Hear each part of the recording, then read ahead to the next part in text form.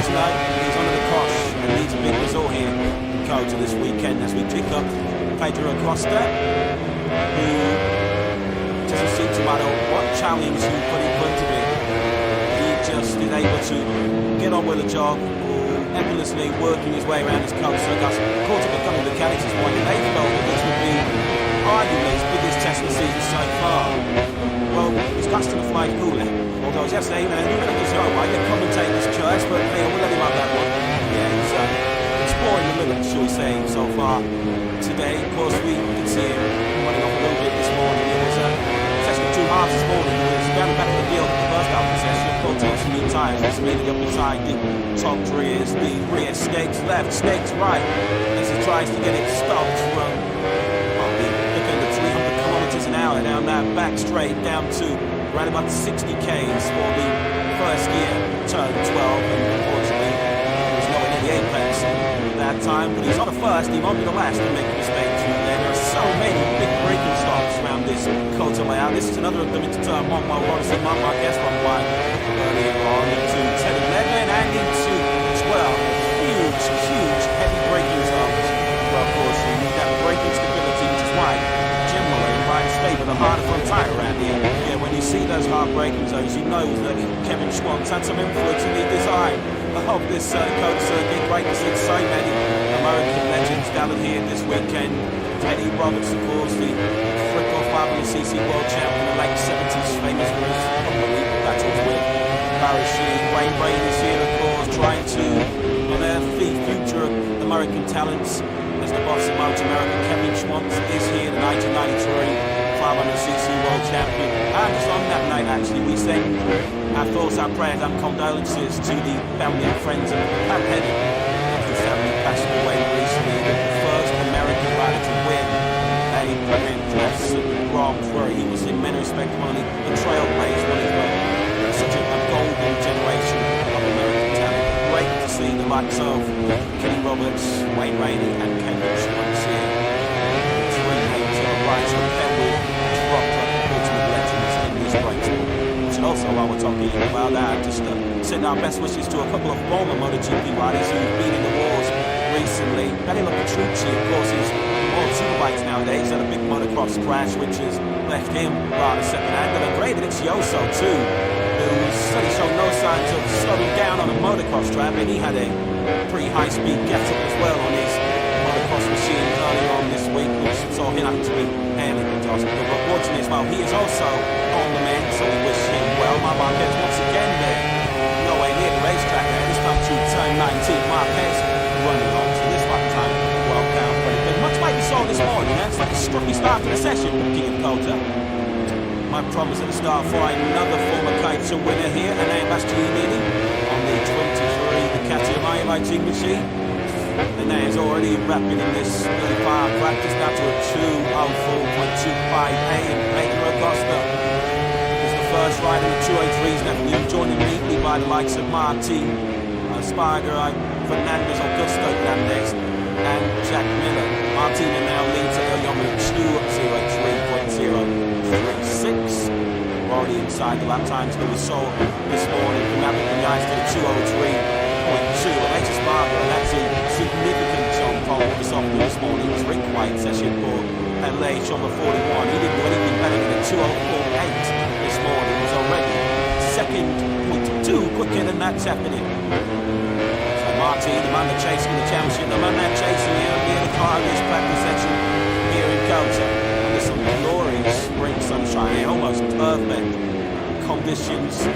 Grand Prix Motorcycle racing, of course, tomorrow at Richigamme local time. T-So sprint will be underway. 10 laps, then the full distance Grand Prix here on Sunday, over 20 laps. Thanks to a brilliant boss, Massimo Rivoli. At the moment, the latest Marty, I have to say, very non-committal. Apparently, his plans beyond 2024. He does seem that if he does decide to hang up his letters as a race rider, continue to become a fully tested podium rider. That could be important as well, to step into a race experience. There's all kinds of strong rumours that there will be a significant technical change and capacity, engine capacity change when the rules will be implemented in the 2027 MotoGP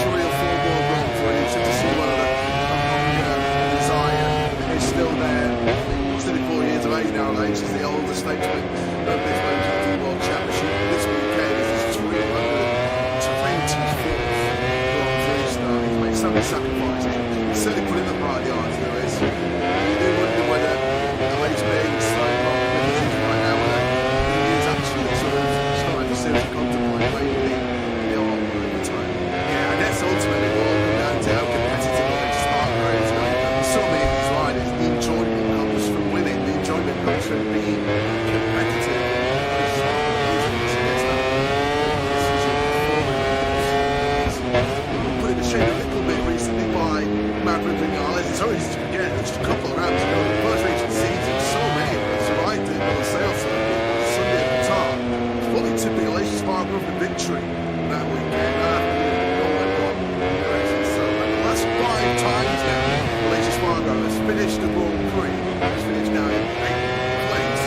Has been top 6 he's been taking last season. So that's the kind of streak that Aleix Spargo has to try and snap out on if he can. There's no question how high the steam career holds Aleix Spargo. They're lucky to beat he's been such an integral part of their rise for also ran spoon merchants in MotoGP. They've been also going to now be genuine race victory and title contenders. That's what Aleix Spargo's going for. This is how much more gas is there. It's like change the triple agent coming into this 2024 season. It certainly isn't the kind of thing you do when you're winding your career down. But as Aleix Spargo, the longer this season goes on, particularly if he's not able to extract the next round, he may have a decision to make. You said pre-season his future is in his hands. It will be all down to speed and results. Like, of course, watch people when they all feel like they need to move in a different direction and bring up some younger talent on board. What is one of them, mate, is that brilliant somehow they just want to get in the front intentionally developing rider role, which is a role his brothers fulfill. Well, at the moment, occasionally, I think, was riders correct one early this week. Hopped on the plane across the Atlantic to carry out his latest duties as a top floor and analyst at Spanish colleague Dazzler. Just talking at the press conference, so he got a few interviews. So he's going to John Zarka, motorcycle with the team that won this very Grand Prix here 1 year ago when Alex Rins was set on top of the LCR Honda. Which was a really good weekend actually for LCR last year. It was Rins who set the back nine. The team showed sprint has got took the back nine and factory. So let's see how they're faring so far here in Moto. Former medal winner there last year, he's 4th. One place out of back nine. Obviously, the Ducati team was who is the champion? Yeah, certainly is. There's an opportunity to get the chance with me anyway to chat with Mauro, and a pleasure to do so. What a start to 2024. It's certainly not been easy for you. Stepping in, you've already signed Pedro. You've got his teammate to sort out. You've got Pramac and VR46 deals to sort out, and then last time out, Pico and Mark coming together. And a busy start to 2024. How do you round it off? Yeah, I mean, one of the biggest noise is because, you know, I am so worried about the 20s. So, other than the same solution, so they might be able to do much more people do this and so it's I'll try and do my best. Let's try and cover up some of the hot topics now. World Championship leader is on a Ducati at the moment. Jorge Martin has been so impressive with victory last time out. How much have you been pleased to see him riding in the Mariners? And Morgan is a champion, showing us a lot of channel time last year.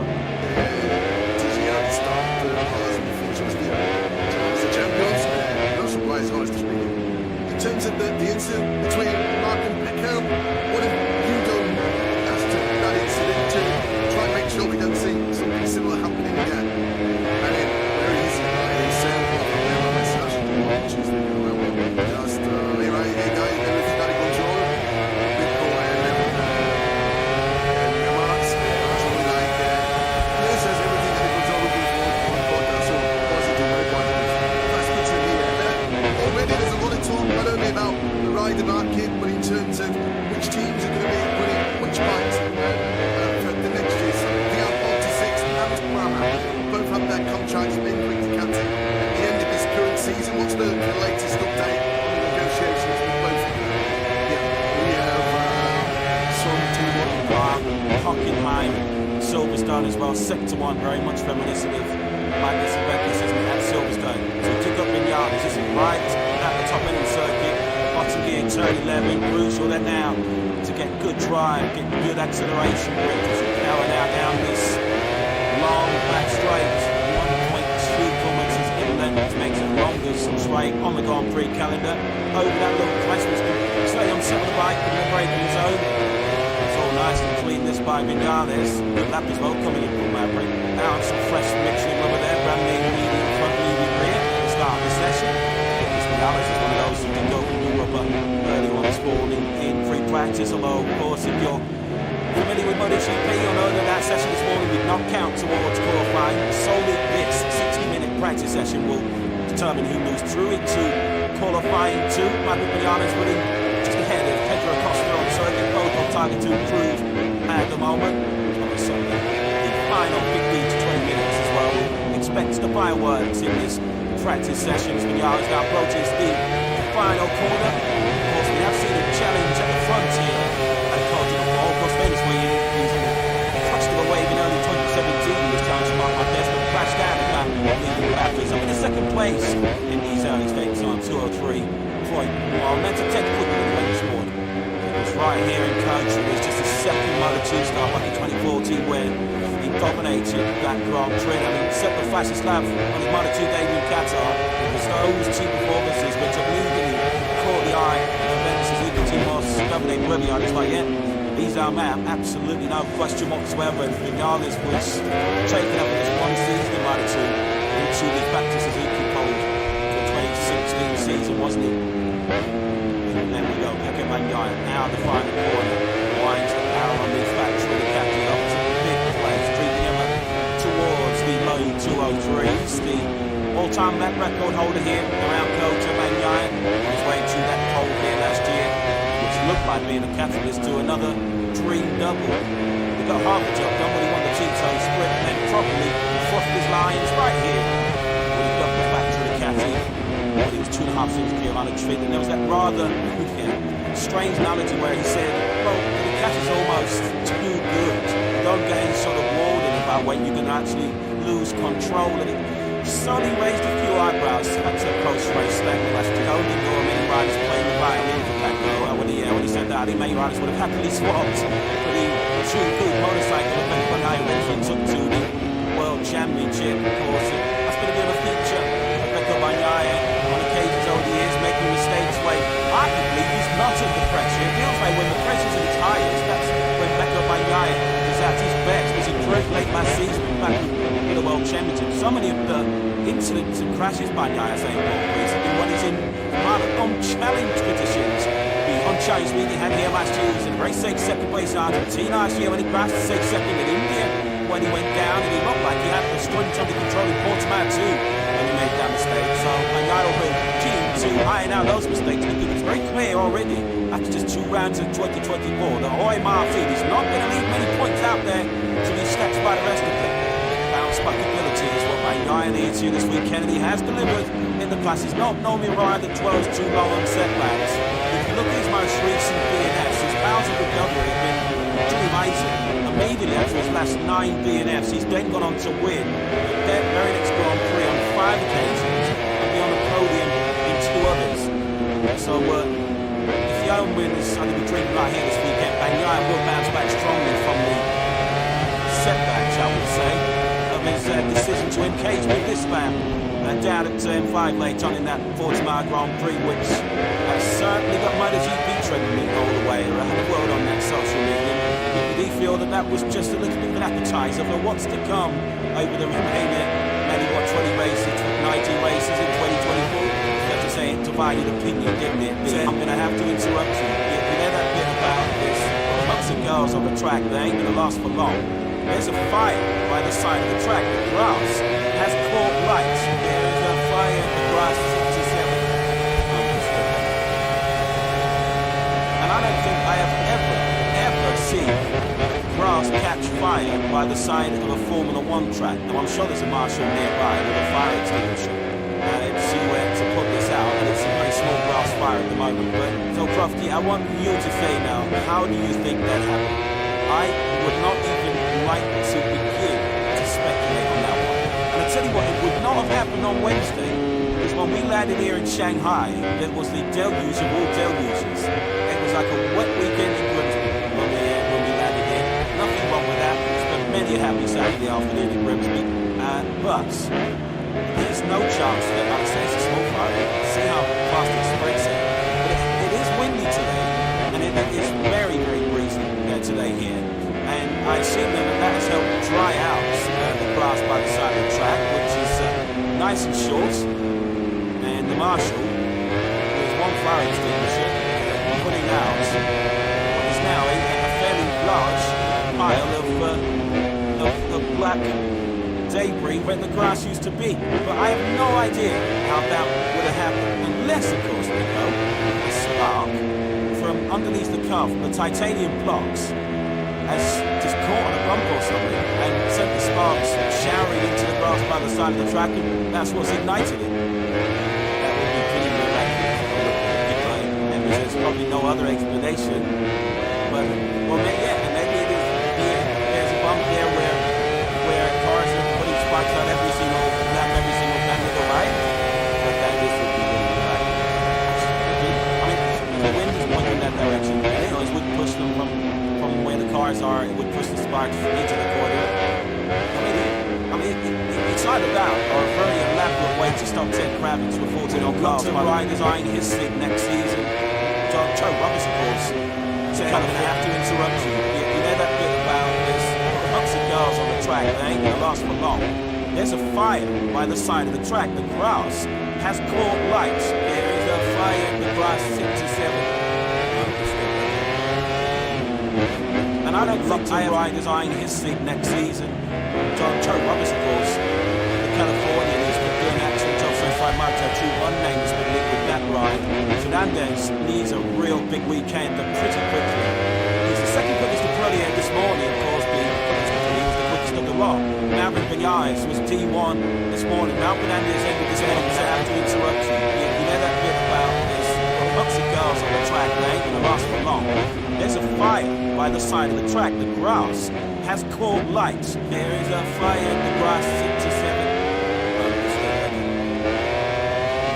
And I don't think I have ever seen grass catch fire by the side of a Formula 1 track. Well, I'm sure there's a marshal nearby with a fire extinguisher to put this out. And it's a very small grass fire at the moment. But Tom Crofty, I want you to say now, how do you think that happened?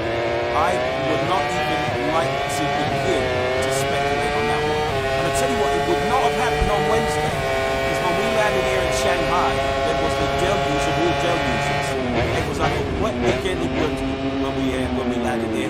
Nothing wrong with that. Spent many a happy Saturday afternoon in Grimsby. But there's no chance that, like I say, it's a small fire. See how fast it spreads here. But it is windy today, and it is very, very breezy today here.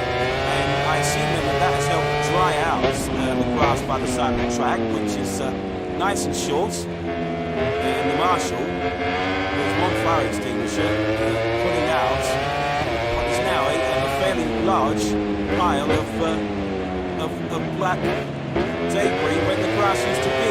But I have no idea how that would have happened, unless, of course, we know a spark from underneath the car, from the titanium blocks, just caught on a bump or something and sent the sparks showering into the grass by the side of the track, and that's what's ignited it. That would be pretty miraculous.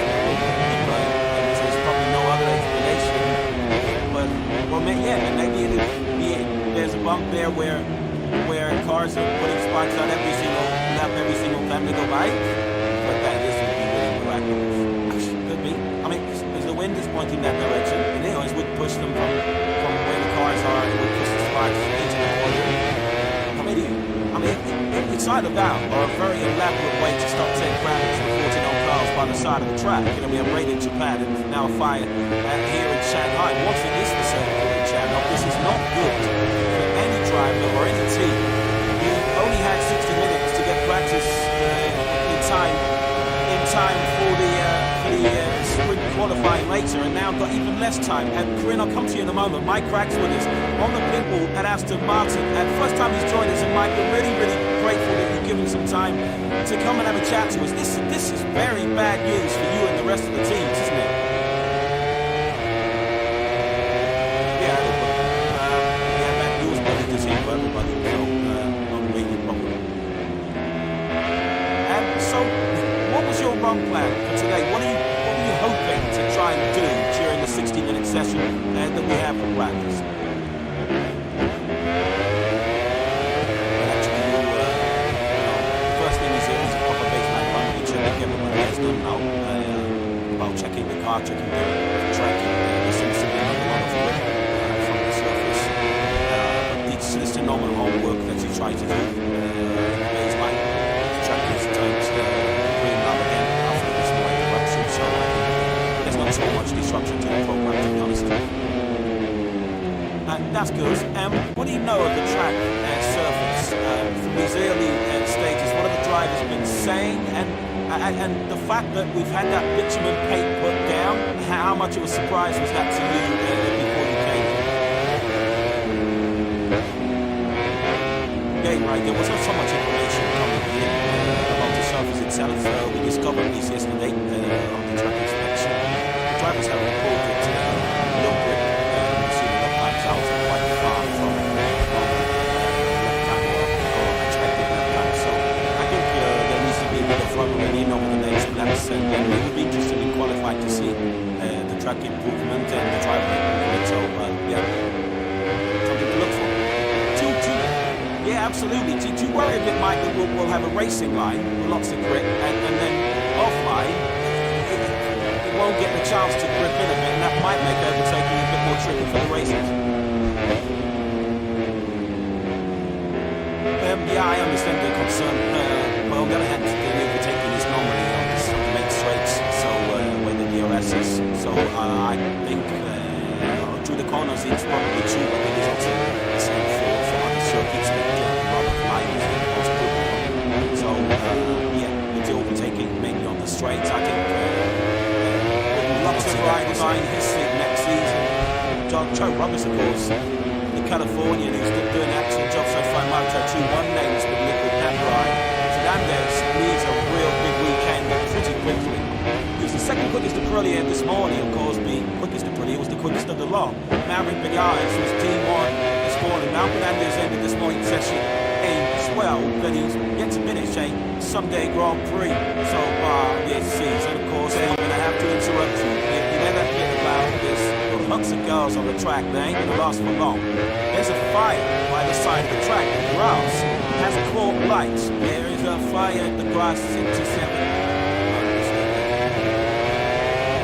And I don't think I have ever seen grass catch fire by the side of a Formula 1 track. Well, I'm sure there's a marshal nearby with a fire extinguisher to put this out, and it's a very small grass fire at the moment. But so, Crofty, I want you to say now, how do you think that happened? I would not even like to begin to speculate on that one. And I tell you what, it would not have happened on Wednesday, because when we landed here in Shanghai, it was the deluge of all deluges. It was like a wet weekend of riders eyeing his seat next season. Joe Roberts, of course, the Californian who's doing an excellent job so far in Moto2, one name has been liquid that ride. Fernandez needs a real big weekend and pretty quickly. He was the second quickest Aprilia this morning, of course, the quickest Aprilia was the quickest of the lot. Maverick Vinales was T1 this morning. Now Fernandez ended this morning's session in 12, then he's yet to finish a Sunday Grand Prix so far this season. Of course, we saw him having problems before the race even began in Qatar as Marc Marquez, who did quite a lot this morning actually, he was struggling to stop that GP23 Ducati. Well, Fernandez does have reasons to celebrate this weekend. This is his 100th. So I'm going to have to interrupt you. You know that bit about this. Lots of girls on the track, they ain't going to last for long. There's a fire by the side of the track. The grass has caught light. There is a fire in the grass 6 to 7. And I don't think I have ever seen grass catch fire by the side of a Formula 1 track. Well, I'm sure there's a marshal nearby with a fire extinguisher to put this out. And it's a very small grass fire at the moment. But, well, Crofty, I want you to say now, how do you think that happened? I would not even like to begin to speculate on that one. And I tell you what, it would not have happened on Wednesday, because when we landed here in Shanghai, eyeing his seat next season, Joe Roberts, of course, Californian who's doing an excellent job so far in Moto2, one name has been liquid that ride. Fernandez needs a real big weekend and pretty quickly. He was the second quickest Aprilia this morning, of course. The quickest Aprilia was the quickest of the lot. Maverick Vinales was T1 this morning. Now Fernandez ended this morning's session in 12, but he's yet to finish a Sunday Grand Prix so far this season. Of course, we saw him having problems before the race even began in Qatar as Marc Marquez doing what he did for a lot this morning actually, and he he was struggling to stop that GP23 Ducati. Well, Fernandez, who does have reasons to celebrate this weekend. This is his 100th Grand Prix this weekend. The Cross-Soul Classics will be 25. Guilty of a rookie mistake, he termed it in Portimao. He said he'd be telling his crew chief all weekend. The particular corner he crashed out, the Richigamme went offline and then didn't follow his own advice, which saw his Grand Prix come to an early end. Hard to believe, isn't it? With how strong and how good he was, the promise of potential showed in that Moto2 World Challenger campaign. But he comes here. This is MotoGP appearance number 40. He's only ever had one top 6, and that was right to the back end of last season. The 5th place in Benjamin. Can't believe it was saying that, because he was so completely good once again. Yet he might too, pushing Richigamme all the way to the championship battle in 2021. In the present night, he's under the cosh, and he's a big result here in Acosta this weekend as we pick up Pedro Acosta, who doesn't seem to matter what challenge you put in front of him. He just is able to get on with the job, effortlessly working his way around his coach circus. Caught up with a couple of mechanics this morning, and they felt that this would be arguably his biggest test of the season so far. Well, he's passed to the flying cooler. Well, I was just saying, you really say, oh, the commentator's choice, but hey, I will let him have that one. Yeah, he's exploring the limits, shall we say, so far today. Of course, we can see him running off a little bit this morning. It was just the 2 halves this morning. He was I'm going to have to interrupt you. You know that bit about this bunch of girls on the track, they ain't going to last for long. There's a fire by the side of the track, grass. It has clogged lights. There is a fire in the grass, 6 or 7. And I don't think I have ever seen grass catch fire by the side of a Formula 1 track. Well, I'm sure there's a marshal nearby with a fire extinguisher to put this out, and it's a very small grass fire. Lots of riders eyeing his seat next season. Joe Roberts, of course, the Californian, who's doing an excellent job so far in Moto2. One name has been linked with that ride. Fernandez needs a real big weekend and pretty quickly. He's the second quickest to play here this morning, of course, being the quickest to play, was the quickest at the lot. Maverick Vinales was T1 this morning. Now Fernandez in with this morning session in 12, but he's yet to finish a Sunday Grand Prix so far this season. Of course, we saw him having problems before the race even began in Qatar. As Marquez doing what he did for a lot this morning, actually, when he was struggling to stop that GP23 Ducati. But Fernandez, who does have reasons to celebrate this weekend. This is his 100th Grand Prix this weekend. The Cross-Soul Classics will be 25. Guilty of a rookie mistake, he termed it in Portimao. He said he'd be telling his crew chief all weekend. The particular corner he crashed out, the Richigamme went offline and then didn't follow his own advice, which saw his Grand Prix come to an early end. Hard to believe, isn't it? With how strong and how good he was, the promise and potential showed in that Moto2 World Challenger campaign. But he comes here. This is MotoGP appearance number 40. He's only ever had one top 6, and that was wide to the back end of last season. The 5th place in Benjamin. Can't believe he was saying that, because he was so really good once again. Yet in Moto2, pushing Richigamme all the way to the championship battle in 2021. In the present night, he's under the cosh and needs a big result here in Acosta this weekend as we pick up Pedro Acosta, who doesn't seem to matter what challenge you put in front of him. He just been able to get on with the job, effortlessly working his way around his coach circus. Caught up with a couple of mechanics this morning. They felt that this would be arguably his biggest test of the season so far.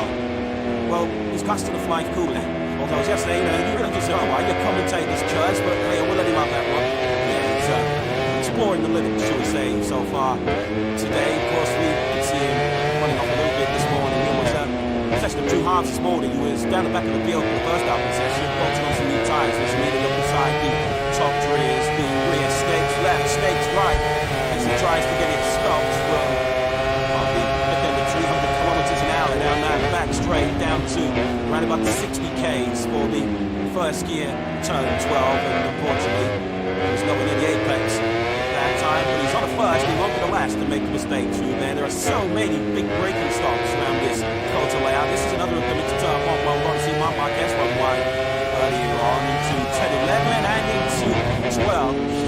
Huge heavy braking zones where of course you need that braking stability, which is why generally riders favour a harder front tyre around here. Yeah, when you we've seen those heartbreaking zones, you know that Kevin Schwantz had some influence in the design of this Coda circuit. Great to see so many American legends gathered here this weekend.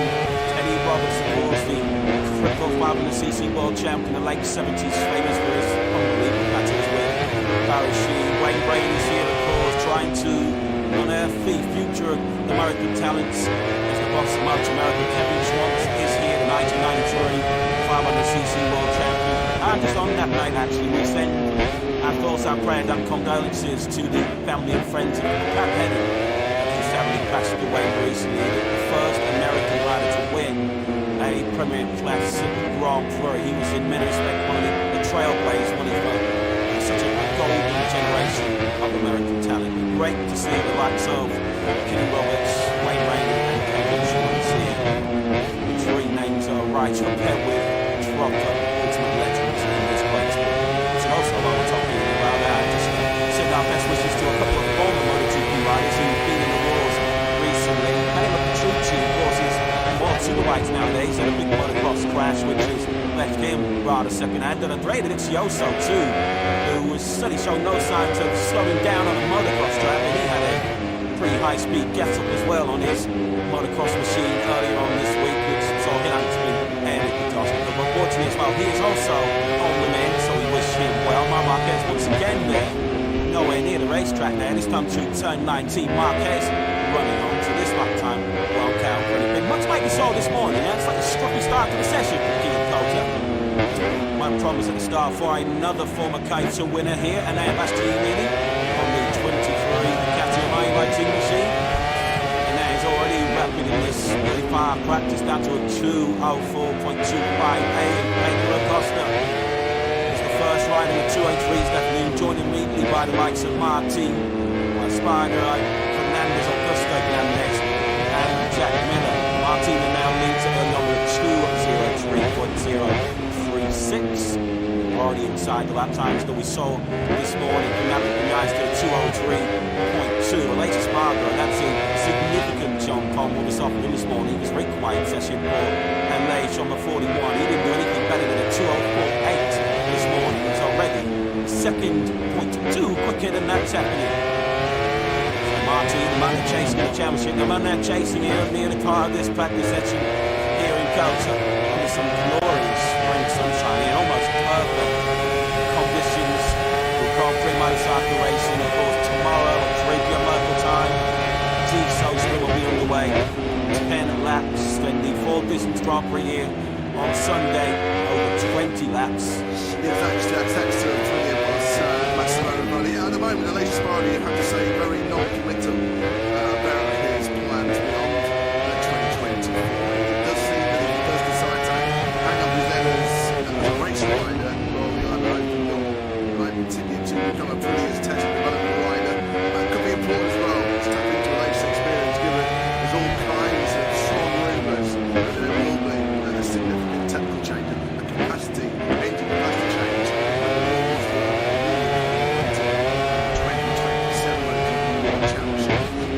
I think just giving themselves 3 or 4 more Grand Prix to see whether the desire is still there. He's 34 years of age now, Alex. He's the oldest statesman of this MotoGP World Championship. This weekend is his 324th Grand Prix start. He's made so many sacrifices. He's certainly put in the hard yards, Lewis. You do wonder whether Alex being so popular as he is right now, whether he is actually sort of starting to seriously contemplate maybe the I guess ultimately it all comes down to how competitive the race is. So many of these riders, the enjoyment comes from winning, the enjoyment comes from being competitive.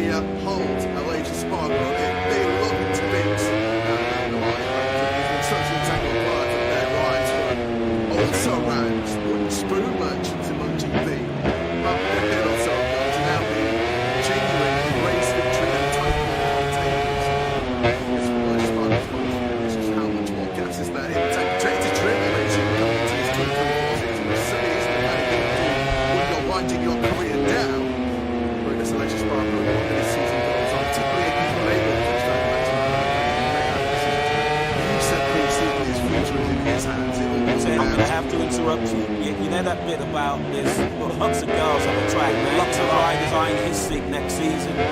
Joe Roberts, of course, the Californian who's doing an excellent job so far in Moto2. One name that's been linked with that ride. Fernandez needs a real big weekend.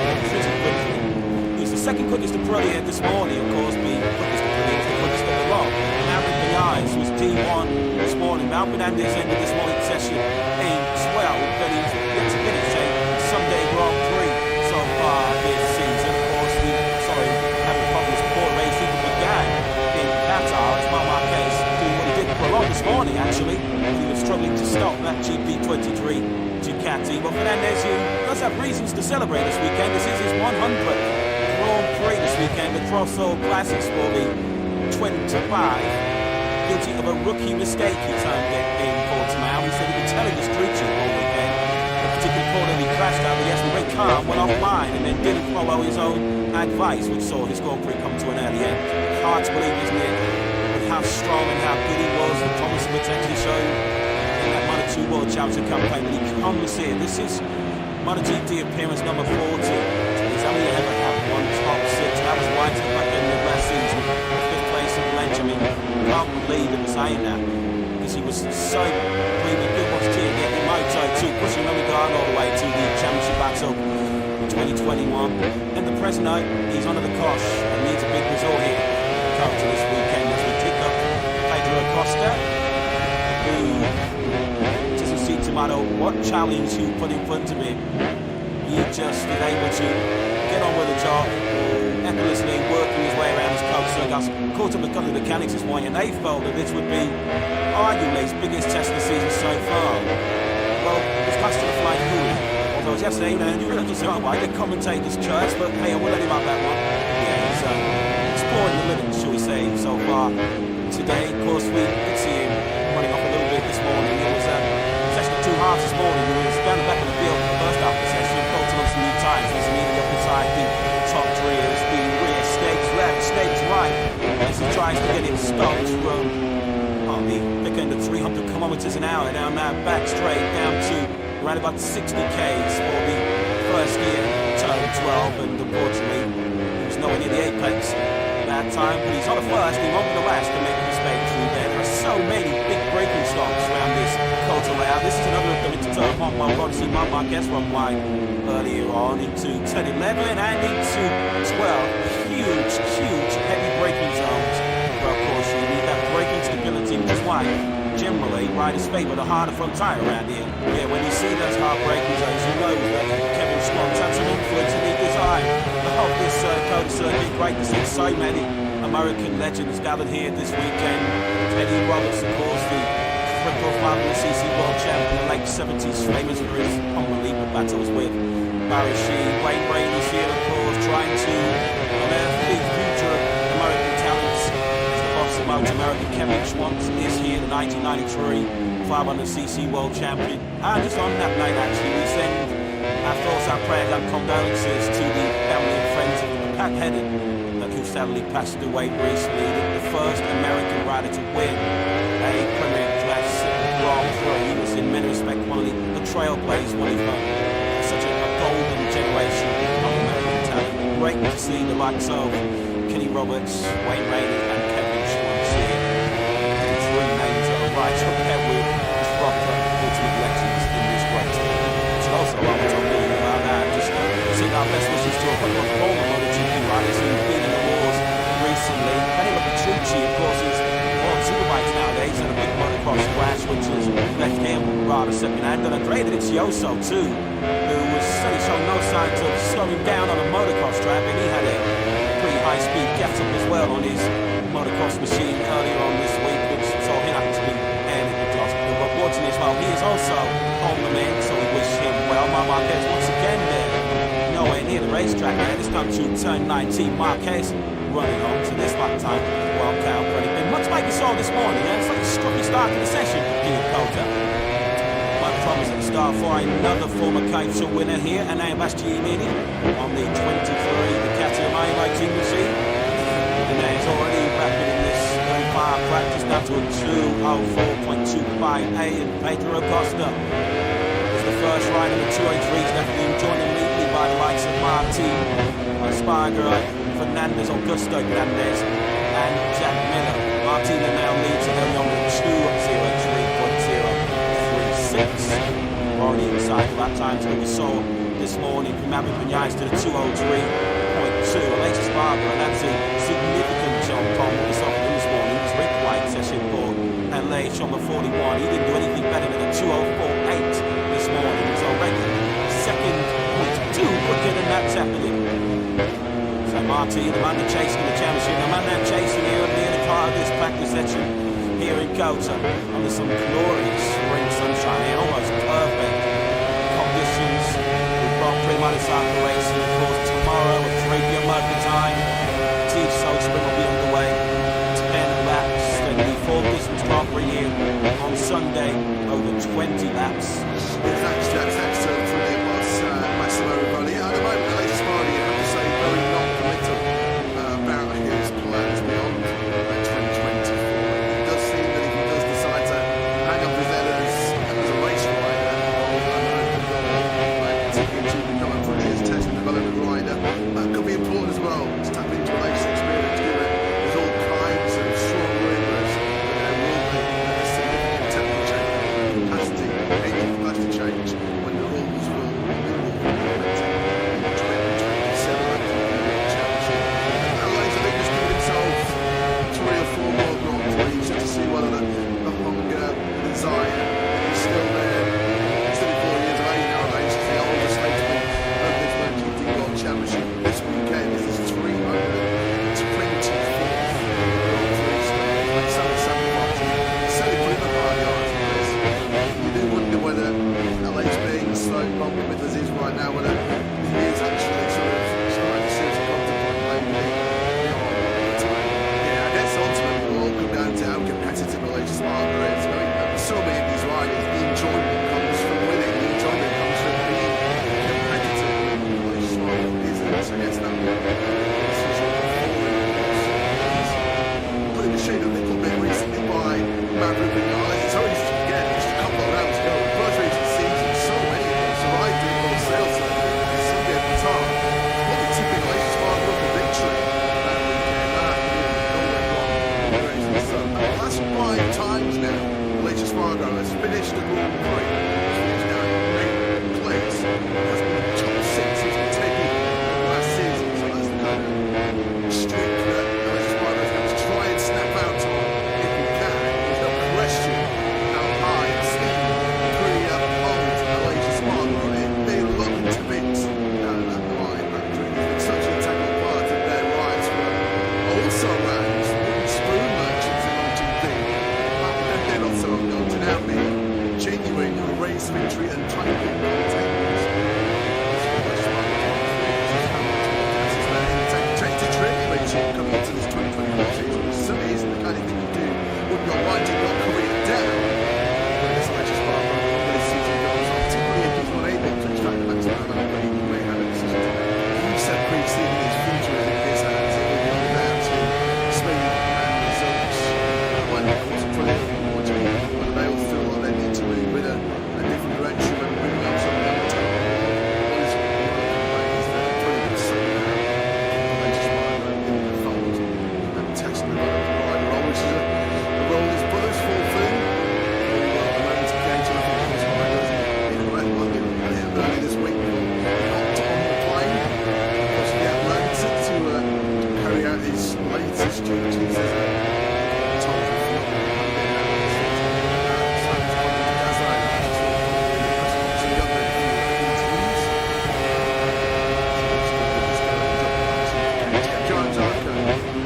motorcycle with the team that won this very Grand Prix here 1 year ago when Alex Rins was set on top of the LCR Honda. Really cool weekend actually for LCR last year. Rins was set on back 9 and the team shows strength. That's what I'm talking about, back 9 that actually get the team. Let's see how they're faring so far here in Kota. Former kind of winner now, Bastiani's 4th place out of back 9. Some force of Bogus in the Ducati team was there's an opportunity to get the chance, to me anyway, to chat with Mauro, and a pleasure to do so. What a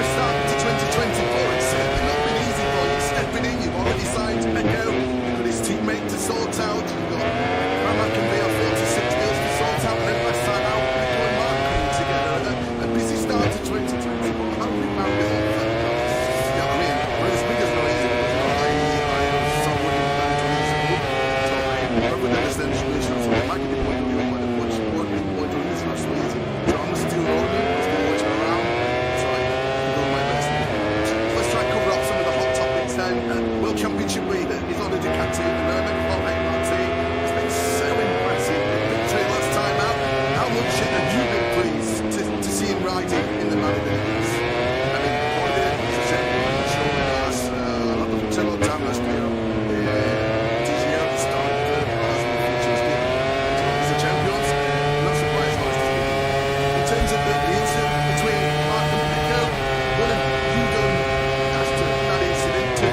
Make sure we don't see something similar happening again. I mean, where is it? I said, what the name of this actually won just there is not a control. Big goal and Marks, actually like this is everything that he was all looking for. So positive viewpoint. That's good to hear. Already there's a lot of talk not only about the rider market, but in terms of which teams are going to be winning which bikes. Contracts maybe with Ducati at the end of this current season. What's the latest update on the negotiations with both of them? We have some team Hockenheim, Silverstone as well, 71, very much reminiscent of Magnus and Magnus, isn't it, at Silverstone. So we kick up in Yards, is right at the top end of the circuit, the bottom gear, turn 11, crucial then now to get good drive, good acceleration with now and now down this long back straight, 1.2 kilometres in length, which makes it the longest straight on the Grand Prix calendar. Over that little crest, which can stay on set of the bike in the braking zone. It's all nice and clean this by Vinales. Good lap as well coming in from Maverick. Now some fresh Michelin rubber there, brand new medium front, medium rear at the start of the session. Vinales is one of those who can go from the rubber early on his ball in pre-practice, although of course if you're familiar with MotoGP, you'll know that session this morning did not count towards qualifying.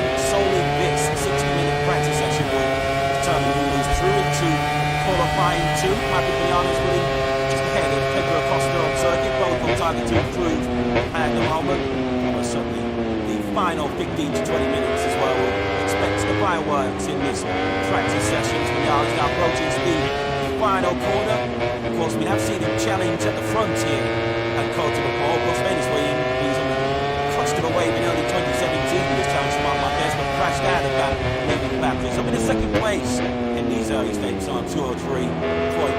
That's a 10 quicker than the went sport. It was right here in Coach, it was just a second Moto2 start like in 2014 where he dominated that Grand Prix. I mean, several flashes have on the Moto2 debut Qatar. It was those two performances which immediately caught the eye of Team Moss, doubling really on. It's like, yeah, these are map, absolutely no question whatsoever. And Bernardes was taken up at this one season into the Factor Suzuki Gold for the 2016 season, wasn't it?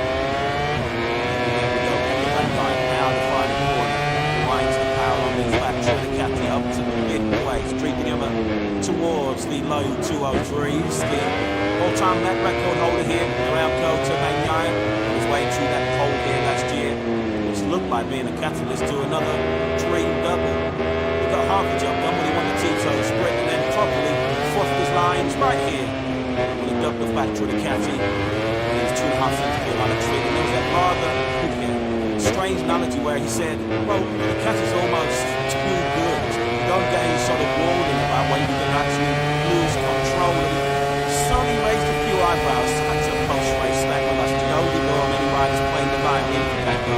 He said that he made riders would have happily swapped for the too good motorcycle that Pecco Bagnaia eventually took to the World Championship. Of course, that's going to be a feature of Pecco Bagnaia on occasions over the years, making mistakes when arguably he's not under pressure. It feels like when the pressure's at its highest, that's when Pecco Bagnaia is at his best. As he proved late last season, for the World Championship. So many of the incidents and crashes Bagnaia saying Grand Prix have been when he's in rather unchallenged conditions.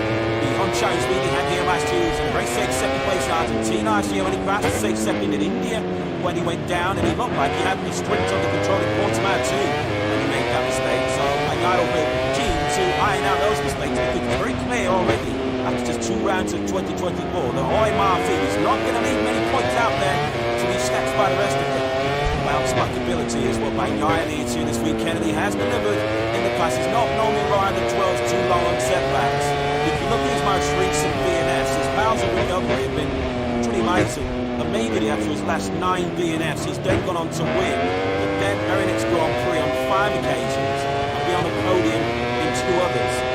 So if the omens are to be dreaming right here this weekend, Bagnaia will bounce back strongly from the setback, shall we say, of his decision to engage with this man. Down at turn 5 later on in that Portsmouth Grand Prix, which has certainly got MotoGP trending all the way around the world on that social media. We feel that was just a little appetizer for what's to come over the remaining many 20 races, 19 races in 2024. But to say, dividing the people did with the Marquez of Bagnaia bus stop in Portimao, and as you say, it feels like the Messiah beast to come, because I can't imagine Marquez is going to get much weaker from here. He will surely only get stronger as he adapts to the Ducati GP23 and shakes off some of those old Honda habits. And likewise, you'd imagine that the Ducati GP24 will just get stronger as the year goes on, as the current spec machine does tend to extend its advantage over the year-old bike as we go through a season. Marquez is a phenomenal talent, of course, 8-time world champion, chasing an 8th victory here at the Circuit of the Americas, following a season not to taste a victory here since 2021. Marquez, I guess likewise, as a scored second with this Circuit of the Americas, of course, and missed the opportunity to compete here last year. Getting quite acquainted with that D1 in MotoGP right now, as this young man, Martin, and flings the twin on the Ducati through the high-speed turn 18, the right hand, and the completes 3 rights, and ready to the final sector. Got that banking less than 19 now to the final corner 20. Another lap that's right on the money here for Martin. Then if you look at that medium from soft rear tyres, another low 203 from the Spanish rider. Right at the top of that crowd, it sort of widens out, but it's graded as you reach that first corner. It's often a tricky first corner to get right at the start of the Grand Prix. Some different lines available through there. Marquez passes line to his legs in the corner. So it's 6 long for Marquez, 203, 175 for him. He's improved by, I think, in his second sort of last year, still trying to his time where he needs to get the most out of himself. Now they move back to Yamaha. Alex Lopez is 17th place, currently actually in the picture right now. 203, 1.991. There's some rather interesting moves that's breaking here right now. Absolutely Americans in Austin, Texas. So that caused most non-conference reaching the Jarvis, where it seems that the Jarvis has confirmed 2024 will be his championship course, fresh on the back, overtaking Fabio Quartararo for 2025-2026. Lee Jarvis is on the final accomplishment of Yamaha. It wasn't about doing business, was it? So Lee Jarvis, it seems, deciding to step aside. Whatever it is, next in line for him. It's been such a storm, such a world service Yamaha. We'll see well in the endeavours. Quarter of a century. Yamaha, it's been quite the story, hasn't it? So much success over the years for Yamaha, but also much of it Valentino Rossi, Lorenzo and Fabio Quartararo also registered world championships for the Yamaha brand. They're a long way from that at the moment, and then roll back towards the front. They keep parts about what security services Fabio Quartararo, much as we're talking about, including motorcycles, there's no better tuning power than a fast rider on top of it. They're very few faster than Fabio Quartararo. Well, of course, this might be one of the circuits where he might have his hook cut out to be top Yamaha. Of course, he went all match for to a twice more winning in MotoGP and winning all 3 classes of racing here. Certainly where it is now. I love Fabio Quartararo. I thought locked in for the next main the world championship at the moment. Actually, he's in 3rd. That pole position in Portimao, which he backed up with 2nd place in the race itself. 21 point top World Champion Jorge Martin, of course, scoring back in last season.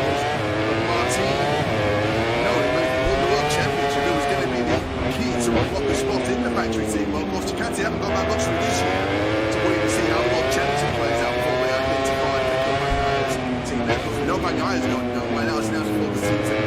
Yeah, Ducati have been in this position in the past, haven't they? In years when Jorge Lorenzo rode for the team, and of course, Petrucci too. Have to try and make a decision midway through the season regarding their long-term future within the factory sport, and timing that decision correctly and identifying quick candidates. It's not going to be necessarily easy for Ducati because there are no shortage of candidates who will quite happily jump on the bike. Just a two-horse race in the rodeo is it between Least and Martin have to factor in a certain Mr. Marquez.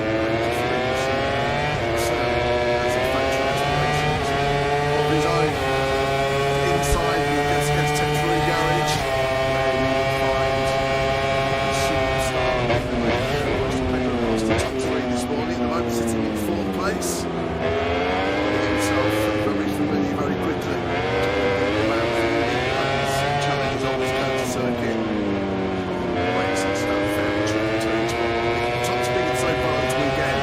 He's got to grab in at 350.6 second on the speed charts is actually Acosta, 346.1k. So that shot there with the down the one slide for him to break from about 345, 350 kilometers an hour down to 60 kilometers an hour for that first big turn.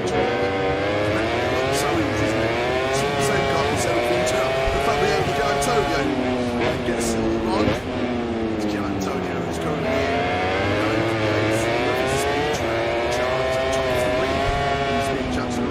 Factory KTM's Brandon and Jack Miller wrapping through there as well.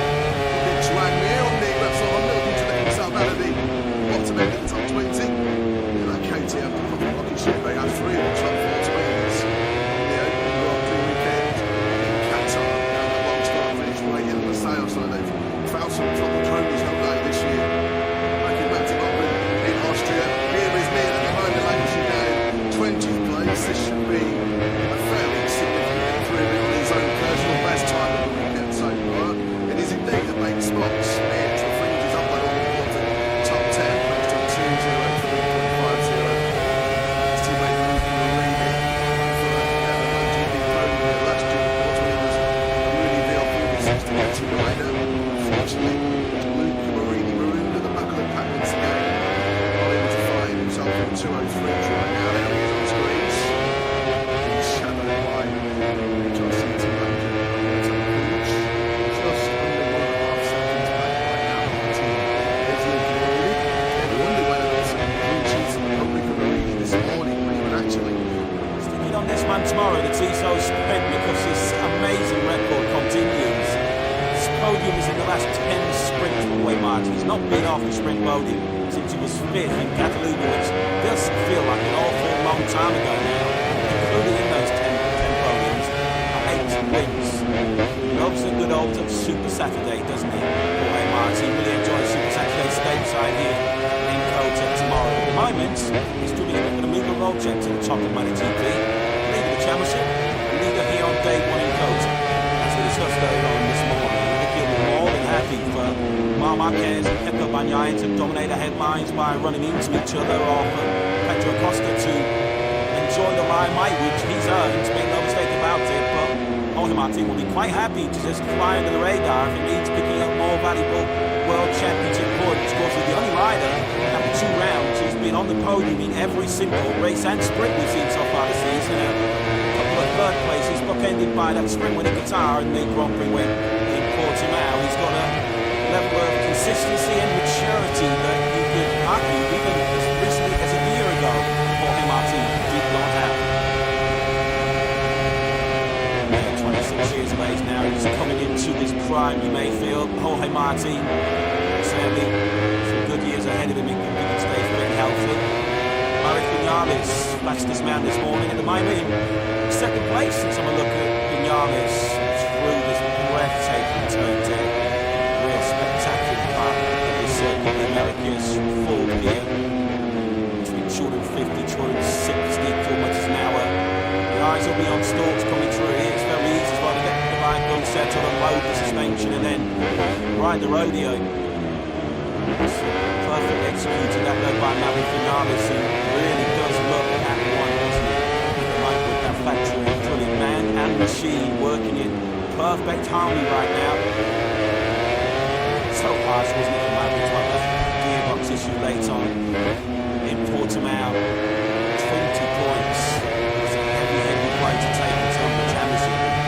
Just for your Milan, I mean, I suppose the consolation for Yards was he was there all weekend in Portimao. Had great speed in both the sprint and the Grand Prix.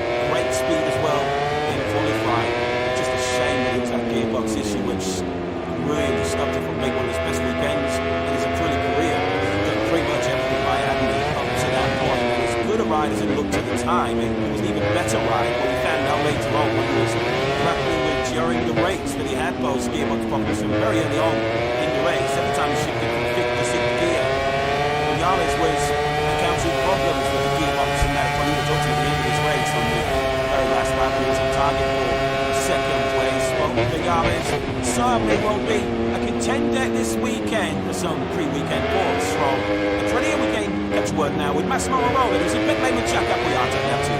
Yeah, good afternoon to everybody. Good afternoon to Massimo as well as the guys in the box. We're just saying things have started pretty well for Maverick. Before we speak about the big news coming into the weekend, Fabio's renewal at Yamaha and your thoughts and how much it really will for Maverick. How great it will for you. Don't with so much confidence it seems in the Maverick. Very good for Maverick. Let's hope that also Malaysia get the same pace. Regarding Fabio, I didn't have much ready to comment. It was a Yamaha rider and it would be a Yamaha rider for, so I want to say, priority for us is the bike, or the bike as much as we can in order to be, and it's taking a way more powerful on the market, and we get riders like Pedro to stay with us. I already do is Malaysia Maverick with Universal, very easy way. I already agree would be also to see what that was like in the riders and see what we really chose out together with us. And then we go to option 4, 5, and 6. But obviously when you have a super talented like Fabio or other super talented that can lost the situation of it, I want them to listen and understand that there is a chance for mountain. So have nothing to say that you say I'm not surprised that he stayed there. So let's see. I speak to media yesterday and was saying that he wasn't aware if there was a concrete offer there for Fabio from Aprilia. Was throwing offer on the table, but the media reporting that 12 million euros he signed forwards. Aprilia were only offering for. Was the offer there for him? No, not at all.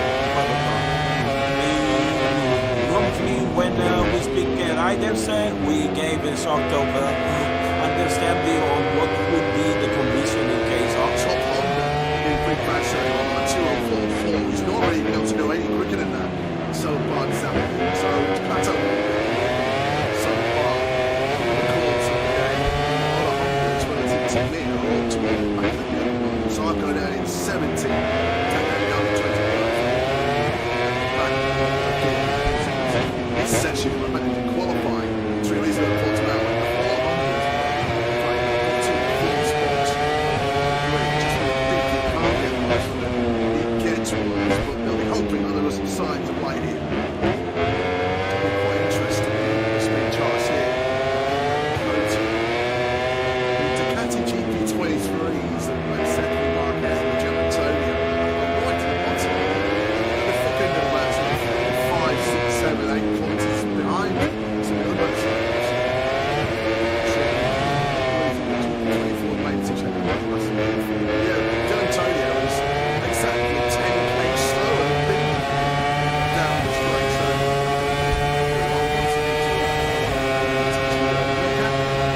let's head down to pit lane. There's so much talk about Pedro Acosta these days in MotoGP. The star rookie, Paul's taking that podium finish in Portimao. Not the best person to talk about Pedro Acosta. It's his team boss, I'm in Portimao, joins you. Absolutely great chance to chat with him. First of all, wish him a birthday from earlier on this week. Was it? Well celebrated given the fact that they've got another ride that has taken a 10-time MotoGP machine to a podium finish.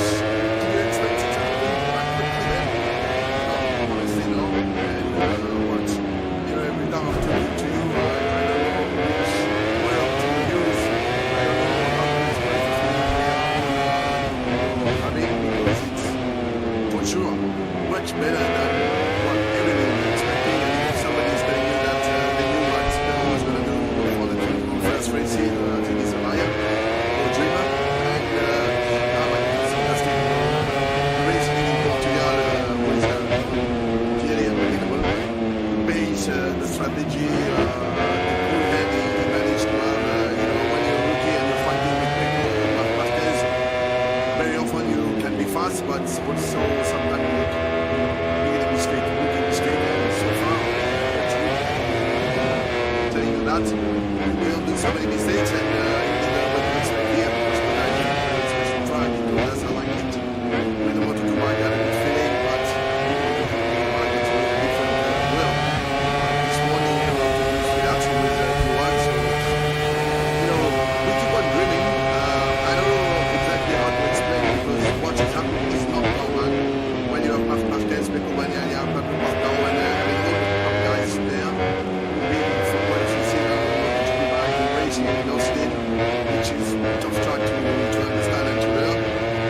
These guys doing things that you can't explain, so I don't believe in magic, but there is a little bit of magic still. Now I start believing in magic. His ability to overtake is the thing that surprised everybody watching on screen. Just the ease he's able to get past the lights and one guy and Marquez, which are rivals, not easy to pass. And yesterday I had obviously interviews with American journalists that were all telling me the same thing, too much electronic, too much device, too many devices, too much aero, you can't pass anymore. I said, you watch the race in Qatar, you watch the race in Portimao, somebody who has been here for not so long can pass, so I think yes, he has some credibility. And when we come to it about not for me, you can find something, you can feel the turbulence when you are behind somebody, but that doesn't stop you to be able to pass. And I don't have any great problem to pass when we find that match. The guy is starting to make like it's not because of my season or the aero, so he's doing everything perfect so far, and magic, as I said. It's not a one ride, it's him and Acosta, obviously, and his students in pre-season. Just how difficult has it been for him? All of the height, all of the top, all of the headlines, taking out the other side of the box. How is he doing? Thank you for asking. Really, thank you for asking, because okay, well, I've asked question about Pedro, I need to answer about Pedro, but thank you for asking. It was really difficult. All through the winter, testing was difficult, and it's easy to, I don't want to say to give up, but to find the energy, to find the resources of what can I do better, because I'm pushing 100% and I'm still far behind my teammate, especially your teammate is the one who can trigger really. But I have to say that he's really strong mentally, he's worked really hard since Portimao, and he's really good, he's going to say that to the top guys. At one stage, we were 1-2 in the beginning of that session. Well, I think Augusto is coming back. He's much better in terms of feeling with the new bike, 24 bikes. He's much more positive attitude and came in with more smile and less face. So, again, thanks for the question, because everybody gives it two legs, and we don't work properly on one leg. So we need the two legs strong, and I hope, Augusto is going to take what Pedro is doing. To ride design history next season. Joe Roberts, of course, the Californian, who's been doing an excellent job so far in Moto2 one name has been linked with that ride. Fernandez needs a real big weekend pretty quickly. He was the second quickest Aprilia this morning, of course, the quickest Aprilia was the quickest of the lot. Now Richigamme was D1 this morning. Now Fernandez ended this morning's session in 12, but he's yet to finish a Sunday Grand Prix so far this season. Of course, having problems before the race even began in Qatar, as Marquez doing what he did a lot this morning, actually, when he was struggling to stop that GP23 Ducati. But Fernandez, who does have reasons to celebrate this weekend, this is his 100th Grand Prix this weekend across all classes for the 25. Guilty of a rookie mistake, he termed it in Portimao. He said he was telling his crew chief all weekend. The particular corner he crashed out, but he actually went calm, went offline, and then didn't follow his own advice, which saw his Grand Prix come to an early end. Hard to believe, isn't it, how strong and how good he was. Thomas Mateto's shown in that Moto2 World Championship campaign. You can come and see it. This is MotoGP appearance number 40. He's only ever had one top 6, and that was right at the back end of last season. Fifth place in Valencia. I mean, I can't believe they were saying that, because he was so clean with good watch to the Moto2, pushing Undergarden all the way to the championship battle 2021. And the Fresno, he's on the cosh and needs a big result here in Calgary this weekend as we pick up Pedro Acosta, who doesn't seem to matter what challenge you put in front of him. He just is able to get on with the job, effortlessly working his way around his club circuit. Caught up with a couple of mechanics this morning, and they felt that this would be arguably his biggest test of the season so far. Well, he's passed to the flying cooling. I was just saying, you really can say, oh, right, you commentate this choice, but hey, I will let him have that one. Yeah, it's exploring the limits, shall we say, so far. Today, of course, we could see him running off a little bit this morning. It was a session of 2 halves this morning. He was down the back of the field for the first half of the session, bolting on some new tyres, was immediately up inside the top rears, the rear stakes left, stakes right, as he tries to get it stopped from on the big end of 300 kilometres an hour down that back straight down to around about 60 k's for the first year, turn 12, and unfortunately he's not in the apex that time, but he's on the first, he won't be the last to make a mistake through there. There are so many big braking stops around this Coulter layout. This is another of them, it's turn 1, well, we're going to see Mark Marquez run wide earlier on into turn 11 and into 12.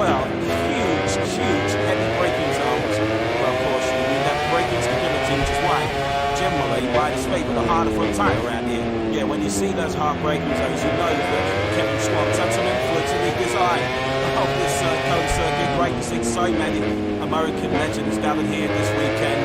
Kenny Roberts, of course, the triple 500cc world champion in the late 70s, famous for his unbelievable battles with Barry Sheehan. Wayne Rain is here, of course, trying to unearth the future American talents. As the boss of Motor America, Kevin Schwartz is here, the 1993 500cc world champion. And just on that night, actually, we send our thoughts, our prayers, and condolences to the family and friends of Pat Henning, who sadly passed away recently. The first American rider to win a Premier Class Grand Prix. He was in many respects one of the trailblazers, really, for such a golden generation of American talent. Great to see the likes of Kenny Roberts, Wayne Rainey, and Kevin Schwartz here.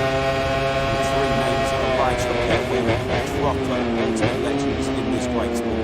We should also, while we're talking about that, just send our best wishes to a couple of former MotoGP riders who've been in the wars recently. Danilo Petrucci, of course, is in more superbikes nowadays, and a big motocross clash, which has left him rather second-hand. But Andrea Dovizioso, too, who was certainly showing no signs of slowing down on a motocross track, and he had a pretty high-speed get-up as well on his motocross machine earlier on this week, which saw him actually fairly fantastic. But unfortunately as well, he is also on the mend, so we wish him well. Marc Marquez once again there, nowhere near the racetrack there. This time to turn 19, Marquez running on to this lifetime World Cup.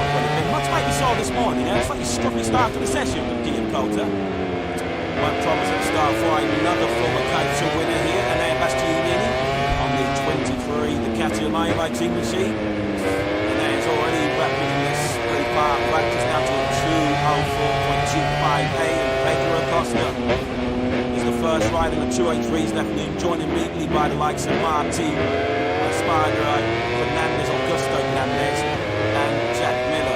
Martina now leads at Iliomi with 2:03.036. Already inside the lap times that we saw this morning. The map of the guys to 2:03.2. A latest marker, and that's a significant jump from what we saw this morning. It's a very quiet session for LA, Shoma 41. He didn't do anything better than a 2:04.8 this morning. He's already second, 0.2 quicker than that Japanese. Martin, the man that chasing the championship, the man that chasing here, being a part of this practice section here in Coulter under some glorious spring sunshine and almost perfect conditions with Grand Prix Motorcycle racing. Of course, tomorrow at 3 p.m. local time, the T-Soul Sprint will be underway. 10 laps, then the full distance Grand Prix here on Sunday, over 20 laps. Yes, thanks, Jack. Thanks to the brilliant boss, Massimo Rivoli. At the moment, the latest Ferrari, you have to say, very non-committal about his plans beyond 2024. It does seem that if he does decide to hang up his leathers as a race rider, or like continue to become a brilliant technical development rider, that could be important as well. Step into racing experience, given there's all kinds of strong rumours that there will be a significant technical change.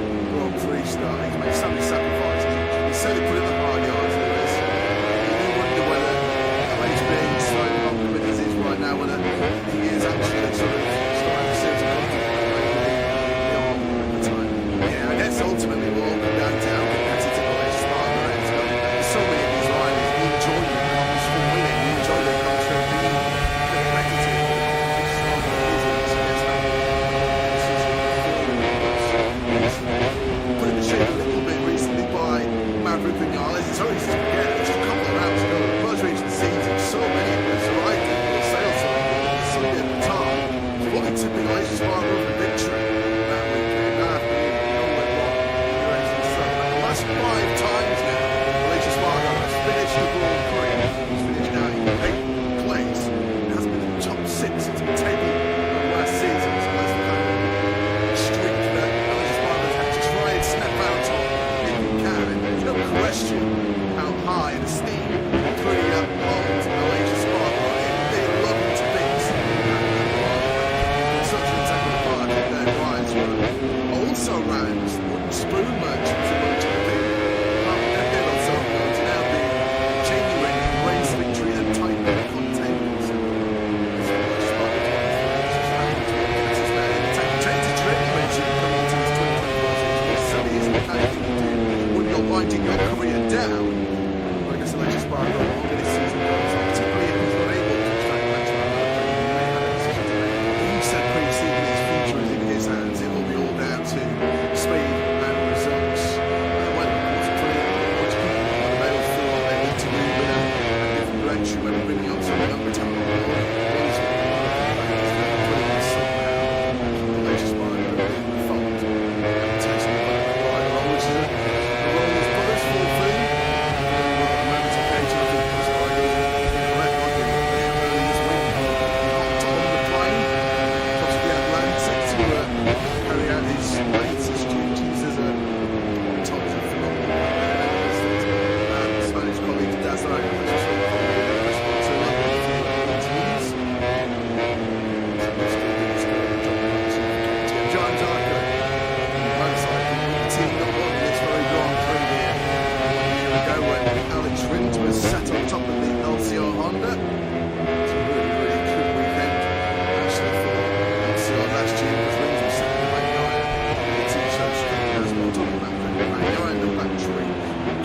See how they're faring so far here in Pedro. Forward going to win an air after his 4th place at the back line. Obviously the Ducati team was who is Pedro? Yes, it is best opportunity to get the chance to be anyway to chat with Mauro and a pleasure to do so. What a start to 2024. It's certainly not been easy for you stepping in. You've already signed Pedro with his teammate to sort out. And Pramac and they are 46 deals to sort out. And then last time out, Pecco and Mark coming together. A busy start to 2024. How have you found it all? Yeah, I mean, one of his biggest noise because, you know, I was so worried about it 20 years ago. Other than this situation, it's like, might be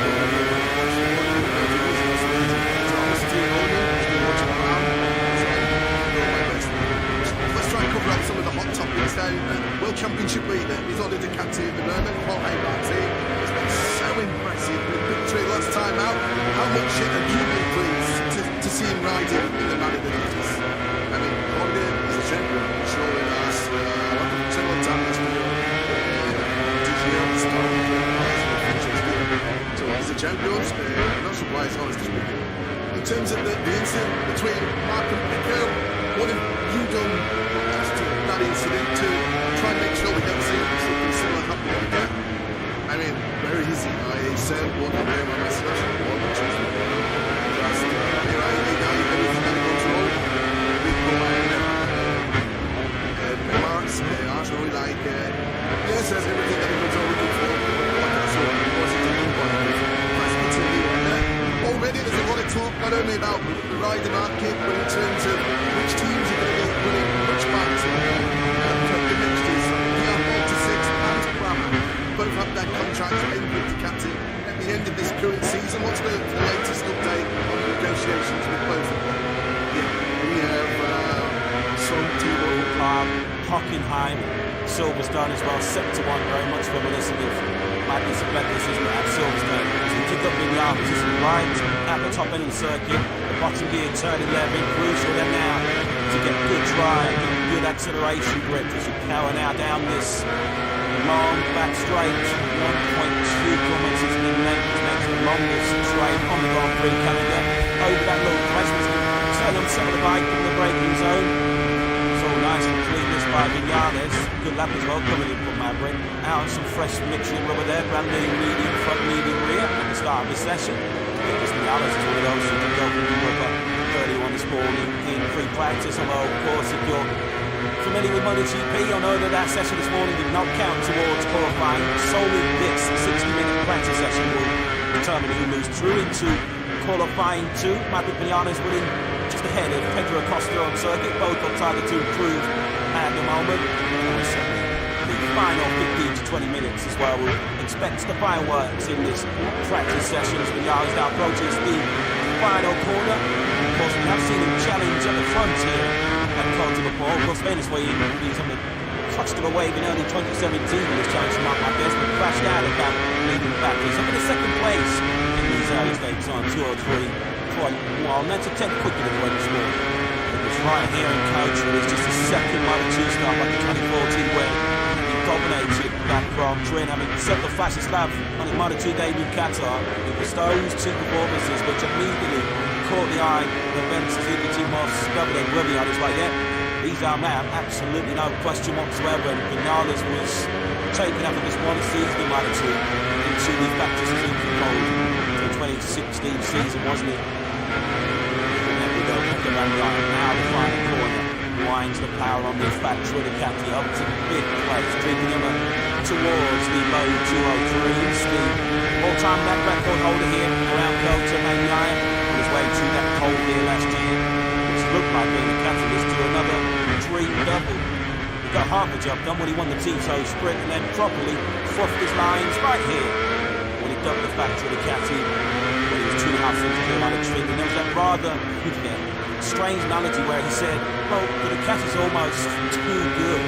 Don Gaines sort of warned him about when you can actually lose control. And slowly raised a few eyebrows. That's a post-race statement last year. Only though many riders playing the violin for Pedro when he said that he made riders with happily swapped for the too good motorcycle that Pedro eventually took to the World Championship. Of course, that's been a bit of a feature of Pedro on occasions over the years, making mistakes where arguably he's not under pressure. It feels like when the pressure's at its highest, that's when Pedro is at his best, as he proved late last season back in the World Championship. So many of the incidents and crashes Bagnaia has Grand Prix have been when he's in rather unchallenged conditions.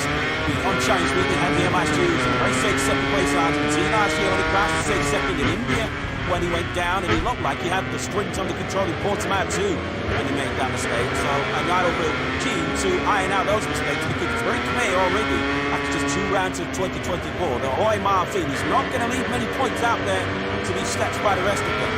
Bounce back ability is what Bagnaia needs here this weekend, and he has delivered in the past. He's not normally riding 12 too long on setbacks. If you look at his most recent DNFs, his powers of recovery have been pretty amazing. Immediately after his last 9 DNFs, he's then gone on to win the very next Grand Prix on 5 occasions and be on the podium in 2 others. So as the Yeoman's up the treatment right here this weekend, Bagnaia will bounce back strongly from the setback, shall we say, of his decision to engage with this man down at turn 5 late on in that Portimao Grand Prix, which has certainly got MotoGP trending all the way around the world on that social media. He feel that was just a little bit of an appetizer for what's to come over the remaining many 20 races, 90 races in 2024. Fair to say, divided opinion, didn't it? The Marquez and Bagnaia bus stop in Portimao, and you say it feels like the sign of things to come, because I can't imagine Marquez is going to get much weaker from here. He will surely only get stronger as he adapts to the Ducati GP23 and shakes off some of those old Honda habits. And likewise, you imagine that Ducati GP24 will just get stronger as the year goes on, as the current spec machine does tend to extend his advantage over the year-old bike as we go through a season. But Marquez is not Marquez, he's a phenomenal talent. Of course, 8-time world champion and chasing an 8th victory here at the Circuit of the Americas. Well, of course, he's not chased a victory here since 2021. Marquez, I guess likewise, has a score for 7th with this Circuit of the Americas. Of course, he missed the opportunity to compete here last year. Quite acquainted with that P1 in MotoGP right now as this young man, Roy Martin, who flings the dream upon the Ducati through the high-speed turn 18, the right-hander that completes 3 rights into the final sector, with that banking less than 19 now to the final corner 20. Another lap that's right on the money here for Martin. Then man, you look at that medium from soft rear tyres, another low 203. from the Spanish riders. Right at the top of that row, it's quieting down. As you reach that first corner, it's sort of a tricky first corner to get right at the start of the Grand Prix. There's lines available through there. As you know, as fast as lines for just about every single corner of this circuit. It's 6 at the moment for Marquez, 203, 175 for him. He's improved by, I think, in second the one we saw from him earlier on this morning. What about our most recent race winning in Catalunya last year? Still trying to get the best out of himself and the youth factory Yamaha. Alex at the moment down in 17th place, currently actually in the pits right now. It's 2-0-3-9-9-1. Some rather interesting news that's breaking in right now. Absolutely in Texas. Some of that college and most with Lynn Jarvis, where it seems that Lynn Jarvis has confirmed that 2024 will be his farewell. Championship was fresh on the back of retaining Fabio Quartararo in 2025 and 2026. The fact that Lynn Jarvis is in final confidence in Yamaha. It wasn't about good business, was it? So Lynn Jarvis, it seems, decided to step aside to simple adventures in the future.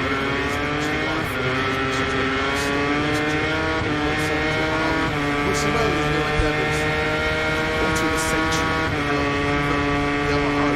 Story, hasn't it? So much success over the years with Yamaha, was much of it Valentino Rossi on board, of course, Lorenzo and Fabio Quartararo also registered world championships for the Yamaha brand. A long way from that at the moment, and then rode back towards the front. And key parts of that was security services. Fabio Quartararo, as much as we talk about improving motorcycles, no better treatment bar, a fast rider on top of it. There are very few faster than Fabio Quartararo. Well, this might be one of the circuits where he might have his work cut out to beat on Yamaha was with the record about twice more than MotoGP. All three classes of racing certainly where it is Alex Rins. So you might well give Fabio Quartararo a rule. Making the World Championship at the moment. Actually, he's in third. He's that pole position towards now, which is backed up in second place. Race himself, 21-point top World Championship leader, Jorge Martin. Of course, the story back in last season was that Martin, knowing that if he won the World Championship, it was going to be the key to unlock the spot in the factory team. Well, of course, Ducati haven't got that luxury this year to wait and see how the World Championship plays out before they identify a couple of members. No bang eyes going that way. That was now before the season. Yeah, Ducati have been used to this in the past, haven't they? Years when Jorge Lorenzo rode for the team, and of course, back up the Trucci too. I'm trying to make a decision midway through the season regarding their long-term future within the factory sport. Timing that sort of into finding good candidates is not going to be necessarily easy. Ducati, because there are no shortage of candidates who would quite happily jump on that bike alongside that. Just the two horse racing in a row. There is it between the Beast and Martin. Have to factor in a certain Mr. Marquez on the different machine. Certainly has a factory explorations of his own inside the Gas Tech 3 garage, where we will find a superstar. No question, Pedro Acosta took 3 this morning. I'm sitting in 4th place. Himself very quickly with the man who challenge on this counter circuit. Top speed so far this weekend has gone to Brad Binder, 350.6 kilometres. Second speed challenge is actually Acosta, 346.1k. So that shot there with the example of what it's like for him to break from about 345, 350 kilometres an hour down to 60 kilometres an hour for that first being turn 12. It's so easy, isn't it? It's the same car we settled for Fabio the Giantonio, who gets all wrong. It's Giantonio who's currently in 9th place. Whoever's the speed chart, top 3 in the speed charts of all. Factory KTX, Brad Binder, Pedro Acosta and Jack Miller all rapid through there. Juan Mir on the Repsol Honda looking to lift himself out of the bottom end of the top 20. KTM, they have 3 of the top 4 speeds on the open weekend.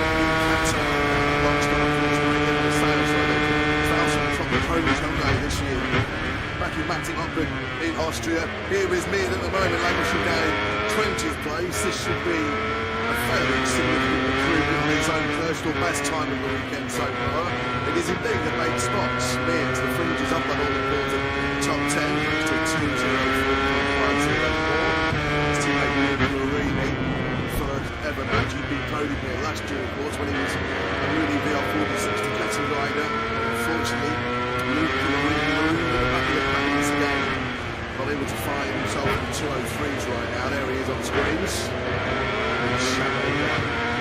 Just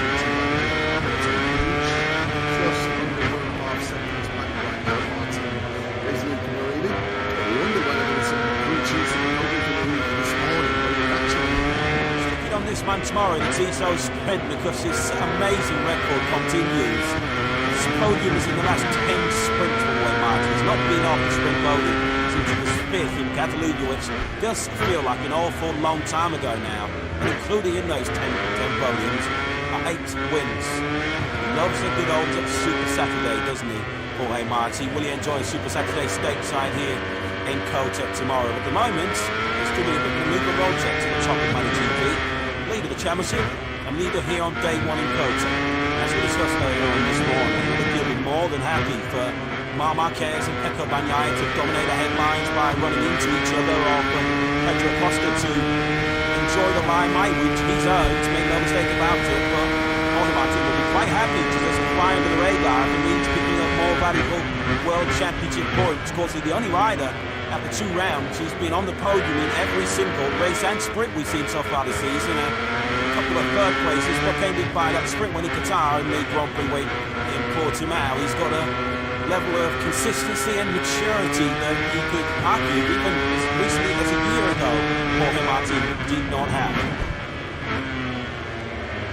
Yeah, 26 years of age now, he's coming into his prime, you may feel. Jorge Martin, certainly some good years ahead of him if he can stay fit healthy.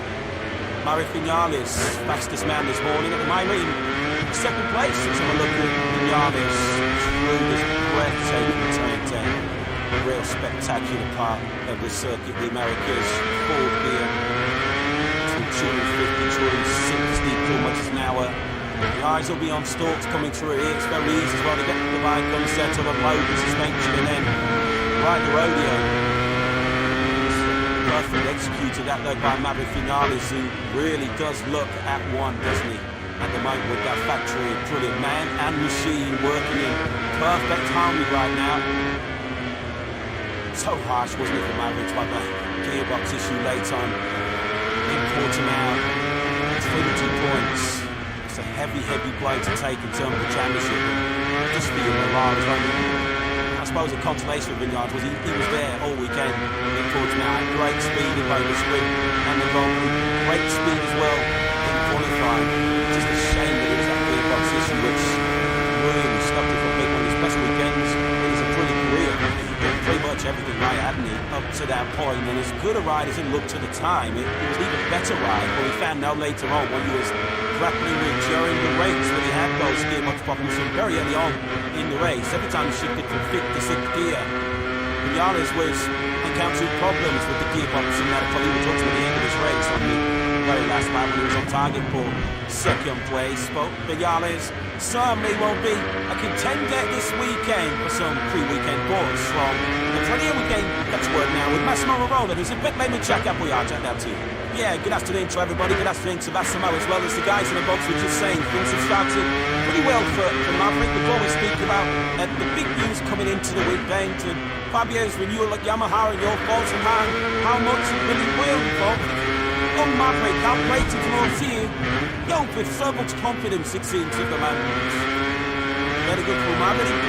Let's hope that also the same pace. Regarding Fabio, I don't have much really to comment. He was a Yamaha rider and will be a Yamaha rider.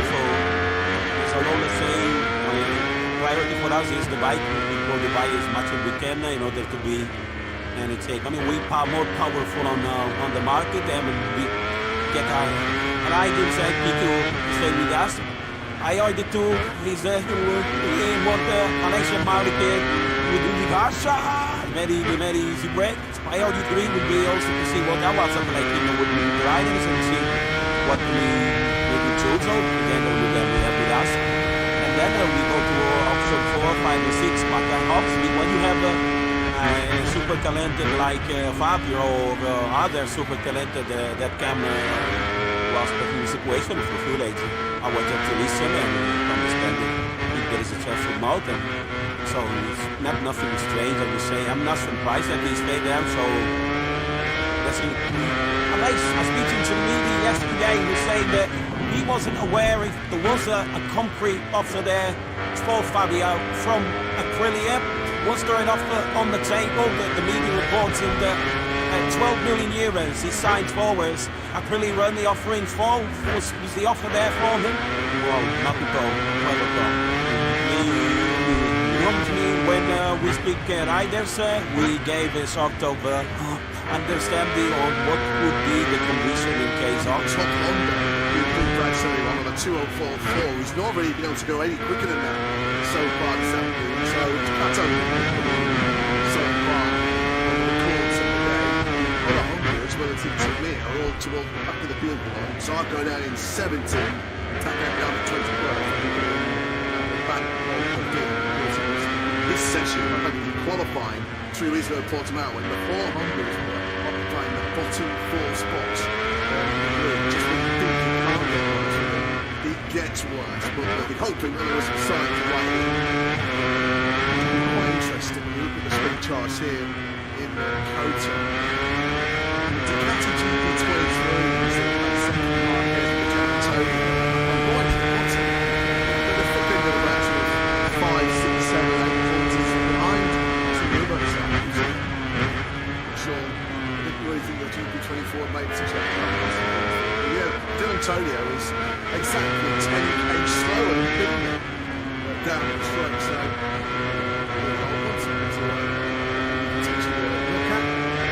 let's get down to there's so much talk about Pedro Acosta these days in MotoGP.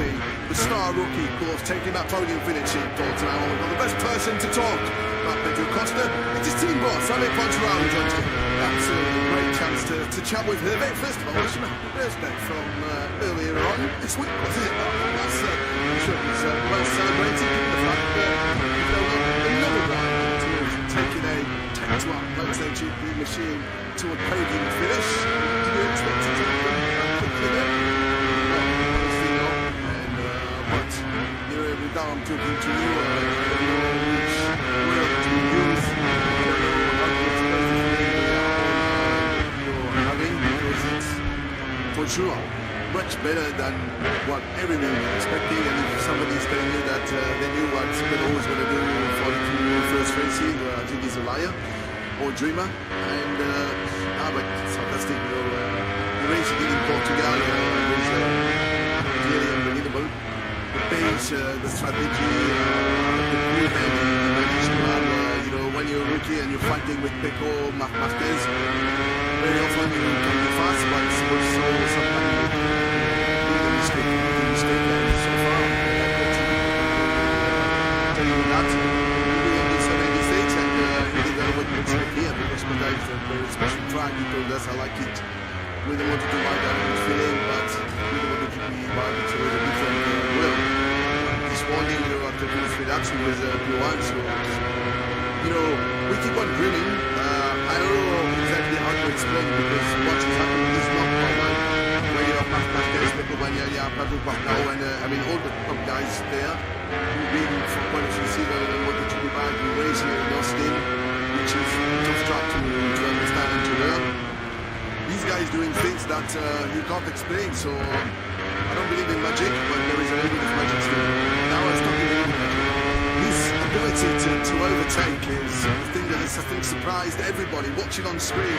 Just at ease he's able to go past the lights of Marquez, which are riders not easy to pass. And you know, yesterday I had got a few interviews with American journalists that were all telling me the same thing, you know, too much electronic, too much device, too many devices, too much aero, you can't pass anymore. I said, did you watch the race in Canada? Did you watch the race in Portimao? Somebody who has been there for not so long can pass, so I I think, yes, he has some incredible ability. And when we talk to him about the capacity, no, for him, you can find something. You can feel the turbulence when you are behind somebody, but that doesn't stop you to be able to pass. And I don't have to pass. In fact, I'm actually going to get this part of me, but it's not because of my season or the Irish. No, he's doing everything perfect so far, and a bit of magic, as I said. It's not a one-rider team. Acosta, what they say, and his struggles in pre-season. Just how difficult has it been for him? All of the hype, all of the talk, all of the headlines to get out the other side of the box. How is he doing?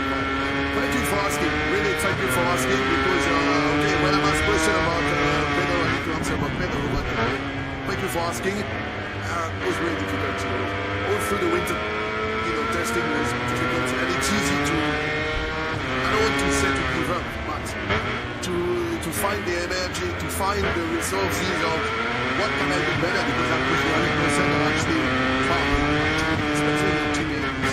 He's the one who can kill you, really.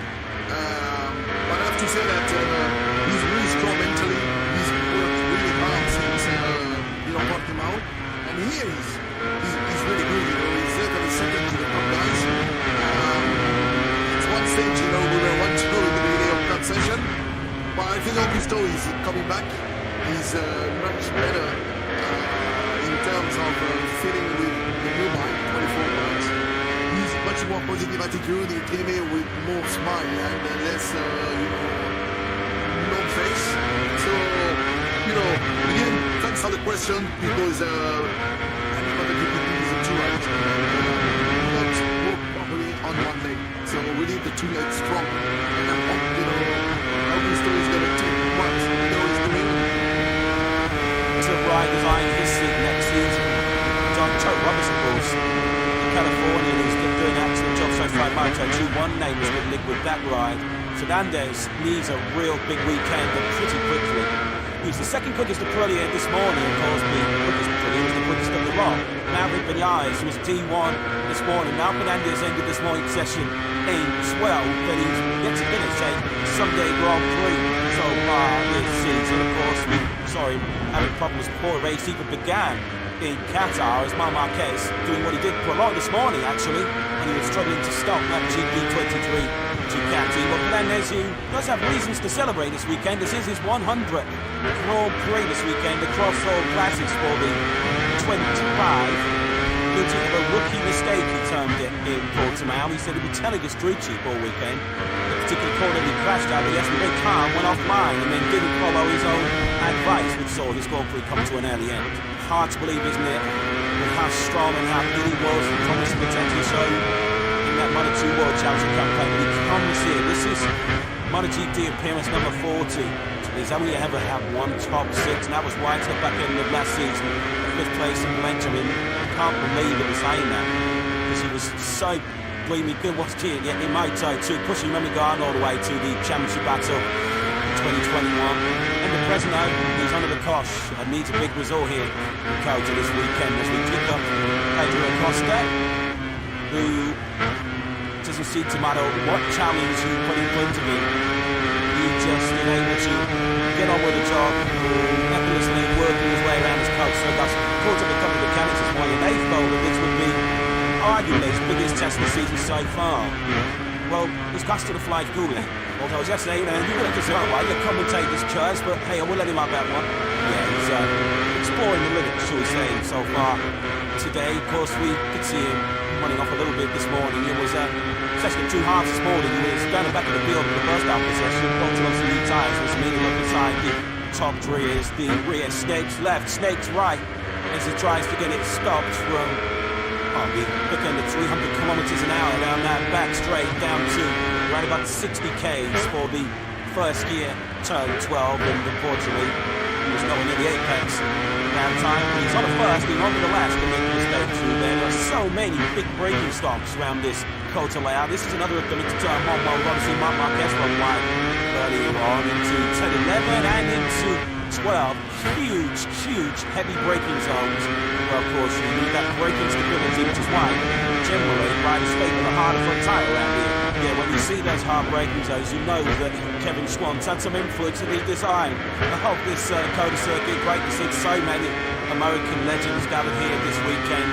Teddy Roberts, of course, the triple 500cc world champion in the late 70s, famous for his unbelievable battles with Barry Sheehan. Wayne Rain is here, of course, trying to unearth the future of American talents. As the boss of Motor America, Kevin Schwann is here, the 1993 500cc world champion. And just on that night, actually, we send our thoughts, our prayers and condolences to the family and friends of Pat Henning, whose family passed away recently. The first American rider to win a Premier Class Grand Prix. He was in many respects one of the trailblazers, one of such a golden generation of American talent. Great to see the likes of Kenny Roberts, Wayne Rainey and Kevin Schwann here.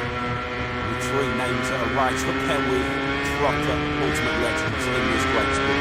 But also, while we're talking about that, just send our best wishes to a couple of former MotoGP riders who've been in the wars recently. Pedro, of course, is in World Superbikes nowadays, had a big motocross crash which has left him rather second-hand. And Andrea Dovizioso too, who was certainly showing no signs of slowing down on a motocross track, and he had a pretty high-speed gas-up as well on his motocross machine earlier on this week, which saw him out to be fairly disastrous. But fortunately as well, he is also on the mend, so we wish him well. Marc Marquez once again there, nowhere near the racetrack there. This time to turn 19, Marquez running on, so this lap time well count.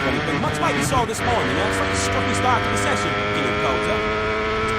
Promise at the start for another former K2 winner here, and now Bastianini on the 23 Ducati Amai team machine. And now he's already rapid in this early fire practice, down to a 2:04.25 and Pedro Acosta is the first rider in the 203's afternoon, joining immediately by the likes of Martin, Spider, Fernandez, Augusto Fernandez, and Jack Miller. Martina now leads at Lyon with a 2:03.036. We're already inside the lap times that we saw this morning from Maverick Vinales to the 2:03.2. Aleix Espargaro, that's a significant jump on what we saw from this morning. It was very quiet session for Aleix on the 41. He didn't do anything better than a 2:04.8 this morning. He's already 2.2 quicker than that Japanese. Martin, the man that's chasing the championship, the man that's chasing here near the car of this practice section here in Kota under some glorious spring sunshine here, almost perfect conditions with Grand Prix motorcycle racing. Of course, tomorrow at 3 p.m. local time, T-Soul Sprint will be underway, 10 laps, then the 4 distance Grand Prix here on Sunday, over 20 laps. Yes, that's a brilliant boss, Massimo Rivoli. At the moment, Aleix Espargaro, you have to say, very long momentum. Now his plans beyond 2024. It does seem that if he does decide to hang up his head as a racing rider, continue to a brilliant test and development rider, that could be important as well to tap into Aleix's experience, given there's all kinds of strong rumours that there will be a significant technical champion capacity change when the rules will, or new rules will be implemented in the 2027 MotoGP World Championship. Aleix, I think, just giving himself 3 or 4 more Grand Prix just to see whether the hunger, the desire is still there. He's 34 years of age now, Aleix. He's the oldest statesman of this MotoGP World Championship. This weekend is his 324th Grand Prix start. He's made so many sacrifices. He's certainly put in the hard yards for this. You do wonder whether Aleix being so popular as he is right now, whether he is actually sort of starting to see some maybe yeah, I guess ultimately it will all come down to how competitive Aleix Espargaro is. I mean, for so many of these riders, the enjoyment comes from winning, the enjoyment comes from being competitive. Aleix Espargaro isn't, so I guess that will make the decision for him, of course. He's put in the shade a little bit recently by Maverick Vinales. It's always to forget, it's just a couple of rounds ago. The first week of the season, so many of us arrived in with a sales circuit on the Sunday of Qatar. It's probably tipping Aleix Espargaro for victory that weekend. Now after doing it, all went wrong in the racing. So the last 5 times now, Aleix Espargaro has finished the Grand Prix. He's finished now in 8th place. Has been in the top 6 since continuing last season. So that's the kind of streak that Aleix Espargaro has to try and snap out on if we can. There's no question how high the speed Aprilia holds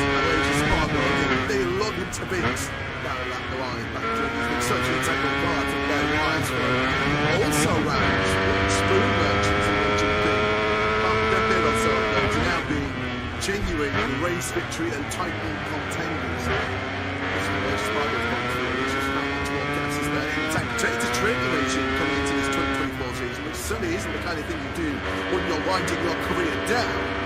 But this Alexis Spargo, the longer this season goes on, particularly if he's unable to catch down the next round of the Prix, he may have a decision to make. You said pre-season his future is in his hands. It will be all down to speed and results.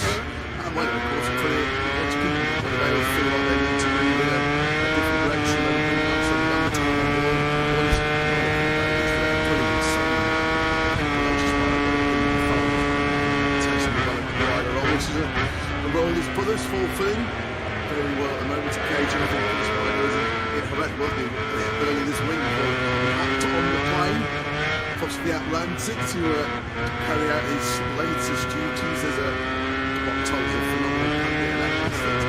And so he's coming to gas island, so rubbing a few injuries. So he's still doing a sterling job behind the Super KTM. John Zarco on the motorcycle with the team that won this very Grand Prix here 1 year ago when Alex Rins was sat on top of the LCR Honda. Really keeping them actually for LCR last year was Rins was sitting behind Naya and the team so sprint as well. Talking about Captain Magnoia and the factory. So let's see how they're faring so far here in Pedro. Former Kenya winner now last year is fourth, one place out of Magnoia in fifth place. So fourth of August in the Ducati team was who is the champion? Yes, it is. Best opportunity to get the chance to me anyway, to chat with Mauro, and a pleasure to do so. What a start to 2024. It's certainly not been easy for you stepping in. You've already signed Pedro with his teammate to sort out. You've got Pramac and VR46 deals to sort out, and then last time out, Pico and Mark coming together. And a busy start to 2024. I hope you found it all for that. You know what I mean? Well, as big as it is, I was so wondering how to ease it up. So I perfectly understand the situation, so there might be people who much more what to use. So I'm still learning, still watching around. So I do my best. Let's try to cover up some of the hot topics then. World Championship leader is already the captain of the moment. Jorge Martin. He's been so impressive with victory last time out. How much have you been pleased to see him riding in the manner that he is? I mean, Jorge is a champion. He's showing us a lot of several times last year. This year at the start as the future still. So he's a champion. No surprise, honestly. In terms of the incident between Mark and Pico, what have you done after that incident to try and make sure we don't see something similar happening again? I mean, very easy. I said both of them as such. I want to remember. Just, hey guys, everything's out of control. We go and yes, there's everything that we're looking for podcast. So positive, very positive. That's good to hear. Already there's a lot of talk not only about the rider market, but in terms of which teams are going to be running which bikes at the moment for the next year's VR46 and Mama. Both have that contract in with the captain at the end of this current season. What's the latest update on the negotiations with both of them? Yeah, we have some Timo Hockenheim, Silverstone as well, Sector 1, very much reminiscent of Magnus and Beckis, isn't it, at Silverstone. So we pick up in Yards, this is right at the top end of the circuit, the bottom gear, turn 11, crucial there now to get good drive, get good acceleration grip as you power now down this long back straight, 1.2 kilometres in length, which makes it the longest straight on the Grand Prix calendar. Over that little crest, which can stay on set of the bike in the braking zone. So nice and clean this by Vinales. Good lap as well coming in from that one. Now some fresh Michelin rubber there. Brand new medium front, medium rear at the start of the session. Because Vinales is one of those who did go for new rubber early on this morning in pre-practice. Although, of course, if you're familiar with MotoGP, you'll know that session this morning did not count towards qualifying. Solely this 60-minute practice session will determine who moves through into qualifying 2. Michael Vinales winning just ahead of Pedro Acosta on circuit, both on target to improve at the moment. Although certainly the final 15 to 20 minutes as well will expect the fireworks in this practice session as Vinales now approaches the final corner. Of course, we have seen him challenge at the front here and call to the ball. Of course, famous way he was on the clutch to the wave in early 2017. He was challenging Marc Marquez, but crashed out about leaving backwards. Up in the second place in these early states, 2 or 3 point. Well, that's a 10th quicker than he went and scored. It was right here in coach, and it's just a second MotoGP start back in 2014 where he dominated that Grand Prix. I mean, set the fastest lap on his MotoGP debut in Qatar. It was those two performances which immediately caught the eye of Ventus Timos, Davide Remy on his way in. These are now absolutely no question whatsoever, and Vinales was taken after just one season in Moto2 into the Factor Suzuki fold for the 2016 season, wasn't it? And there we go, Pecco Bagnaia, now the final corner, winds the power on the Factor Ducati up to 5th place, treating him towards the low 203s, the all-time net record holder here around Pedro Bagnaia on his way to that pole here last year, which looked like being a catalyst to another dream double. He got half the job done when he won the Tito sprint and then properly fluffed his lines right here when he got the Factor Ducati. 2.5 cents clear around the trip, and there was that rather strange analogy where he said, well, the Ducati's almost too good. You don't get any sort of warning about when you're going to actually lose control. And he suddenly raised a few eyebrows at some post-race statement. That's the only door many riders playing the violin for Pecco. When he said that, many riders would have happily swapped for the too good motorcycle that Pecco Bagnaia eventually took to the World Championship course. That's going to be a feature. The Pecco Bagnaia on occasions over the years making mistakes when arguably he's not under pressure. It feels like when the pressure's at its highest, that's when Pecco Bagnaia is at his best, as he proved late last season and battled for the World Championship. Some of the incidents and crashes Bagnaia's involved recently when he's in rather unchallenged positions. The unchallenged lead he had here last year was in a very safe second place in Argentina last year when he crashed, safe second in India when he went down, and he looked like he had the sprint under control in Portimao too when he made that mistake. So Bagnaia will be keen to iron out those mistakes because it's very clear already after just 2 rounds of 2024 that Jorge Martin is not going to leave many points out there to be snatched by the rest of them. Bounce back ability is what Bagnaia needs to this weekend. He has delivered in the past. He's not normally a rider that dwells too long on setbacks. If you look at his most recent DNFs, his powers of recovery have been pretty amazing. Immediately after his last 9 DNFs, he's then gone on to win the very next Grand Prix on 5 occasions and be on the podium in 2 others. So if Young wins the dream right here this weekend, Bagnaia will bounce back strongly from the setback, shall we say, of his decision to engage with this man. Down at turn 5 late on in that Portimao Grand Prix, which has certainly got MotoGP trending all the way around the world on that social media. Did he feel that that was just a little bit of an appetizer for what's to come over the remaining maybe 20 races, 19 races in 2024? Fair to say, it divided opinion, didn't it? The Marquez of Bagnaia was stopped in Portimao, and as you say, it feels like the sign is to come because I can't imagine Marquez is going to get much weaker from here. He will surely only get stronger as he adapts to the Ducati GP23 and shakes off some of those old Honda habits, and likewise you'd imagine that the Ducati GP24 will just get stronger as the year goes on, as the current spec machine does tend to extend his advantage over the year or like as we go through the season. Marquez is a phenomenal talent, of course, 8-time world champion and chasing an 8th victory here at the circuit of the Americas. Of course, he's not tasted victory here since 2021. Marquez, I guess likewise, as a scoring separate with this circuit of the Americas, of course, he missed the opportunity to compete here last year. Getting quite acquainted with that P1 in MotoGP right now. He did this on Jorge Martin and flings the driver from the Ducati through the high-speed turn 18, the right hand of the completes 3 rights. Anything for the final sector. You'll get back in less than 19 now to the final corner 20. Another lap that's right on the money here for Martin. You make a look at that leading from software tires. Another low 203 from the Spanish riders. Right at the top of that brow, it sort of widens out.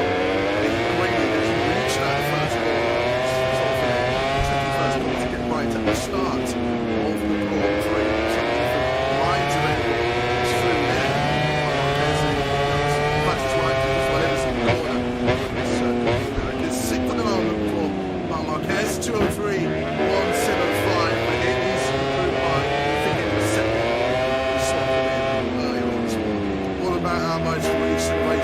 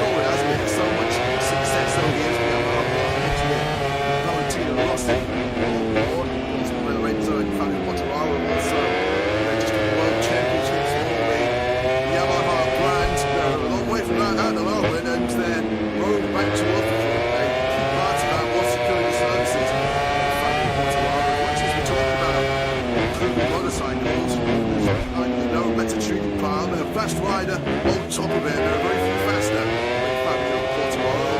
This might be one of the circuits where he might have his work cut out to beat Tom Yamaha was with the record later in twice already in MotoGP and winning all three classes of racing here. Certainly where it is.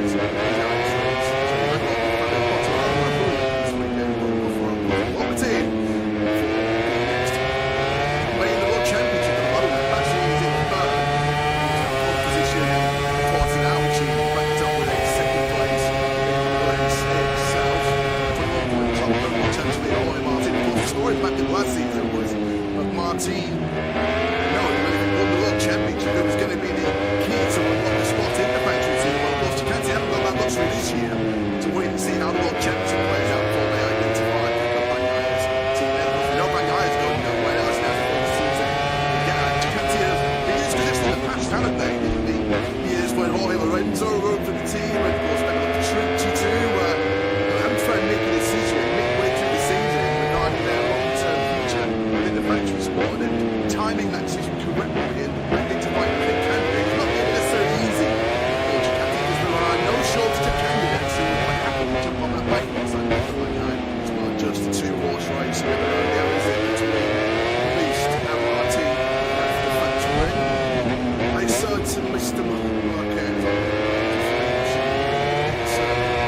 factory aspirations of his own inside the gas tech garage where we will find the superstar Pedro Acosta 23 this morning and sitting in fourth place running himself very quickly with the demands, the unique demands challenges on his counter circuit racing stuff turn tomorrow top speed so far this weekend has gone to run in at 350.6 kilometres second speed chart is actually Acosta 6.1 so that shot there with his up the one slide from him to break from about 345 through 50 kilometres an hour down to 60 kilometres an hour for that first U-turn 12 and it's making it look so easy, isn't it? It's the same car we said all time for Fabio the Gianantonio gets the mark. It's Gianantonio who's currently in 9th place with his speed trap chart top 3 speed tracks are all factory KTM and Jack Miller all rapid through there as we look at Joan Mir on the Repsol Honda looking to lift himself out of the bottom end of the top 20 KTM obviously they have 3 of the top 4 speeds on the opening Grand Prix weekend in Qatar and locked on the finish making the sales on the 1,000 top of ponies not there this year back in Mattighofen in Austria here is Mir at the moment like Richigamme 20th place this should be a fairly significant improvement on his own personal best time of the weekend so far. It is indeed a late spots. Here's the fringes up on the board of top 10 based on 2.03.50. His teammate Luke Marini, first ever MotoGP Pro last year was winning the Marini VR46 Ducati rider. Unfortunately, Luke Marini marooned at the back of the pack once again. Unable to find himself in the 203s right now. There he is on screens. Shadowing by Justin to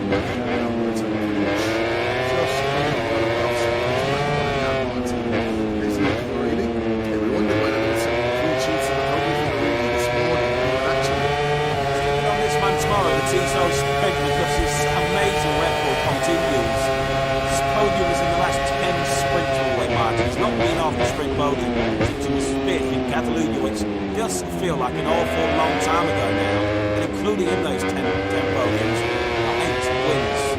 He loves a good old Super Saturday, doesn't he?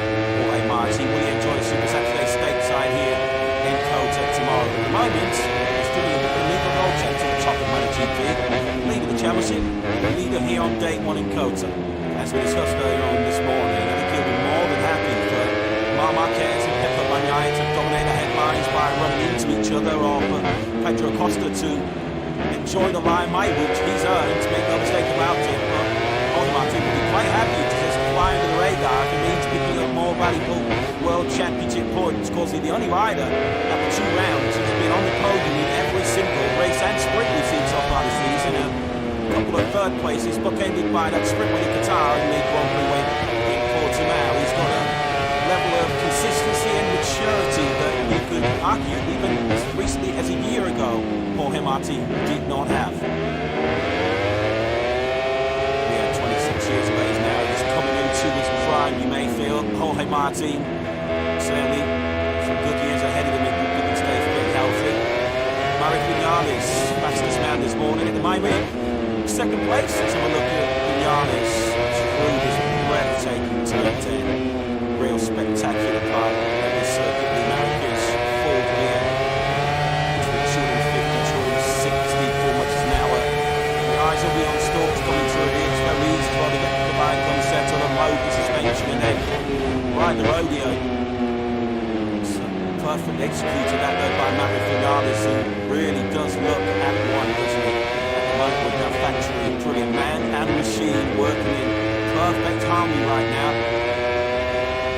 So harsh, wasn't it, for Maverick, but the gearbox issue late on in Portimao. 20 points. It's a heavy blow to take in terms of the championship. Just for your morale as well. I suppose the consolation of Vinales, he was there all weekend in Portimao. Great speed in both the sprint and the Grand Prix. Great speed as well in qualifying. Just a shame that it was that gearbox issue which really stopped it from being one of his best weekends in his brilliant career. He'd done pretty much everything right, hadn't he, up to that point. And as good a ride as it looked at the time, it was an even better ride, but we found out later on when he was grappling with during the race that he had both gearbox problems from very early on in the race. Every time he should get to the 56th gear. Vinales was encountering problems with the gearbox, and that probably we talked about the end of his race on the very last lap. He was on target for second place. But Vinales certainly will be a contender this weekend for some pre-weekend boards from Aprilia. We can get to work now with Massimo Rolla. He's a quick lane with Jack Appleton now to you. Yeah, good afternoon to everybody. Good afternoon to Massimo as well as the guys in the box were just saying things have started pretty well for Maverick. Before we speak about the big news coming into the weekend, Fabio's renewal at Yamaha and your thoughts on how much you really will for Maverick. How great it will see you. Filled with so much confidence it seems to the man. Very good for Maverick. Let's hope that also Malaysia get the same pace. Regarding Fabio, I didn't have much ready to comment. So it was a Yamaha rider and it would be a Yamaha rider. So all the same, priority for us is the bike. The bike as much as we can in order to be take on a week more powerful on the market and get our riders and PQ the same with us. I already do is in what the Malaysian Maverick would do Hasha very easy way. I already agree with me also to see what that was like in the riders and see what we really total together with them with us. And then we go to option 4, 5, and 6. But obviously, when you have a super talented like Fabio or other super talented that can prosper in the situation of the race, I want to listen and understand if there is careful about it. So it's nothing strange, I would say. I'm not surprised that they stay there. So let's see. I was speaking to Levy yesterday who was saying that he wasn't aware if there was a concrete offer there for Fabio from Aprilia. Was there an offer on the table? The media reported that at 12 million euros he signed forwards. Aprilia were only offering 4.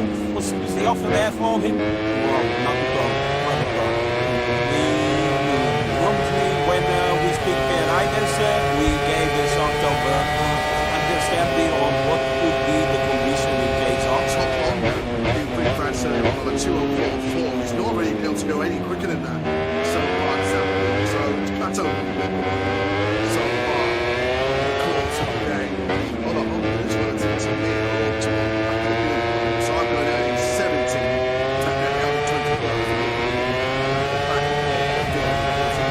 This session, when qualifying 3 weeks ago in Portimao, when the 4 Hondas occupying the bottom 4 spots.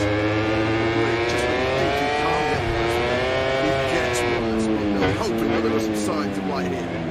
Quite interesting. Swing charts here. The Ducati GP23 is in that second Marquez in the Gelantonia. And the thick end of the laps with 5, 6, 7, 8 pointers behind. Some Well, sure. Yeah, D'Antonio is exactly 10k slower than Pedro down the straight, so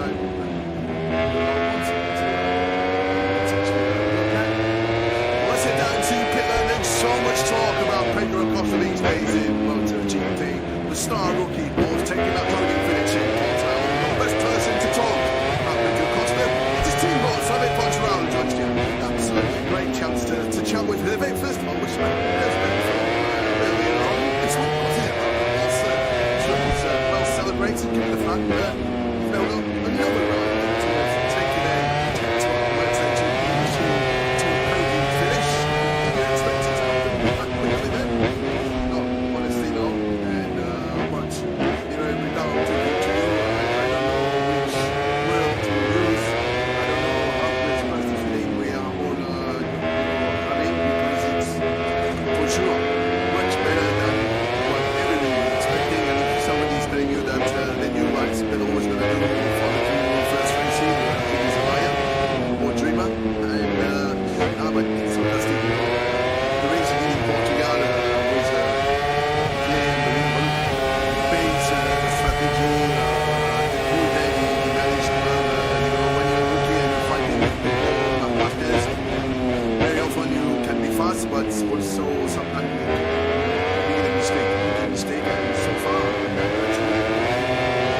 telling you that we have done so many mistakes, and you did what you expect here. Because the guy is on a special track, and that's how I like it. We don't want to go right down the feeling, but it's a different well. But this morning, after those relax, it was the one, so we keep on dreaming. I don't know exactly how to explain, because what is happening is not normal. When you have Marquez, Pecco Bagnaia, Marco Quartao, and all the guys there, moving from what you see them to be right in Malaysia and Austin, which is a tough track to understand and to learn. These guys doing things that you can't explain, so I don't believe in magic, but there is a little bit of magic still. And now I start to believe in magic. His ability to overtake is something that I think surprised everybody watching on the screen. Just the ease he's able to go past the lights and have been Pecco Bagnaia and Marquez, which are riders not easy to pass. And yesterday I had a few interviews with American journalists that were all telling you the same thing, too much electronic, too much device, too many devices, too much aero, you can't pass anymore. I said, you watch the race in Qatar, you watch the race in Portimao, somebody who has been here for not so long can pass, so I think, yes, he has some incredible ability. And when we talk to him about the no, for me, you can find something, you can think the turbulence when you are behind somebody, but that doesn't stop you to be able to pass. And I don't have any great pass, if I can pass, I can start to me, but it's not because of the devices or the aeros. He's doing everything perfect so far, and with a magic face. It's not a one-rider team. Acosta, obviously, had his struggles in pre-season. Just how difficult has it been for him? All of the hype, all of the talk, all of the headlines to now the other side of the box. How is he doing before? Thank you for asking. Really, thank you for asking, because okay, when I've asked a question about Pedro, I didn't answer about Pedro, but thank you for asking. It was really difficult. All through the week.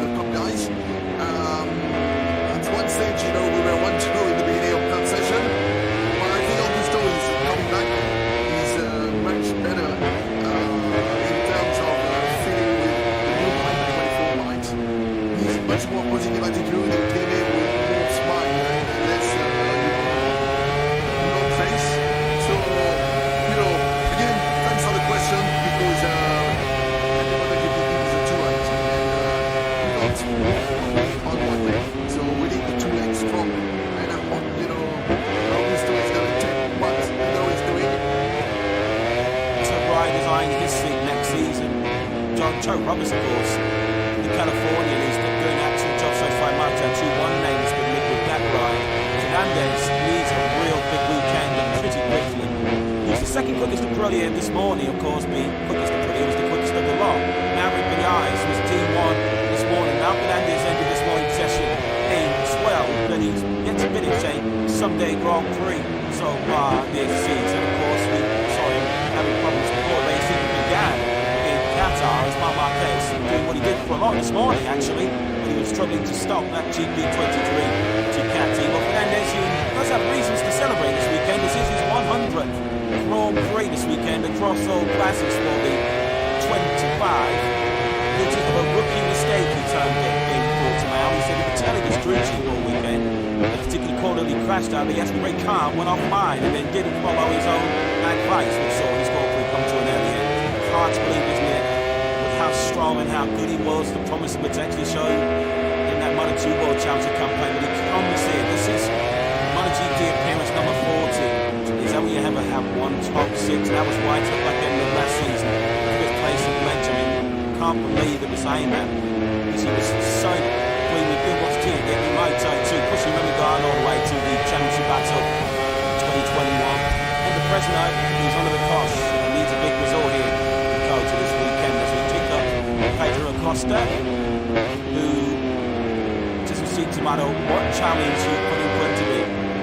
He just is able to get on with the job, effortlessly working his way around his coach circles. Caught up a couple of mechanics this morning. They felt that this would be arguably his biggest test of the season so far.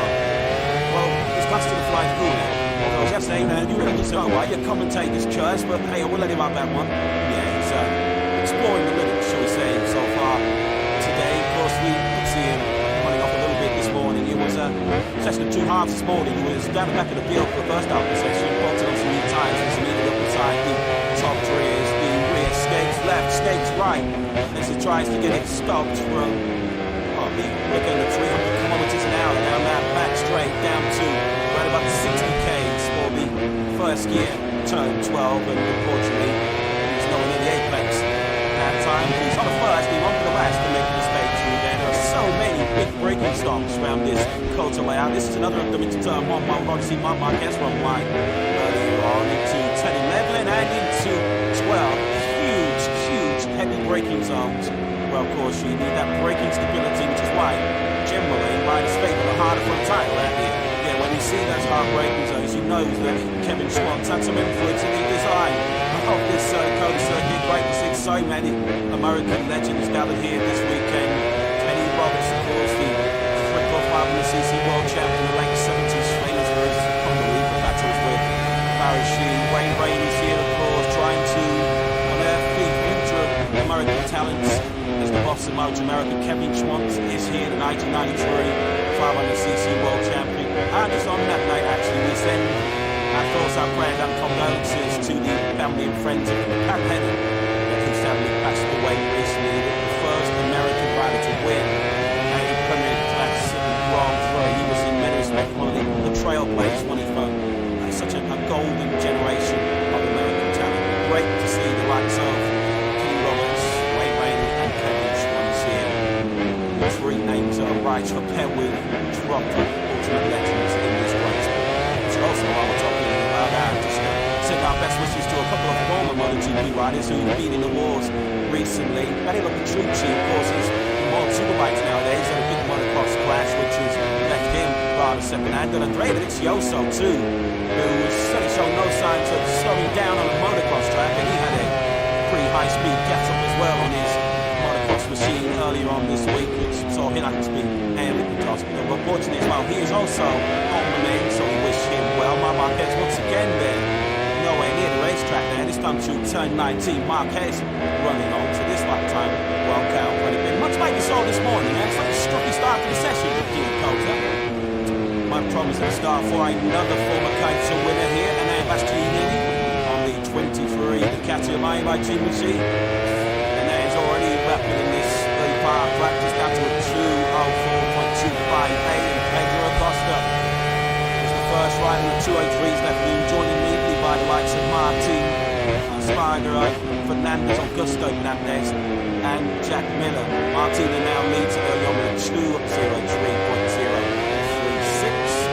Already inside the lap times that we saw this morning. Fernando Pinais to the 2:03.2. Aleix Spargo, that's a significant zone problem this morning. It's a very quiet session for Aleix on the 41. He didn't do anything better than a 2:04.8 this morning. He's already 2.2 quicker than that's happening. Martin, the man they're chasing in the championship, the man they're chasing early in the car of this practice session here in Kota. With some glorious spring sunshine here, almost perfect conditions for Grand Prix motorcycle racing. Of course, tomorrow at 3 p.m. local time, T-Sol Sprint will be underway. 10 laps, then the Focus Grand Prix here on Sunday, over 20 laps.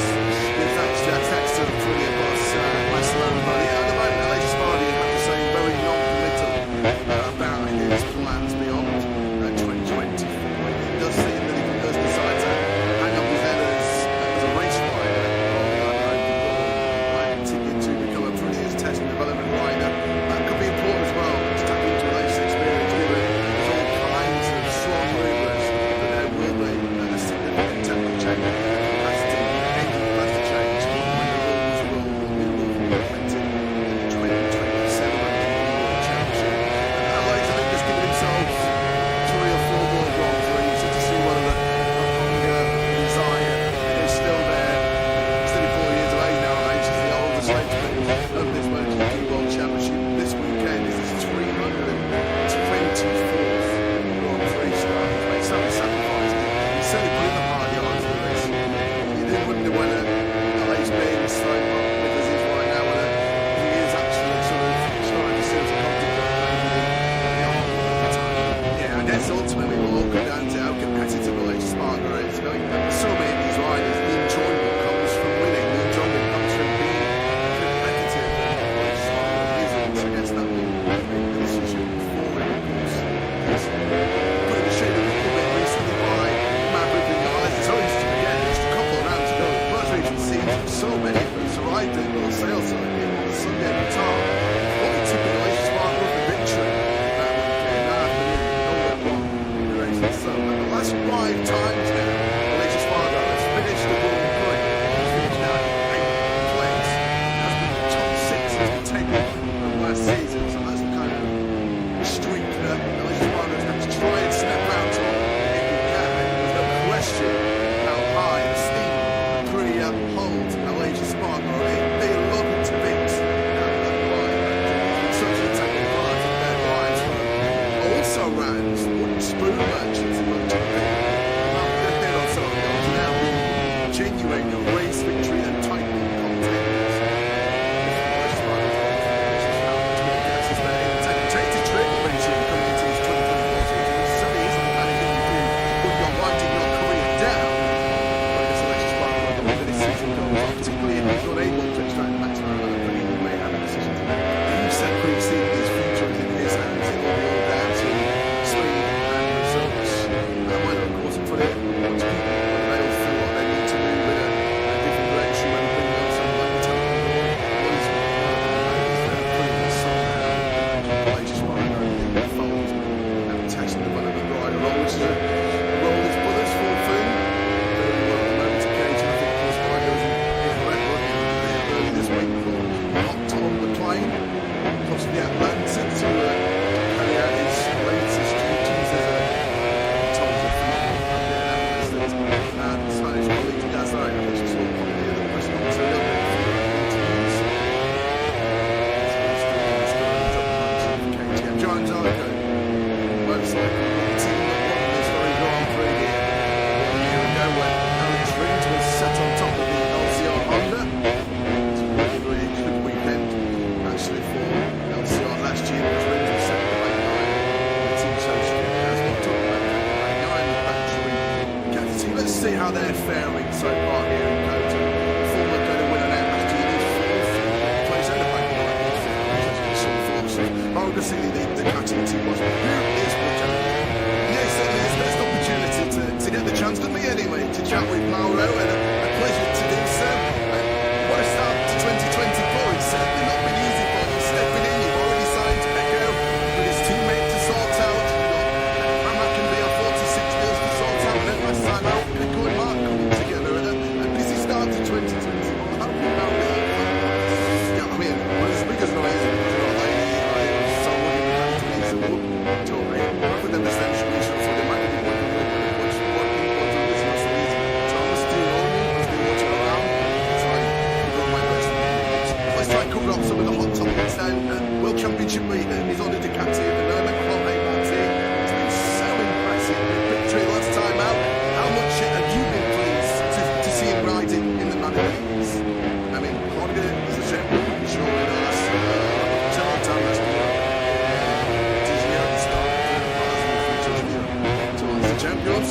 not surprised how it's disputed. In terms of the incident between Mark and Pedro, what have you done after that incident to try and make sure we don't see something similar happening again?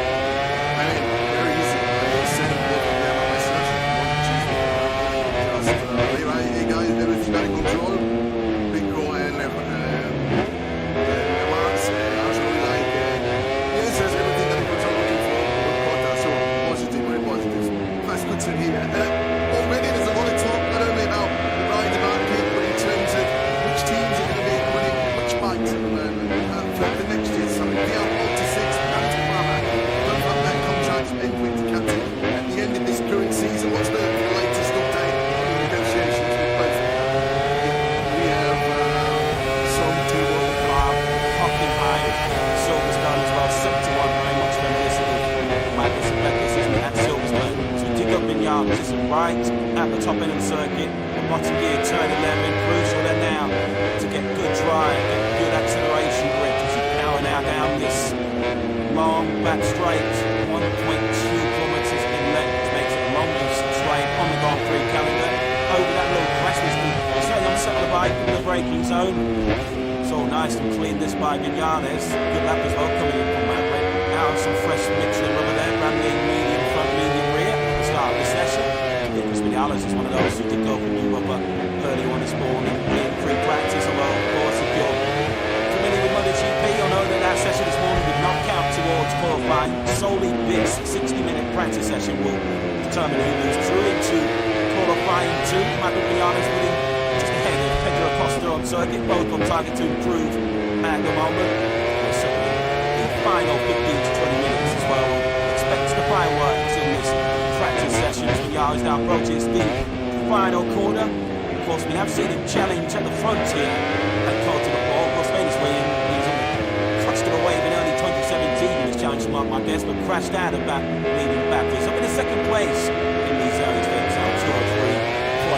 That's a technical good way to score. It was right here in coach, and it's just a second Moto2 start like the 2014 where he dominated that Grand Prix. I mean, set the fastest lap on his Moto2 debut in Qatar. It was those two performances which immediately caught the eye of events as EPT Moss, Gabriel Guerrier was like, yeah, he's our man, absolutely no question whatsoever. And Vinales was taken up this one season in Moto2 into the factory Suzuki pole for 2016 season, wasn't it?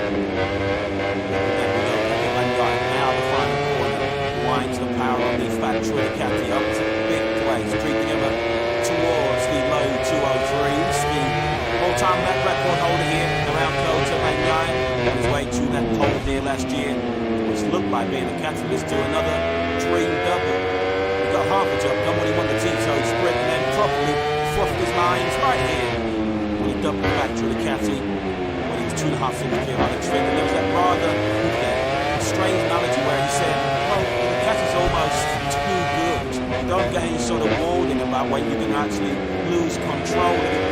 Sonny raised a few eyebrows at the post-race statement last year. Only know many riders playing the violin for Pedro when he said that. He many riders would happily spot the too good motorcycle that Beckham eventually took to the World Championship. Of course, that's been a bit of a feature of Beckham on occasions over the years, making mistakes when arguably he's not under pressure. It feels like when the pressure's at its highest, that's when Beckham is at his best, as he proved late last season in battle for the World Championship. So many of the incidents and crashes Bagnaia has recently when he's in rather unchallenged conditions. The unchallenged lead he had here last year was in very safe second place in Argentina last year when he crashed, safe second in India when he went down, and he looked like he had the sprint under control in Portimao too when he made that mistake. So Bagnaia will be keen to iron out those mistakes because it's very clear already after just 2 rounds of 2024 that Jorge Martin is not going to leave many points out there to be snatched by the rest of them. Bounce back ability is what Bagnaia needs here this weekend. He has delivered in the class. He's not normally a rider that dwells too long on setbacks. If you look at his most recent DNFs, his powers of recovery have been pretty amazing. Immediately after his last 9 DNFs, he's then gone on to win the very next Grand Prix on 5 occasions and be on the podium in 2 others. So if the own wins under the treatment right here this weekend, Bagnaia will bounce back strongly from the setback, shall we say, of his decision to encase with this man down at turn 5 late on in that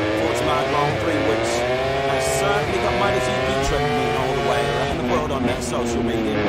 Do you feel that that was just a little bit of an appetizer for what's to come over the remaining many, 20 races, 19 races in 2024? So to say, it divided opinion, didn't it? The Marquez up by Yaya, Acosta in quarter now, and as you say, it feels like the sign of things to come, because you can't imagine Marquez is going to get much weaker from here. He will surely only get stronger as he adapts to the Ducati GP23 and shakes off some of those old Honda habits, and likewise you can imagine that Ducati GP24 will just get stronger as the year goes on, as the current spec machine does tend to extend its advantage over the year old bike as we go through a season. Marquez is a phenomenal talent, of course, 8 times world champion and chasing an 8th victory here at the Circuit of the Americas. Although of course he's not tasted victory here since 2021. Marquez, I guess likewise, has scored the second in this Circuit of the Americas. Of course, he missed the opportunity to compete here last year. Getting quite acquainted with that P1 in MotoGP right now. I see this young man, Jorge Martin, who flings the Prima Common Ducati through the high-speed turn 18, the right-hander that completes 3 rights, and then into the final sector. We'll then back to left 390 now to the final corner 20. Another lap that's right on the money here for Martin. The man can look at that leading from soft rear tyres. Another low 203 from the Spanish rider. Just right at the top of that ground, it's on right down. The grading as you reach that first corner. It's sort of a tricky first corner to get right at the start of the Grand Prix. Some different lines available through there. Marquez, who goes fastest line to just about every single corner. It's going to be America's 6th at the moment for Marquez, 203, 175, but it is improved by 15 seconds. Sort of what about our most recent race winner here at Coach Alex Rins last year? Still trying to understand what he needs to get the best out of himself and the new factory. Yamaha Alex at the moment down in 17th place, currently actually in the pits right now. Some rather interesting news that's playing here right now. Absolutely Austin, Texas. Some of our colleagues at Motorsport.com have featured the new drivers there. It seems that the drivers has confirmed 2024 will be his championship course, fresh off the back, overtaking Fabio Quartararo in 2025 and 2026. That was one of Lynn Jarvis's final comments to Yamaha. It wasn't about doing business, was it? So Lynn Jarvis, it seems, deciding to step aside.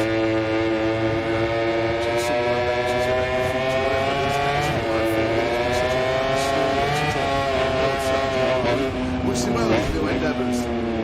Quarter of a century in the helm for Yamaha. It's been quite the story, hasn't it? So much success over the years for Yamaha. Much of it Valentino Rossi on board, also Lorenzo and Fabio Quartararo also registered world championships for the Yamaha brand. A long way from that at the moment, and they're rolling back towards the front. The key part of that was securing the services of Fabio Quartararo. As much as we talk about improving motorcycles, there's arguably no better tuning power than a fast rider on top of it. There are very few faster than Fabio Quartararo.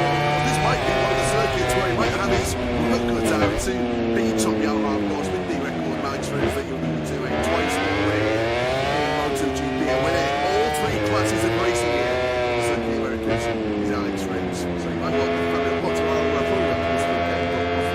What team? Next. Winning the World Championship at the moment. Actually, he's in third. Pole position in quarter now, which he backed up with a 2nd place in the race itself. 21 points on the World Championship in Jorge Martin. Of course, the story back in last season was Martin knowing that if he won the World Championship, it was going to be the key to unlock the spot in the factory team. But of course, Ducati haven't got that luxury this year. To wait and see how the World Championship plays out before they identify Pecco Bagnaio's team there. Because we know Bagnaio's going nowhere now, so that's for the season. Yeah, Ducati have been used to this in the past, haven't they? Years when Jorge Lorenzo rode for the team, and of course now Petrucci too. We'll have to try and make a decision midway through the season regarding their long-term future within the factory squad, and timing that decision correctly and identifying good candidates not going to be necessarily easy for Ducati, because there are no shortage of candidates who are quite happy to jump on that bike alongside Pecco Bagnaio. It's not just a 2-horse race, you're going to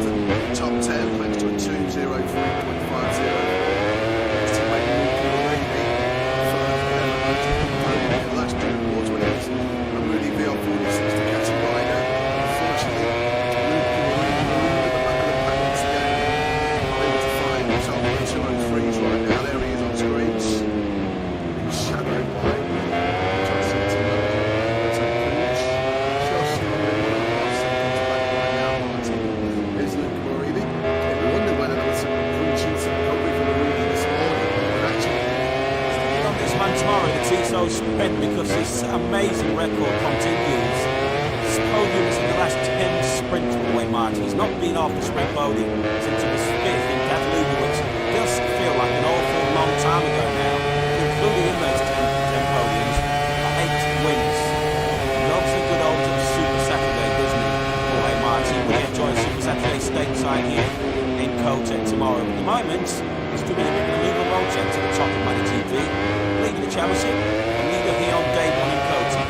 As we discussed earlier on this morning, I think he'll be more than happy for Marc Marquez and Pecco Bagnaia to dominate the headlines by running into each other, or for Pedro Acosta to enjoy the limelight which he's earned, make no mistake about it. But Jorge Martin will be quite happy to just fly under the radar if it means picking up more valuable World Championship points, because he's the only rider after 2 rounds who's been on the podium in every single race and sprint we've seen so far this season. A couple of third places, bookended by that sprint win in Qatar and then Grand Prix win in Portimao. He's got a level of consistency and maturity that you could argue even as recently as a year ago Jorge Martin did not have.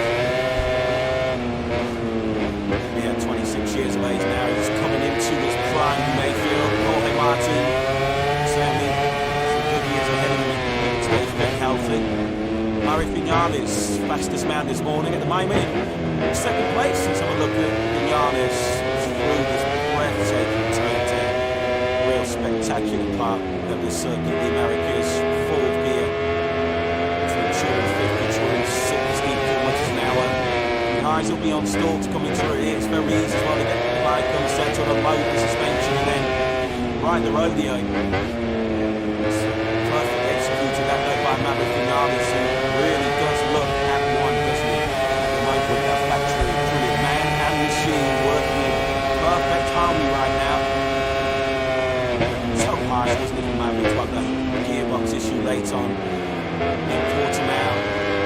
20 points. It's a heavy play to take in terms of championship. Just for your morale, I suppose the consolation of Vinales was he was there all weekend in Portimao at great speed in both the sprint and the Grand Prix. Great speed as well in qualifying.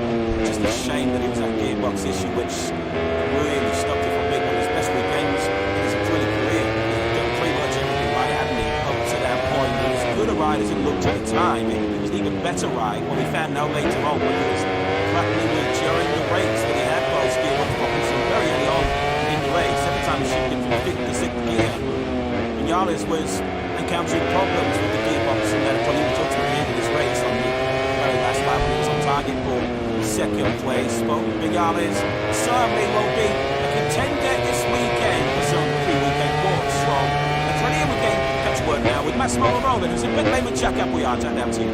Yeah, good afternoon to everybody. Good afternoon to Massimo as well as the guys in the box. We're just saying things have started pretty well for Maverick. Before we speak about the big news coming into the weekend, and 5 years renewal at Yamaha and your thoughts and how much it really will involve on Maverick. How great it will see you built with so much confidence it seems to the man. Very good for Maverick. Let's hope that also on Asia that they're on the same pace. Regarding Fabio, I didn't have much ready to comment. He was a Yamaha rider and would be a Yamaha rider. So I always say priority for us is the bike. We will buy as much as we can in order to be more powerful on the market, and we get a rider inside Pico Femidas. I ordered the tool, is that in what Alexia Malik would be Vasha, very easy way.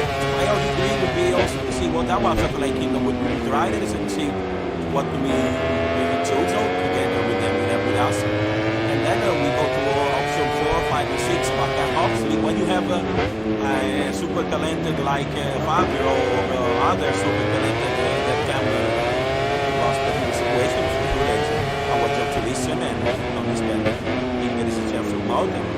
So there's nothing strange to say. I'm not surprised that they stay there. So let's see. I was speaking to the media yesterday, he was saying that he wasn't aware if there was a concrete offer there for Fabio from Aprilia. Was there an offer on the table? The media reported that 12 million euros he signed forwards. Aprilia were only offering 4. Was the offer there for him? Well, not the goal, brother God. We lumped me when we speak riders.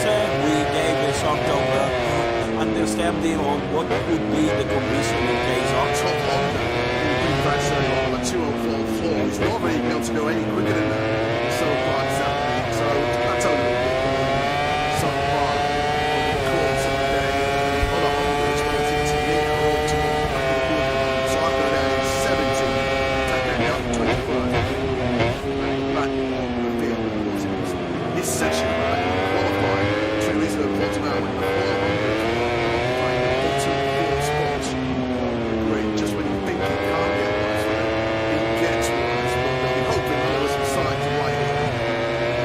It'll be quite interesting to look at the speed charts here in Acosta. Ducati GP23 is the best second Marquez and Antonio. Right to the bottom. Then they're thicker than about 5, 6, 7, 8 points behind some of the others.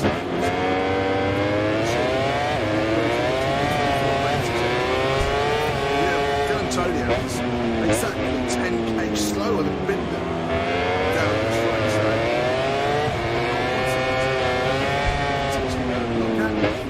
Well, let's head down to Pillar. There's so much talk about Pedro Acosta these days in MotoGP.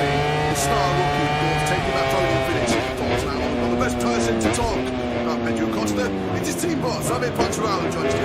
Absolutely great chance to chat with him. First of all, which there's been from earlier on. This week was it about well celebrated given the fact that another rider taking a 10-12 back to the GP machine to a podium finish. Do you expect it to happen that quickly then? Not honestly, no. But that opportunity, I don't know which world to use. I don't know how to express the feeling we are having because it's for sure much better than what everybody was expecting, and if somebody's telling you that they knew what Pedro was going to do for the first race here, I think he's a liar or a dreamer. And but it's fantastic. Racing in Portugal was really unbelievable. Pace, the strategy, the cool head he managed to have. When you're a rookie and you're fighting with Pedro Marquez, very often you can be fast, but also sometimes mistake so far. Telling you that we will not do so many mistakes, and indeed what you expect here because we're not especially track because I like it. We don't want to find out a good feeling, but we might need to run a different well. This morning that's with the ones we keep on dreaming. I don't know exactly how to explain because what is happening is not normal. When you have Marquez, guys there, we've been for quite a few seasons on MotoGP bike, race here in Austin, which is tough track to understand and to learn. These guys doing things that you can't explain, so I don't believe in magic, but there is a little bit of magic still. Now I start to believe in magic. His ability to overtake is the thing that has, I think, surprised everybody watching on the screen. Just the ease he's able to get past the likes and Manya and Marquez, which are riders not easy to pass. And yesterday I have had a few interviews with American journalists that were all telling me the same thing, too much electronic, too much device, too many devices, too much aero, you can't pass anymore. I said, you watch the race in Qatar, you watch the race in Portimao, somebody who has been here for not so long can pass, so I think yes, he has some credibility. And when we talk to him about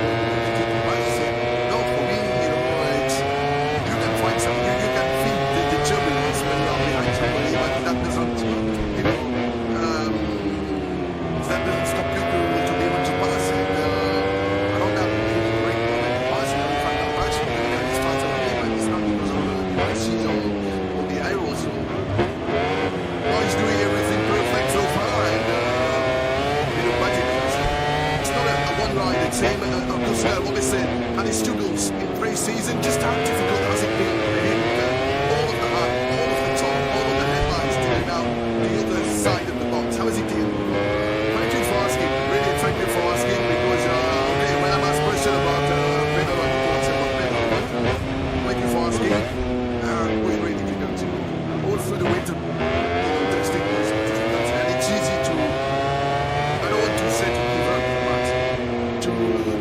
energy to find the resources of what can I do better, because I'm pushing 100% and I'm still far behind my teammates. My favorite teammate is the one who can achieve the win.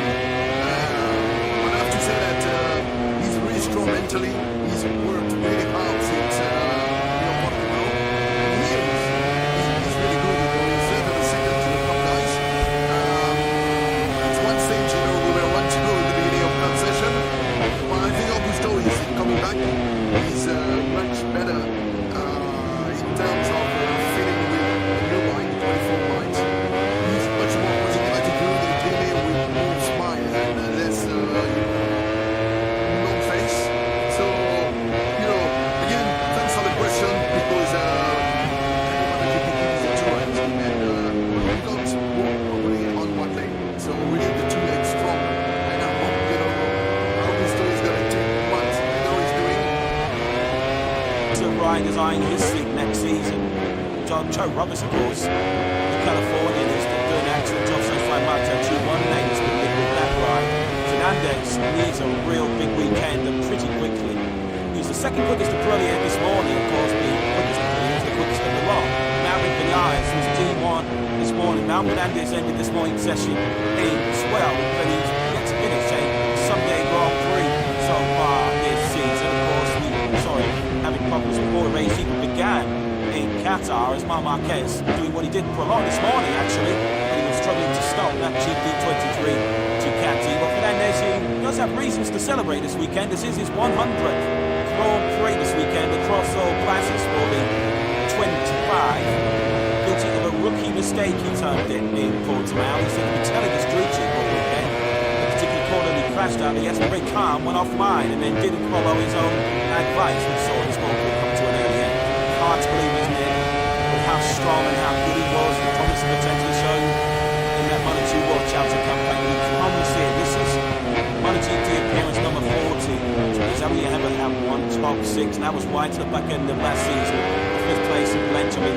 Can't believe it was saying that, because he was so gleaming good watching it in Moto2, pushing Richigamme all the way to the championship battle 2021. And the President, he's under the cosh and needs a big result here in Catalunya this weekend as we pick up Pedro Acosta, who doesn't seem to matter what challenge you put in front of him. He just is able to get on with the job, effortlessly working his way around his coach. So I got caught up with a couple of mechanics this morning, and they felt that this would be arguably his biggest test of the season so far. Well, he's passed to the flight cooler. Although yesterday, you really just know why you're commentating this choice, but hey, I will let him have that one. Yeah, he's exploring the limits, shall we say, so far today. Of course, we did see him running off a little bit this morning. It was a session of 2 halves this morning. He was down the back of the field for the first half of the session, bolting on some new tyres, was immediately up beside the top rears. The rear stakes left, stakes right, as he tries to get it stopped from, looking at 300 kilometres an hour down that back straight down to around about the 60 k's for the first gear, turn 12, and unfortunately he was nowhere near the apex at that time. But he's on the first, he won't be the last to make a mistake through there. There are so many big braking stops around this Dakota layout. This is another ability to turn one while we've already seen Marc Marquez run by earlier on into 10, 11 and into 12. Huge heavy braking zones.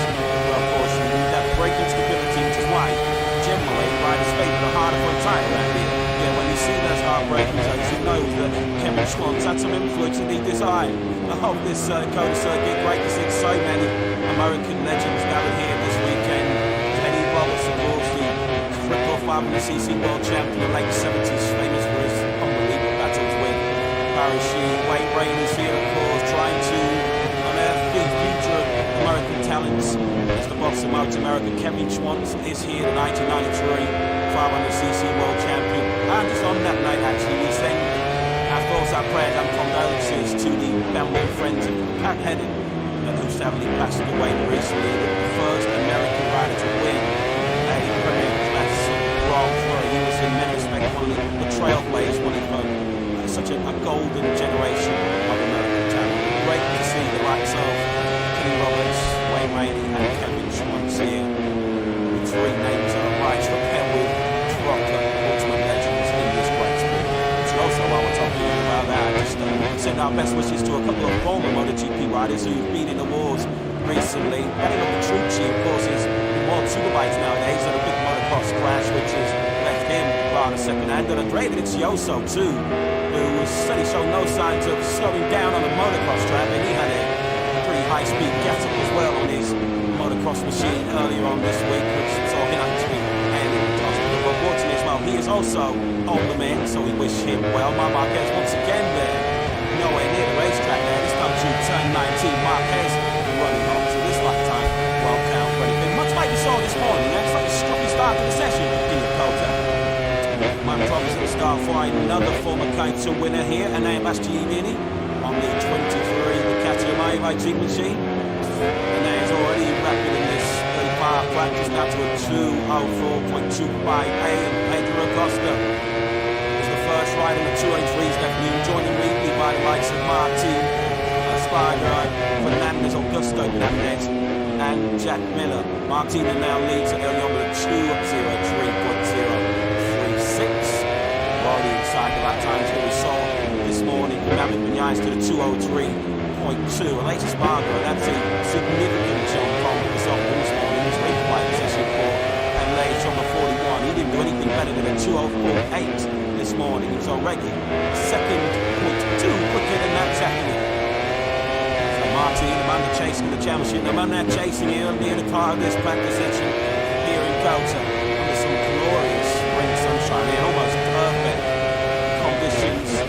Grand Prix motorcycle racing, of course, tomorrow at Richigamme local time. Sesion will be underway.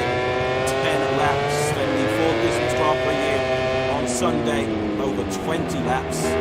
Thanks, Jack. Thanks to the boss, Massimo Rivoli. At the moment, the latest party, I have to say, very non-committal about his plans beyond 2024. He does seem that if he does decide to hang up his letters as a race rider,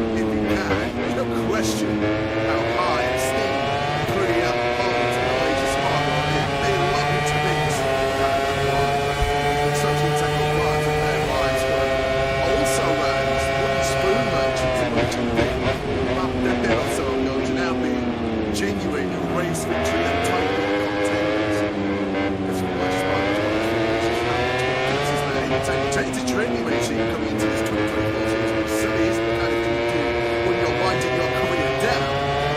It's actually smart for as long as this season goes on, particularly if he's not able to extract maximum amount of money and make that decision to make. He said previously that his future is in his hands. It will be all down to speed and results. And when it comes to playing, you want to keep the players through what they need to move in a different direction when bringing up some young talent. What is it?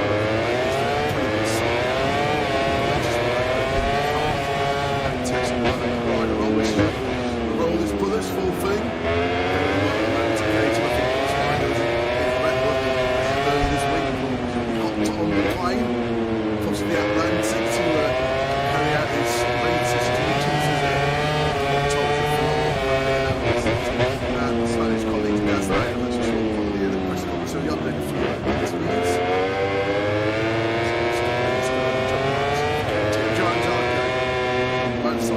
team that won this very Grand Prix here 1 year ago when Alex Rins was set on top of the LCR Honda. Really, really good weekend. Actually, LCR last year was Rins was second by 9. The team so strict as well, talking about the by 9 and battery. So let's see how they're faring so far here in Kota. Former kind of winner there last year, he's fourth. Plays out of by 9.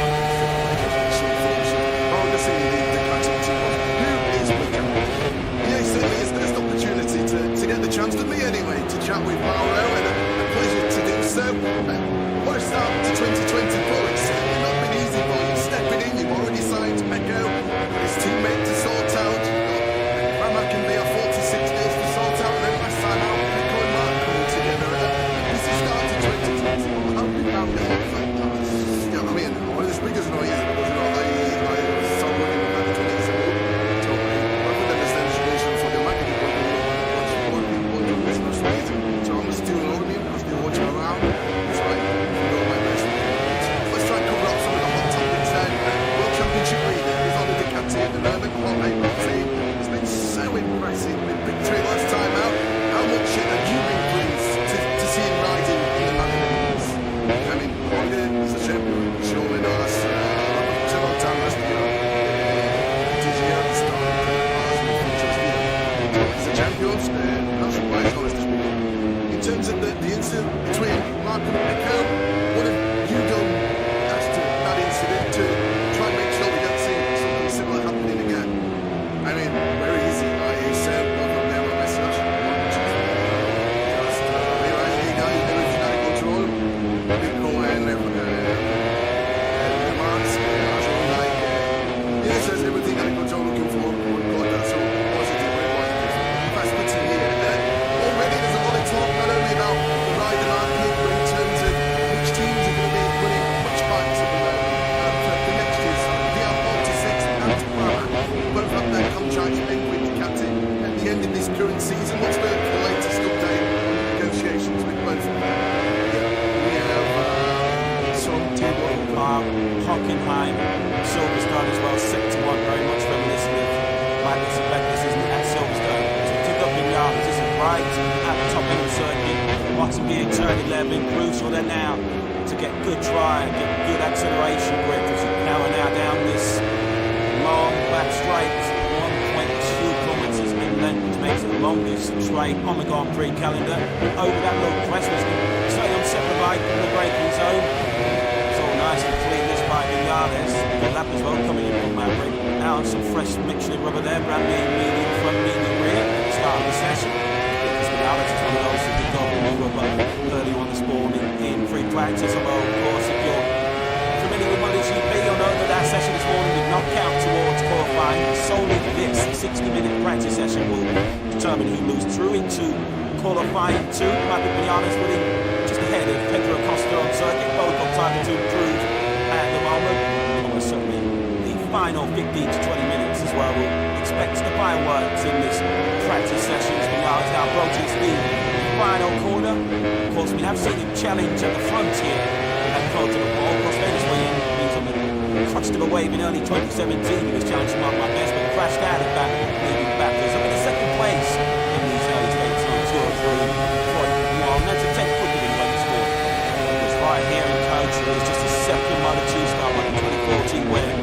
Dominated that Grand Prix, having set the fastest lap on his Moto2 debut Qatar. It was those two performances which immediately caught the eye of Benz's Moss Dominic Remy on his way. Yeah, he's our man, absolutely no question whatsoever. And Fernandez was taken after this one season in Moto2 into the practices in Pole, 2016 season, wasn't he? And there we go, Peke Bagnaia, now the final corner, wide to the power on the factory, the Ducati up to creeping ever towards the low 203s. The all-time lap record holder here around Kota, Bagnaia, on his way to that pole here last year. It's looked like being a catalyst to another dream double.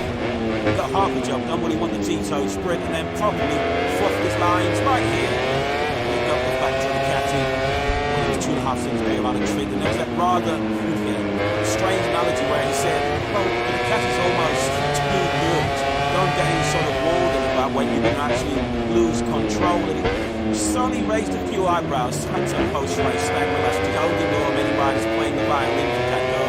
When he said that, he made riders would have happily swapped for the too good motorcycle that Pecco Bagnaia eventually took to the World Championship. Of course, that's been a bit of a feature of Pecco Bagnaia on occasions over the years, making mistakes when arguably he's not under pressure. It feels like when the pressure's at its highest, that's when Pecco Bagnaia is at his best. As he proved late last season, back for the World Championship. Some of the incidents and crashes Bagnaia's made recently when he's in rather unchallenged positions. The unchallenged win he had here last year was in a race 6 second place in Argentina last year when he crashed to 6 second in India when he went down, and he looked like he had the sprint under control in Portimao too when he made that mistake. So Bagnaia will be keen to iron out those mistakes because it's very clear already after just 2 rounds in 2024 that Jorge Martin is not going to leave many points out there to be snatched by the rest of them. Spectability is what Bagnaia is here this weekend. He has delivered in the past. He's not normally a rider that dwells too long on setbacks. If you look at his most recent DNFs, his powers of recovery have been pretty amazing. Immediately after his last 9 DNFs, he's then gone on to win the very next Grand Prix on 5 occasions and be on the podium in 2 others. So if the own wins under the dream right here this weekend, Bagnaia will bounce back strongly from the setback, shall we say. Decision to engage with this man down at turn 5 late on in that Portimao Grand Prix, which has certainly got MotoGP trending all the way around the world on that social media. We feel that was just a little bit of an appetizer for what's to come over the remaining many, 20 races, 19 races in 2024.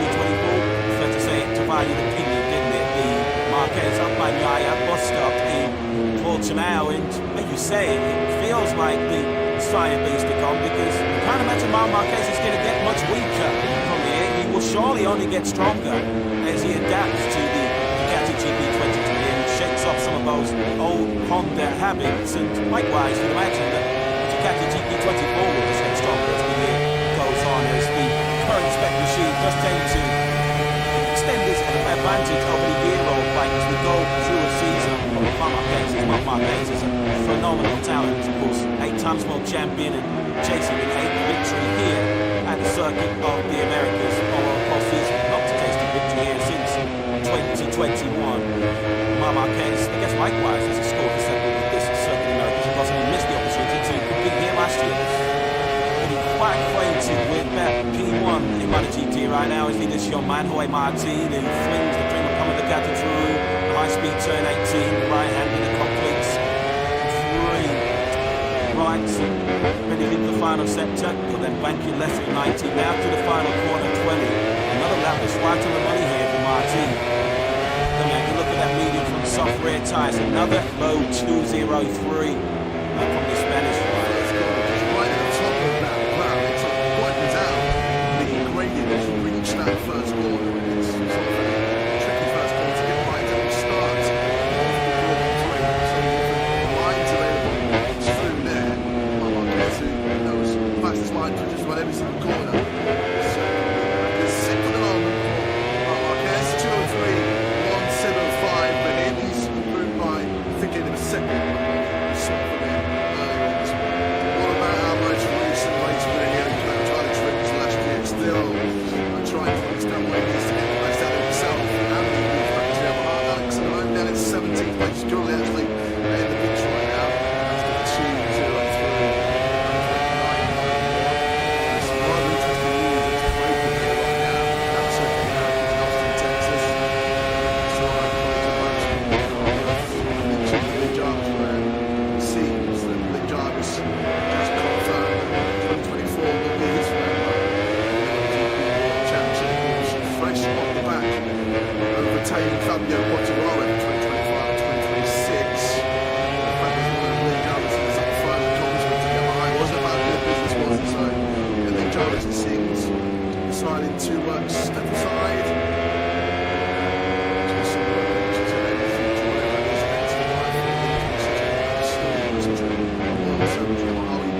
Well, there's no endeavours quarter of a century. The Yamaha's been quite a story, hasn't it? So much success over the years. The Yamaha was much with Valentino Rossi on board. So Lorenzo and Fabio Quartararo also registered world championships for the Yamaha and they're a long way from that at the moment, and they're rolling back towards the parts about more security services. In fact, tomorrow, as much as you talk about touring motorcycles, there's probably no better tuning part with a fast rider on top of it. There are very few fast now. In fact, tomorrow, this might be one of the circuits where he might have his work cut out to be top Yamaha course, but being able to nitrous twice already in MotoGP and winning all three classes of racing here.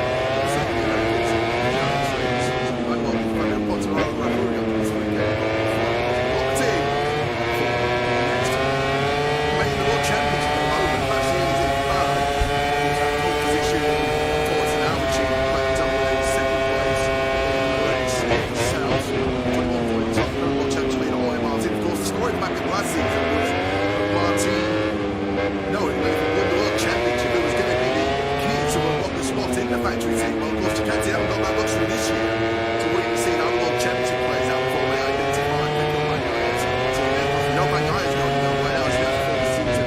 Yeah, and Ducati have been used to this in the past, haven't they? In the years when Jorge Lorenzo rode for the team, and of course, then Petrucci too. And trying to make a decision midway through the season regarding their long-term future within the factory sport, and timing that decision correctly and identifying a good candidate. Not being necessarily easy. No shortage of candidates, and we're quite happy to jump on that bike once I back on my ride. Just to see the horse race going around the areas there between the Beast and Martin, happy the factor in. They search and Mr.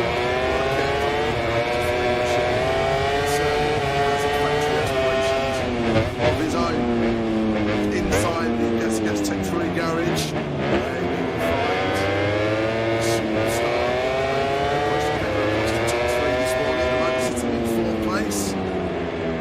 Himself very familiar very quickly. The man challenge on his counter circuit. Racing stuff top speed so far this weekend. He's got to Brad Binder 350.6 kilometres. Second speed chart is actually Acosta 346.1k. So that shot there would be down the what it's like for him to break from about 345 through 50 kilometres an hour down to 60 kilometres an hour for that first gear turn 12. And so easy, isn't it?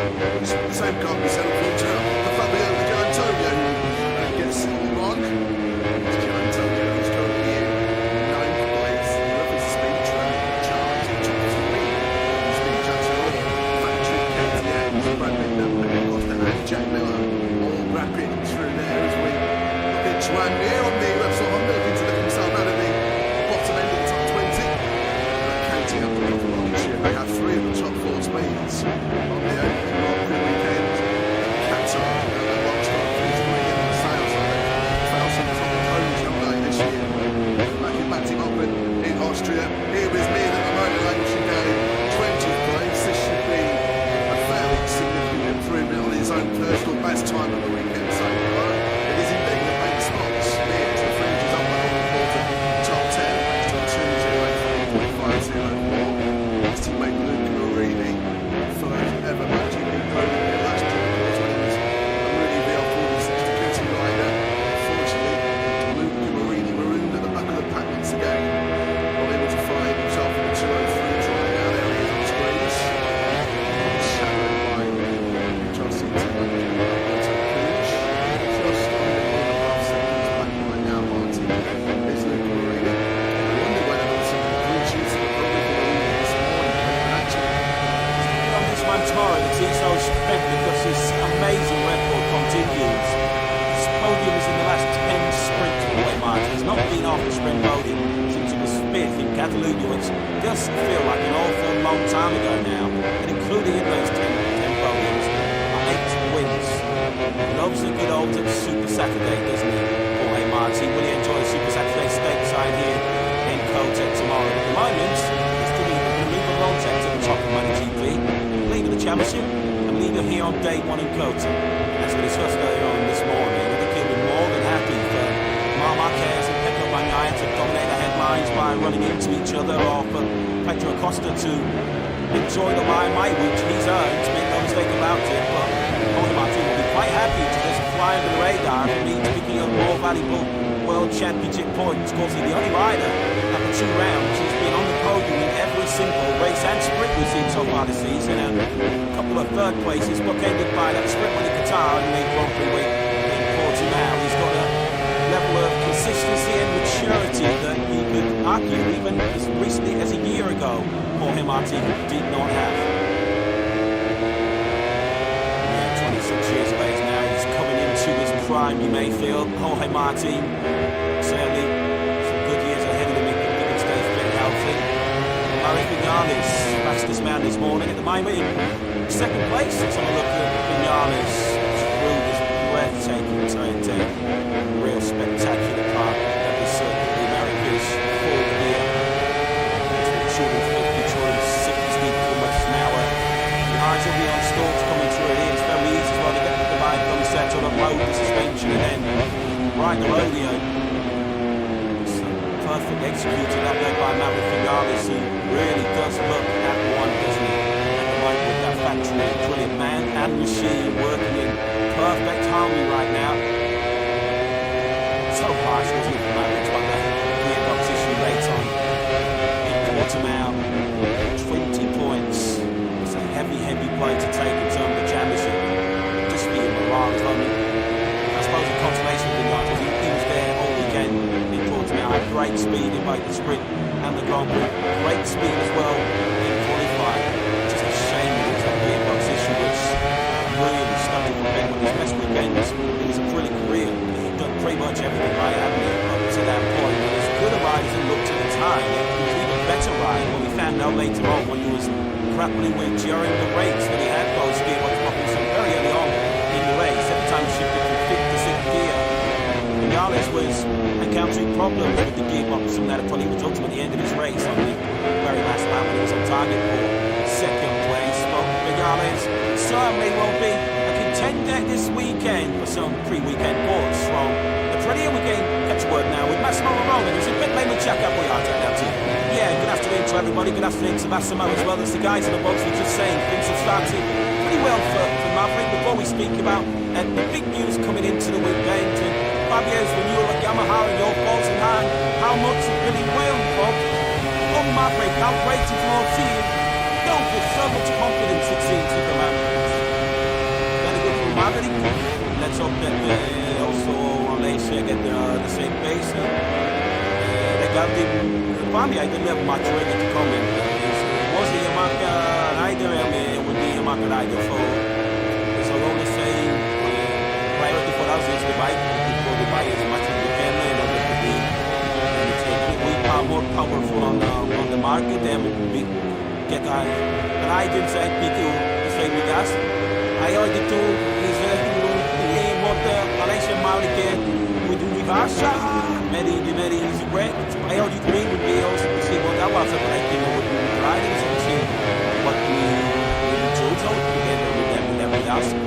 And then we go to option 4, 5, and 6. But obviously, when you have a super talented like Fabio or other super talented that can was put in the situation for few days, I want to listen and understand who is successful mode. So it's nothing strange. I would say I'm not surprised that he's laid down. So let's see. I speaking to the media yesterday was saying that he wasn't aware if there was a concrete offer there for Fabio from Aprilia. What's going on the table that the media reporting that 12 million euros is signed forwards. Aprilia were only offering for. Was the offer there for him?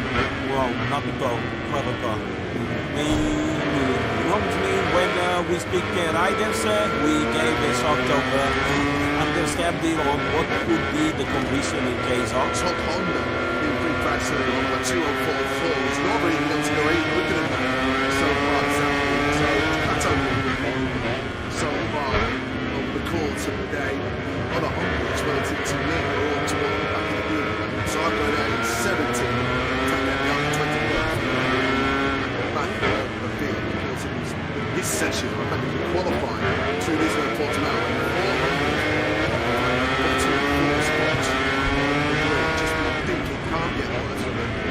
Gets worse, but the hope that none of us have signed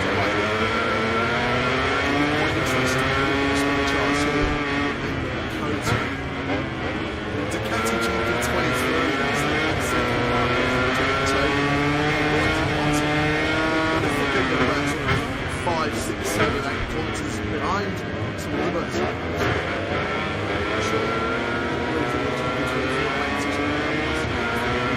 Antonio is exactly 10k slower than Bit down on this front. So well, let's head down to pit lane. So much talk about Pedro Acosta these days in MotoGP. The star rookie, of course, taking that podium finish in Portugal. But the best person to talk about Pedro Acosta is his team boss, Sunday Portugal. Absolutely great chance to chat with him. First of all, earlier on this week, was it? It was well celebrated, given the fact that they've got another ride to take it in 10 to 12 months to a podium finish. Did you expect it to happen very quickly then? Well, honestly, no. But without taking to you, I don't know which word to use. I don't know how to express the feeling we are all having, because it's for sure much better than what everyone expected. And if somebody's telling you that they knew like something always going to do for the first racing, I think he's a liar or a dreamer. The racing in Portugal was clearly unbelievable. The pace, the strategy, the cool head he managed to have when you're a rookie, and the fact that you know Marquez, very often you can be fast, but also sometimes so far, telling you that we will do so many mistakes, and you did what you expect here, because we got special track, that's how I need. We don't want to divide that with feeling, but divide it with a different will. This morning, for that, so there's a nuance, we keep on winning. I don't know exactly how to explain, because what is happening is not normal. When you have Marquez, Motomania, Pablo Barnau, and all the top guys there, surprised to see racing and racing, which is a tough track to understand and to learn. These guys doing things that we can't explain, so I don't believe in magic, but there is a little bit of magic still. Now I start to believe in magic. His ability to overtake is doing this, I think, surprised everybody watching on the screen. Just the ease he's able to get past the lights and Camping and the Bagay and Marquez, which are riders not easy to pass. And yesterday I have done a few interviews with American journalists that were all telling me the same thing, too much electronic, too much device, too many devices, too much aero, you can't pass anymore. I said, you watch the race in Qatar, you watch the race in Portugal. Somebody who has been here for not so long can't pass, so he has some credibility. And when we got to him on the competitive practicing, not for me, you can find some, you can feel the turbulence when you are behind somebody, but that doesn't stop you to be able to pass. I don't have to pass, but if I can pass, I can start at me, but it's not I see the aero, so he's doing everything perfect so far, and with a magic first. It's not a one-rider team. Acosta, honestly, and his students in pre-season, just how difficult has it been for him? All of the height, all of the top, all of the headlines to now the other side of the box. How is he doing? Thank you for asking. Really, thank you for asking, because when I asked a question about Pedro, I need to answer about Pedro, but thank you for asking.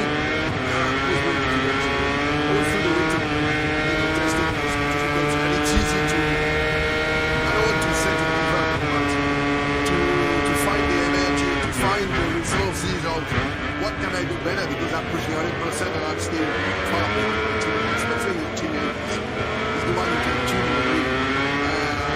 But I have to say that he's really strong mentally, he's worked really hard since Portugal, and he's really good, he's very similar to the top guys. At one stage, we were 1-2 in the beginning of that session, but I think Augusto is coming back.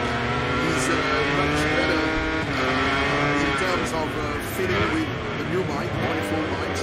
He's much more positive attitude, he came in with full spine and less long face. So, again, thanks for the question, because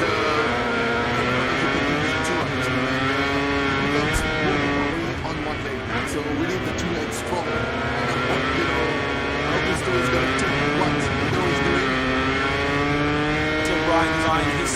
season.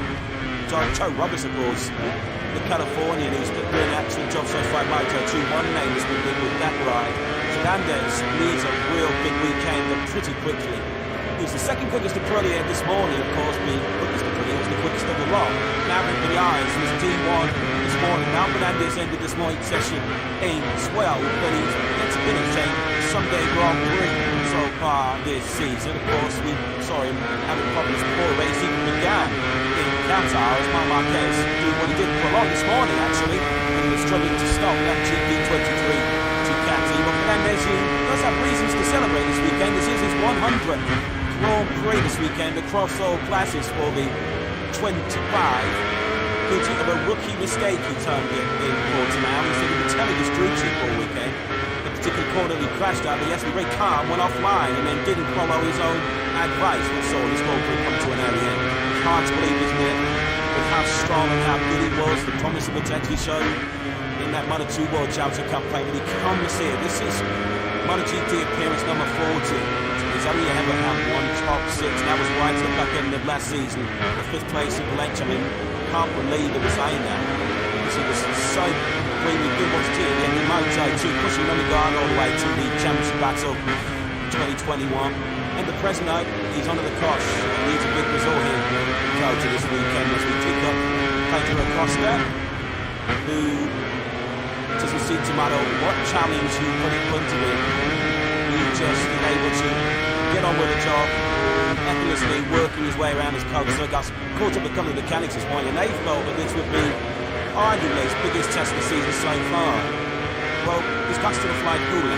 Although yesterday, you know, you really just said, oh, why, you commentate this choice, but hey, I will let him have that one. Yeah, he's exploring the limits, shall we say, so far. Today, of course, we could see him running off a little bit this morning. It was session 2 halves this morning. He was standing back in the field for the first half of the session, bolting up some new tyres, was immediately up inside the top rears, the rear stakes left, stakes right, as he tries to get it stopped from the 300 kilometers an hour down that back straight down to right about the 60 k's for the first gear, turn 12, and unfortunately he was nowhere near the apex that time, but he's on the first, he wanted the last to make the mistake through there. There are so many big braking stops around this Cota layout. This is another thing to turn 1 while we've obviously Marquez run wide earlier on into 10, 11 and into 12. Huge heavy braking zones. But of course you need that braking stability, which is why generally riders favour the harder front tyre around here. Yeah, when you see those hard braking zones, you know that Kevin Schwann's had some influence in the design of this Cota circuit. Great to see so many American legends gathered here this weekend. Teddy Roberts, of course, the triple WCC World Champion in the late 70s, famous for his unbelievable battles with Barry Sheene. Wayne Rainey's here, of course, trying to unearth the future American talents. The boss of Motor America, Kevin Schwantz, is here, the 1993 500cc World Champion. And it's on that night, actually. We send our thoughts, our prayers, our condolences to the family and friends of Pat Hedden, who sadly passed away recently. The first American rider to win a Premier Class Grand Prix. He was in many respects one of the trailblazers, one of such a golden generation of American talent. Great to see the likes of Kenny Roberts, Wayne Rainey and Kevin Schwantz here. 3 names that are right up there with proper ultimate legends in this great sport.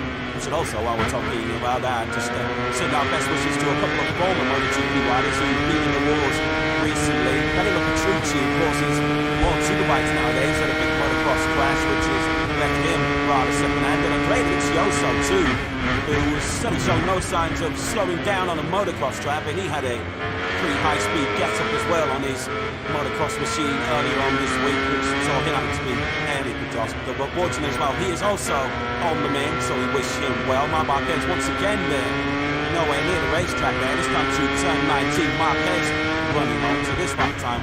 Well down for anything. Much like we saw this morning, it's like a stroppy start to the session for Dean Cota. My problem is at the start for another former Cota winner here, and then Bastianini on the 23 Ducati Almira team machine. And there's already rapid in this fire practice down to a 2:04.25 and Pedro Acosta is the first rider in the 283s that being joined immediately by the likes of Martin, Fernandez, Augusto Fernandez, and Jack Miller.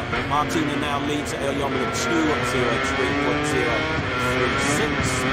Rory inside that time's going to be sold this morning. Now guys to a 2:03.2. Aleix Espargaro, that's a significant jump on what we saw from him this morning. It was a very quiet session for Aleix on the 41. He didn't do anything better than a 2:04.8 this morning. He's already a second 0.2 quicker than that's happening. So Martin, the man that chasing the championship, the man that chasing here near the car of this practice section here in Kota. Under some glorious spring sunshine and almost perfect conditions with Grand Prix Manisard the race, and of course tomorrow at Richigamme motor time. T-So Sprint will be underway. 10 laps, then the full distance Grand Prix here on Sunday over 20 laps. Thanks, Jack. Thanks to the boss, Massimo Rivoli. At the moment, Aleix Espargaro, you have to say, very non-committed about his plans beyond 2020. It does seem that he does decide to hang up his head as a race rider, rather than continue to develop his technical development rider. That could be important as well, to tap into Aleix's experience, given there's all kinds of strong rumours that there will be a significant temperature capacity, engine capacity change in the rules for the 2027 MotoGP World Championship. Aleix, I think, just giving himself 3 or 4 more Grand Prix just to see whether that hunger, desire is still there. He's 34 years of age now, Aleix. He's the oldest statesman of this MotoGP World Championship. This weekend is his 324th Grand Prix start. He's made so many sacrifices. He's certainly put in the hard yards for this. You wonder whether Aleix being so long as he is right now, whether he is actually sort of starting to seriously contemplate maybe the R word at the time. Yeah, I guess ultimately it will all come down to how competitive Aleix Espargaro is. So many of these riders, the enjoyment comes from winning. The enjoyment comes from being competitive, and Aleix Espargaro isn't. So that's how he's put in the shade a little bit recently by Maverick and the eyes. So he's just a couple of rounds to go. First race of the season, so many of us arrived at the sales circuit on the Sunday guitar. What a typical Aleix Espargaro victory. The last 5 times now, Aleix Espargaro has finished the Grand Prix.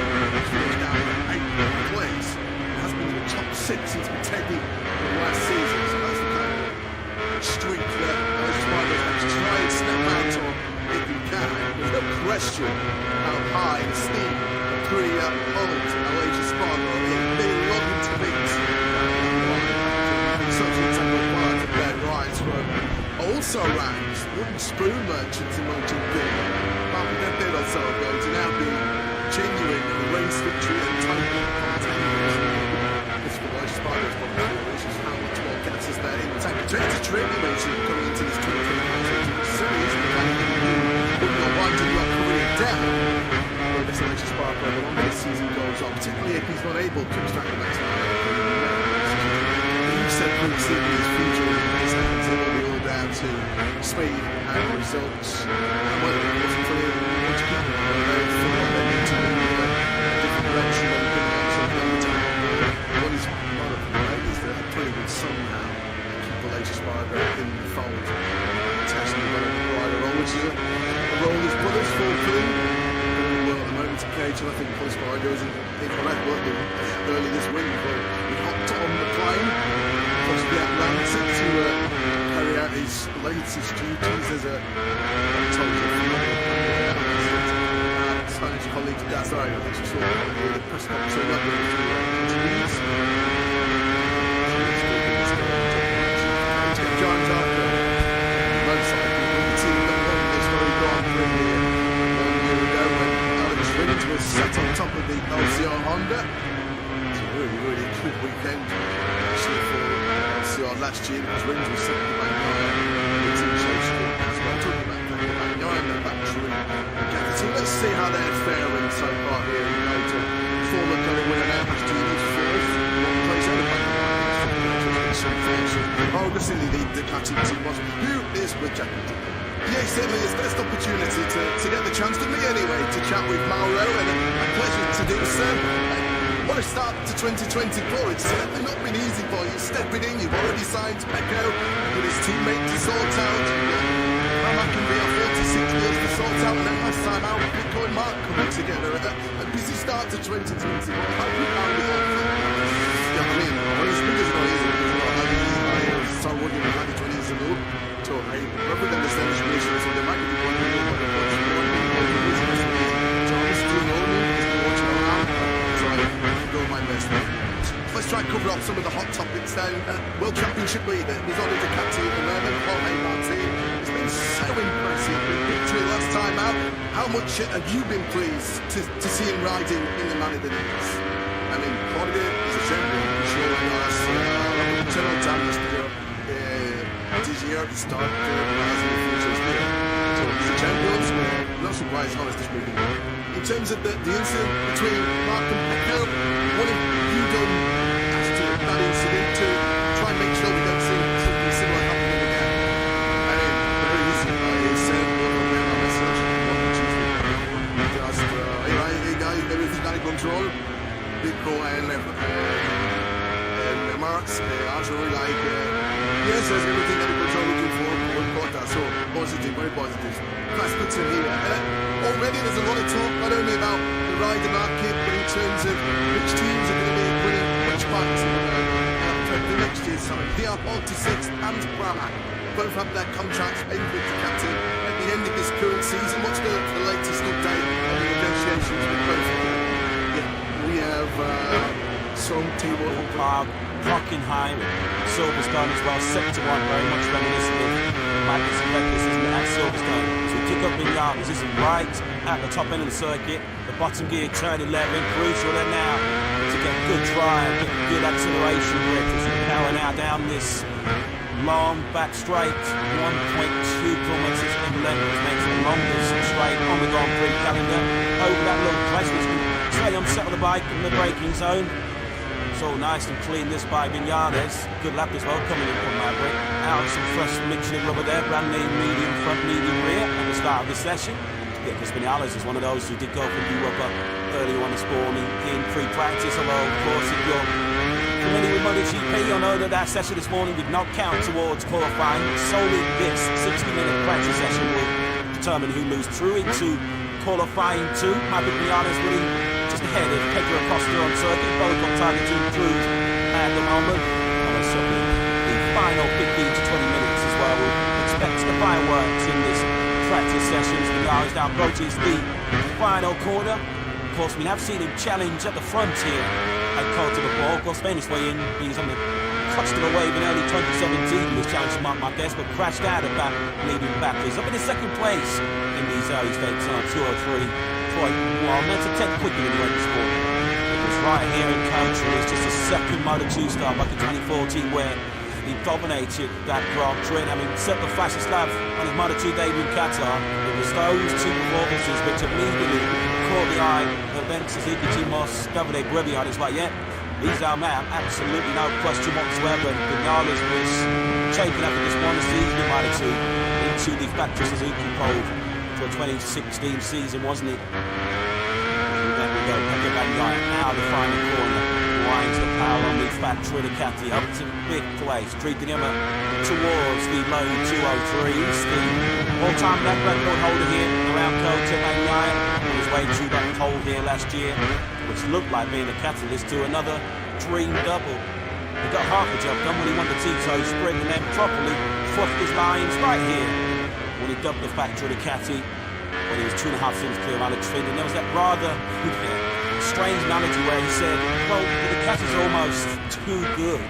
You don't gain sort of walling about when you can actually lose control. And Sonny raised a few eyebrows at a post-race statement last year. Only though many riders playing the violin for that go. When he said that, many riders would have happily swapped for the too good motorcycle that Pedro eventually took to the World Championship. Of course, that's going to be in the future. But Pedro Bagnaia, on occasions over the years, making mistakes when arguably he's not under pressure. It feels like when the pressure's at its highest, that's when Pedro Bagnaia is at his best. As he proved late last season and battled for the World Championship. So many of the incidents and crashes Bagnaia saying wrong, please, have been when he's in rather unchallenged positions. The unchanged lead he had here last year. He was in a very safe second place in Argentina last year when he crashed, safe second in India when he went down, and he looked like he had the sprint under control in Portimao too when he made that mistake. So Bagnaia will be keen to iron out those mistakes, because it's very clear already after just 2 rounds of 2024 that Jorge Martin is not going to leave many points out there until he's stepped by the rest of them. Bounce back ability is what Bagnaia needs here this weekend, and he has delivered in the class. He's not normally a rider that dwells too long on setbacks. If you look at his most recent DNFs, his powers of recovery have been pretty amazing. Immediately after his last 9 DNFs, he's then gone on to win the very next Grand Prix on 5 occasions and be on the podium in 2 others. So if the own wins are to be treated right here this weekend, Bagnaia will bounce back strongly from the setback, shall we say, of his decision to engage with this span. Down at turn 5 late on in that Portimao Grand Prix, which has certainly got MotoGP trending all the way around the world on that social media. You do feel that that was just a little bit of an appetizer for what's to come over the remaining, many 20 races, 19 races in 2024. Fair to say, divided opinion, didn't it? The Marquez up by Bagnaia, Acosta up the Portimao, and like you say, it feels like the signing needs to come, because you can't imagine Marquez is going to get much weaker from here. He will surely only get stronger as he adapts to the Ducati GP23 and shakes off some of those old Honda habits. And likewise, you'd imagine that the Ducati GP24 will just get stronger as the year goes on, as the current spec machine does tend to extend his advantage over the year-old bike as we go through a season. But Marquez is not Marquez, he's a phenomenal talent, of course, 8 times world champion and chasing an 8th victory here at the circuit of the Americas. Although, of course, he's not tasted victory here since 2021. Marquez, I guess, likewise, has scored a second with this circuit of the Americas. Of course, he missed the opportunity to compete here last year. Getting quite acquainted with that P1 in MotoGP right now is this young man, Jorge Martin, who flings the Prima Puma Ducati through the high-speed turn 18, the right hand with the conflicts, 3 rights. When you leave the final sector, you'll then bank in less than 90. Now to the final corner 20. Another lap is right on the money here for Martin. Then you look at that medium from soft rear tyres. Another low 203 from the Spanish rider. First corner, just right at the top of that ground. It widens out the gradient as you reach that first corner. It's sort of in a tricky first corner to get right at the start of the Grand Prix. Some different lines available through there. Who knows the fastest line for just about every single corner. It's 6th at the moment for Marquez, 203, 175, but he's improved by picking the second. What about our most recent race winner here in Catalunya last year? Still trying to understand what he needs to get the best out of himself and the new factory Yamaha. Alex at the moment down in 17th place. He's currently actually in the picture right now. Best of 203. Some rather interesting news that's breaking here right now at the circuit of Americas in Austin, Texas. Some of our colleagues at Motorsport into the Richigamme. It seems that Richigamme has confirmed that 2024 will be his farewell in the MotoGP World Championship course, fresh off the back, overtaking Fabio Quartararo for 2025 and 2026. In fact, was one of Ricciagme's final accomplishments to Yamaha. It wasn't bad for the business, was it? So Ricciamme, it seems, deciding to step aside and chase some more boxes at everything. Such a lot of certainty. Yamaha, we wish him well in his new endeavours. Quarter of a century. Yamaha has been quite the story, hasn't it? So much success over the years for Yamaha, of course, much of it. Valentino Rossi on board, of course, Lorenzo and Fabio Quartararo also registered world championships for the Yamaha brand. They're a long way from that at the moment, and they're rowing back towards the front. A key part of that was securing the services. And Fabio Quartararo, as much as we talk about improving motorcycles, there's no better tuning farm and a fast rider on top of it, and there are very few faster than Fabio Quartararo, although this might be one of the circuits where he might have his equipment down to beat on the Yamaha cars with the record match race that he will do twice already in MotoGP, and winning all 3 classes of racing here in the Americas with Alex Rins. So you might well give Fabio Quartararo a clue.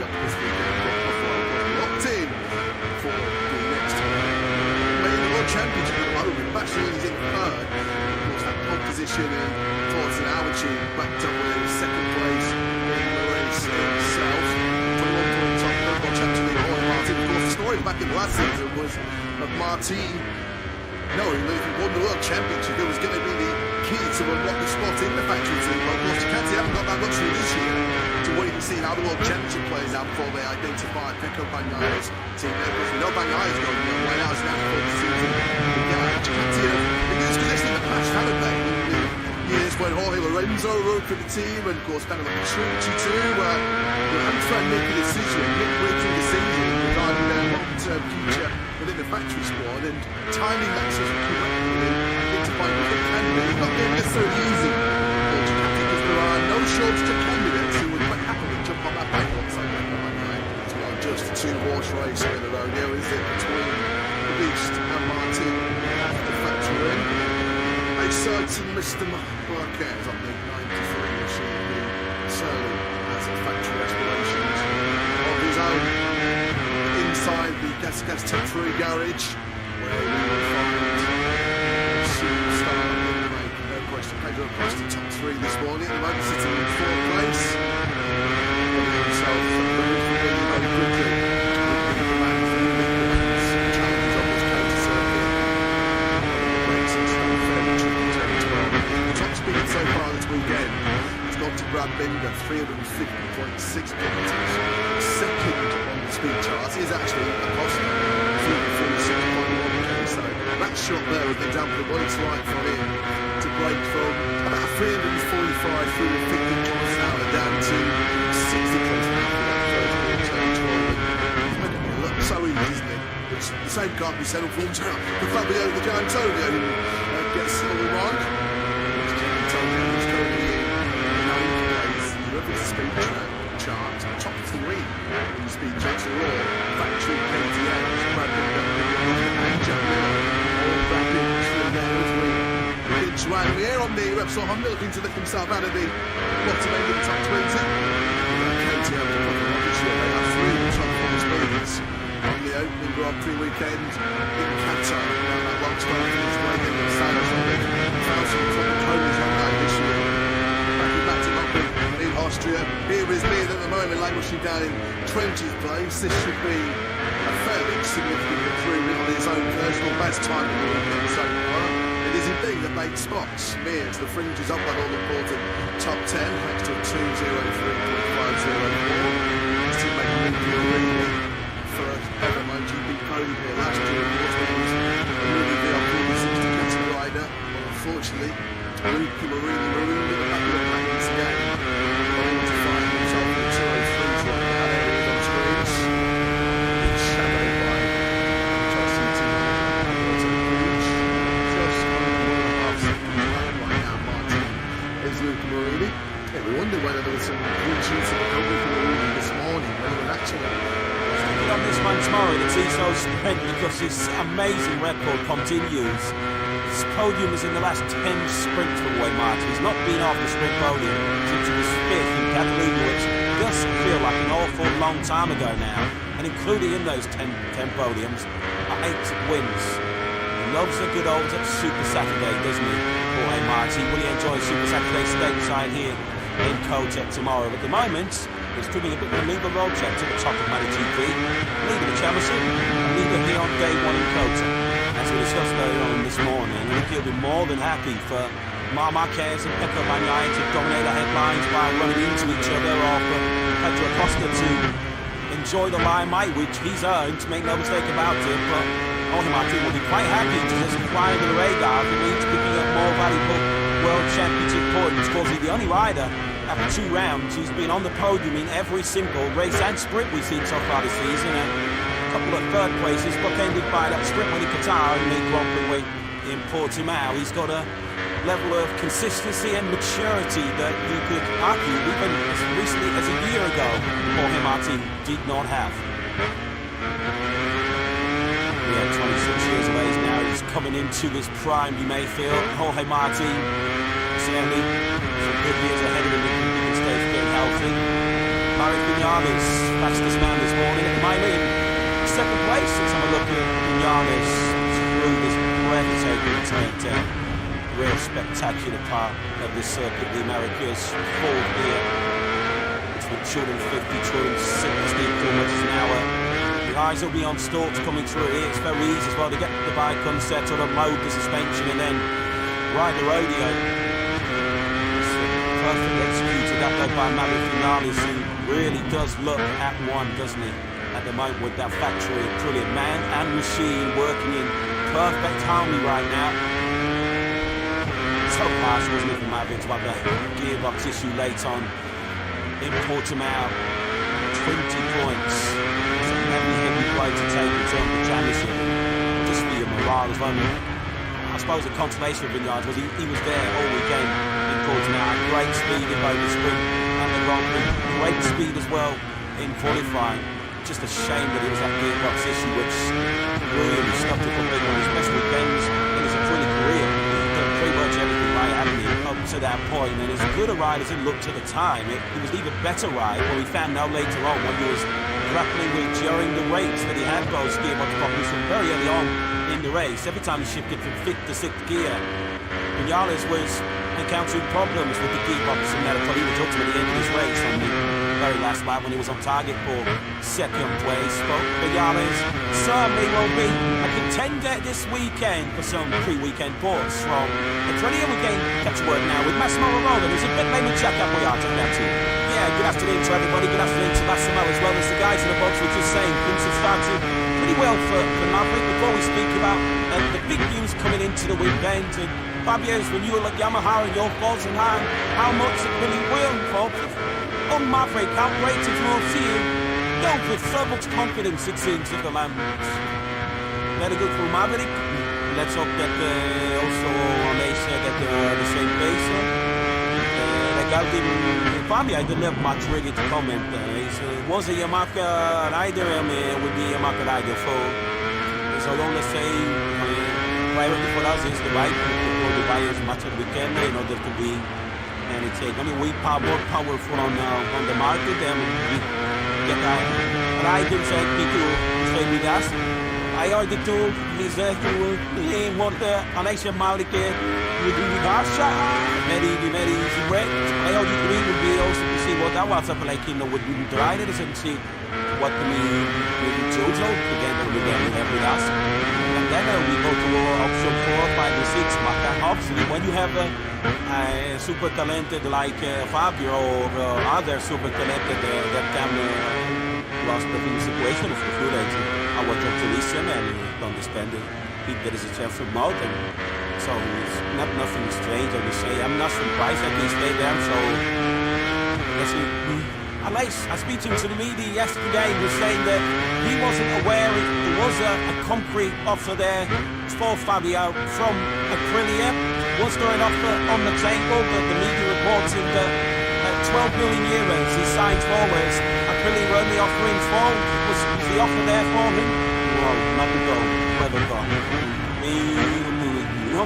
When we speak riders, we gave a sort of understanding on what could be the condition in case of Top Honda being pretty bad earlier on a 204.4. He's not really been able to go any quicker than that so far this afternoon. So that's only a bit so far over the course of the day. Other Hondas relative to me are all toward the back of the field at the moment. So I go down in 17, tap down the other 21st, and look at the back of the field. This session, I think it was qualifying 3 weeks ago at Portimao when the 400s were occupying the bottom 4 spots. Just when you think it can't get worse, it gets worse. But we'll be hoping that there are some signs of light here. It's quite interesting when you look at the speed charts here. The Ducati GP23s at second mark there for the Antonio. Right at the bottom, they're thinking about sort of 5, 6, 7, 8 kilometres behind some of the other motorcycles here. I'm sure I didn't really think that 2024 made such a massive difference. But yeah, Del Antonio is exactly 10k slower than Binder down the straight. So I want something to look at. Well, let's head down to pit lane next. So much talk about Pedro Acosta these days in MotoGP. star rookie, of course, taking that podium finish in quarter now. We've got the best person to talk about Pedro Acosta. It's his team boss, Sonny Montreal, who joins me. That's a great chance to chat with him. First of all, wishing him a birthday from earlier on. This one was it. That's well celebrated, given the fact that we've now got another ride to have taken a tech-to-1 manufacturing machine to a podium finish. Do you expect it to happen that quickly then? No, honestly no. But now I'm talking to you, I don't know which word to use. I don't know how to explain it you're having, because it's for sure much better than what everyone was expecting. And if somebody's telling you that they knew what Pedro was going to do for the first races, I think he's a liar or a dreamer. And now, but it's fantastic. The racing in Portugal was really unbelievable. Pace, the strategy, the cool head he managed to have.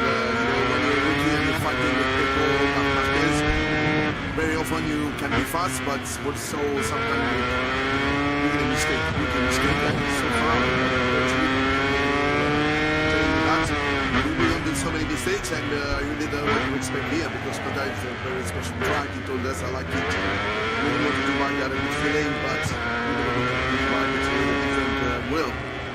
This morning, after 2-3 laps, it was P1, so we keep on drilling. I don't know exactly how to explain, because what is happening is not normal. When you have Fernandez, Pedro, all the top guys there who've been for quite a few seasons in MotoGP bike, racing in no skill, which is tough track to understand and to learn. These guys doing things that we can't explain, so I don't believe in magic, but there is a little bit of magic still. Now I start to believe in magic. His ability to overtake is the thing that surprised everybody watching on screen. Just the ease he's able to get past the lights. Which are riders not easy to pass. And yesterday I had quite a few interviews with American journalists that were all telling me the same thing. Too much electronic, too much device, too many devices, too much aero. You can't pass anymore. I said, did you watch the race in Qatar? Did you watch the race in Portugal? Somebody who has been here for not so long can pass. So I think yes, he has some incredible ability. And when we talk to him about the for me, you can find some. You can feel the turbulence when you are behind somebody, but that doesn't stop you to be able to pass. And I don't have to be able to pass. If I can pass, then you can start with me, but it's not my season or the arrows. So he's doing everything perfect so far, and with a magic. It's not a one-rider team, Acosta, obviously, and his struggles in pre-season. Just how difficult has it been for him? All of the hype, all of the talk, all of the headlines telling about the other side of the box. How's he doing?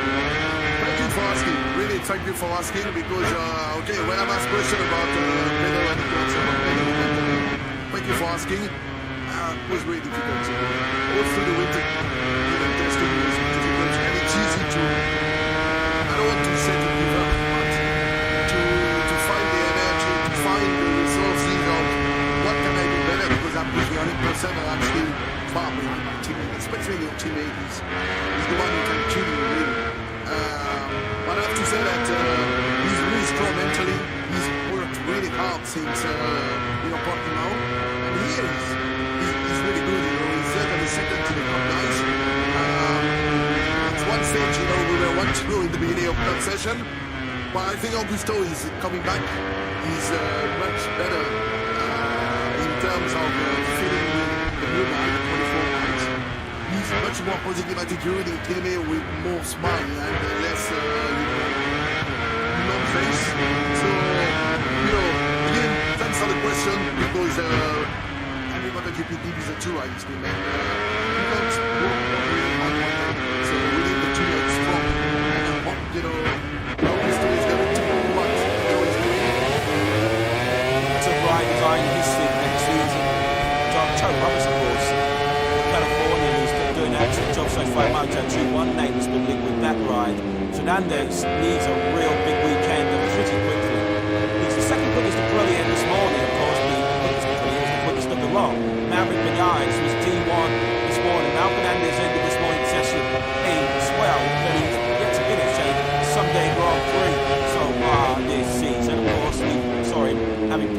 race even began in Qatar, as Marc Marquez doing what he did promote this morning, actually. He was struggling to stop that GP23 Ducati. But Fernandez, who does have reasons to celebrate this weekend, this is his 100th Grand Prix this weekend. The Crossroad Classics will be 25. Guilty of a rookie mistake, he termed it in Portimao. He said he'd be telling his crew chief all weekend. Particularly corner he crashed out, but he has to bring car, went offline, and then didn't follow his own advice, which saw his Grand Prix come to an early end. Hard to believe, isn't it, with how strong and how good he was, and Thomas Vitecchi showed in that Moto2 World Challenger campaign. But he comes here. This is MotoGP appearance number 40, which means only ever had one top six, and that was right to the back end of last season. 5th place at Benjamin. Can't believe it was saying that, because he was so gleaming good. What's cheered yet? He might try to pushing Richigamme all the way to the championship battle in 2021. And the Fresno, he's under the cosh and needs a big result here in Cota this weekend as we pick up Pedro Acosta, who doesn't seem to matter what challenge you put in front of him. He just is able to get on with the job, effortlessly working his way around his Cota. Caught up with the mechanics this morning, and they felt that this would be arguably his biggest test of the season so far. Well, he's constantly flying coolly. Although, as I say, now, you really just say, oh, well, you commentate this church, but hey, I will let him have that one. Yeah, he's exploring the rhythm, shall we say, so far. Today, of course, we could see him running off a little bit this morning. It was a session of 2 halves this morning. He was down the back of the field for the first half of the session, bolting on some new tyres, and it's immediately up inside the top rears, the rear stakes left, stakes right. As he tries to get it stopped from again the 300 kilometers an hour down that back straight down to right about 60 k's for the first gear, turn 12, and unfortunately he was not in the apex at that time, but he's on the first, he won't be the last to make a mistake through there. There are so many big braking stops around this Cota layout. This is another look into turn 1, but we'll see Marc Marquez run wide earlier on into turn 11 and into 12. Huge heavy braking zones. Well, of course, you need that braking stability, which is why generally riders favour the harder front tyre around here. Yeah, when you see those hard braking zones, you know that Kevin Schwantz had some influence in the design of this Cota circuit. Great to see so many American legends gathered here this weekend. Teddy Roberts, of course, the triple 500cc world champion in the late 70s, famous for his unbelievable battles with Barry Sheen. Wayne Brady's here, of course, trying to unearth the future American talents. As the boss of Motor America, Kevin Schwantz is here, the 1993 500cc world champion. And just on that night, actually, we send our thoughts, our prayer, and condolences to the family and friends of Pat Henry, who sadly passed away recently, the first American rider to win a Premier Class Grand Prix. He was in many respects one of the trailblazers, one of such a golden generation of American talent. Great to see the likes of Kenny Roberts, Wayne Rainey, and Kevin Schwantz here. The 3 names that are right up there with proper ultimate legends in this great sport. We should also, while we're talking about that, just send our best wishes to a couple of former MotoGP riders who've been in the wars recently. Pedro, of course, is the World Superbikes nowadays. Had a big motocross crash, which has left him rather second-handed. And Richigamme too, who was showing no signs of slowing down on a motocross track, but he had a pretty high-speed get-up as well on his motocross machine earlier on this week, which saw him actually end the Acosta. But fortunately as well, he is also on the mend, so we wish him well. Marquez once again there, nowhere near the racetrack now. This time through turn 19, Marquez running on to this lap time. Well, Cal, pretty big. Much like we saw this morning, and it's like a strucky start to the session from King of Cota. Mike Thomas at the start for another former Kaito winner here, and now Bastianini on the 23 Ducati Catalunya team machine. And that is already rapid in this early part of practice, now to a 2:04.25 and Pedro Acosta is the first rider in the 203s that can be joined immediately by the likes of Martin, Sparger, Fernandez, Augusto Fernandez, and Jack Miller. Martin now leads early on with 2:03.036. Volume inside at that time is going to be solid this morning. Navigate nice to the 2:03.2. Well, Later Sparger, that's a significant jump on what we saw this morning. He was very quiet session for and late on the 41. He didn't do anything better than a 2:04.8 this morning. He's already 2.2 quicker than that's happening.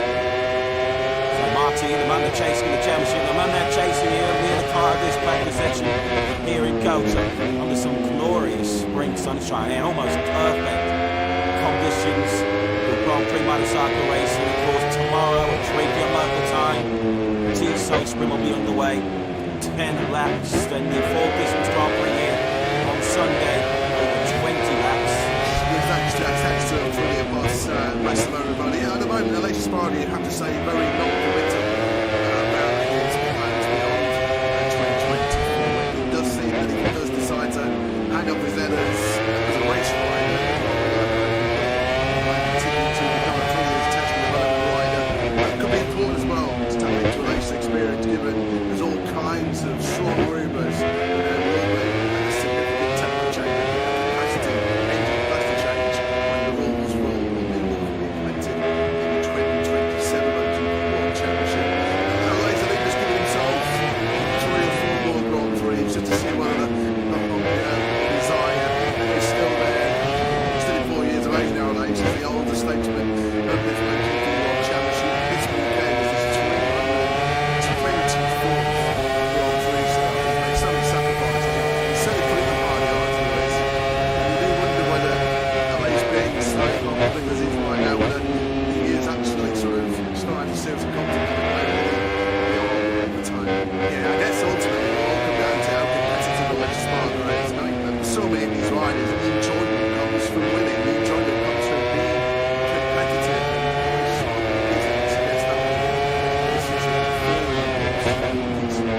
It was shown a little bit recently by Maverick Vinales. It's always just forget just a couple of rounds ago. The first race of the season, so many of us arrived on the sales side on Sunday at the time.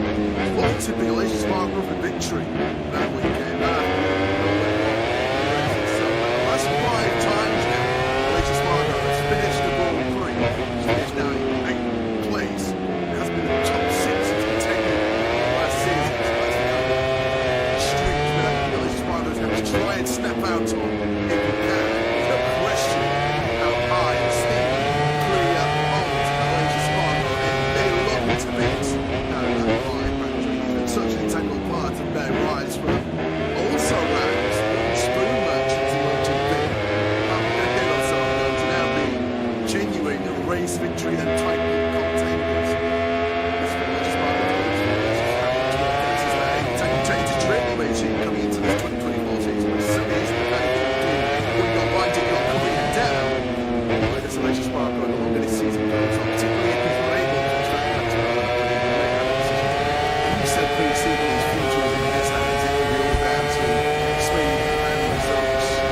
Like the course of MotoGP, they all feel they need to move in a different direction when they're bringing on some young talent on board. What is that putting somehow a compilation of test development rider role, which is a role that's put us fulfilling very well at the moment occasion. I think Chris Ryder is red button early this week hopped on the plane across the Atlantic to carry out his latest duties as a phenomenal pundit and analyst at Spanish College. That's right, so he got the interviews. John Zelica, motorcycle team that won this very Grand Prix here 1 year ago when Alex Rins was sat on top of the LCR Honda. LCR last year, it was Rins was second to main guy. It's in Sesion. That's what I'm talking about. Main guy in the country. So let's see how they're faring so far here in Kota. Forward had a win on out last year. He's 4th. One place out of bank right in 5th place. It's been some forces. Obviously, the Ducati team was who is Richigamme. Yes, it is. There's an opportunity to get the chance to me anyway, to chat with Mauro, and a pleasure to do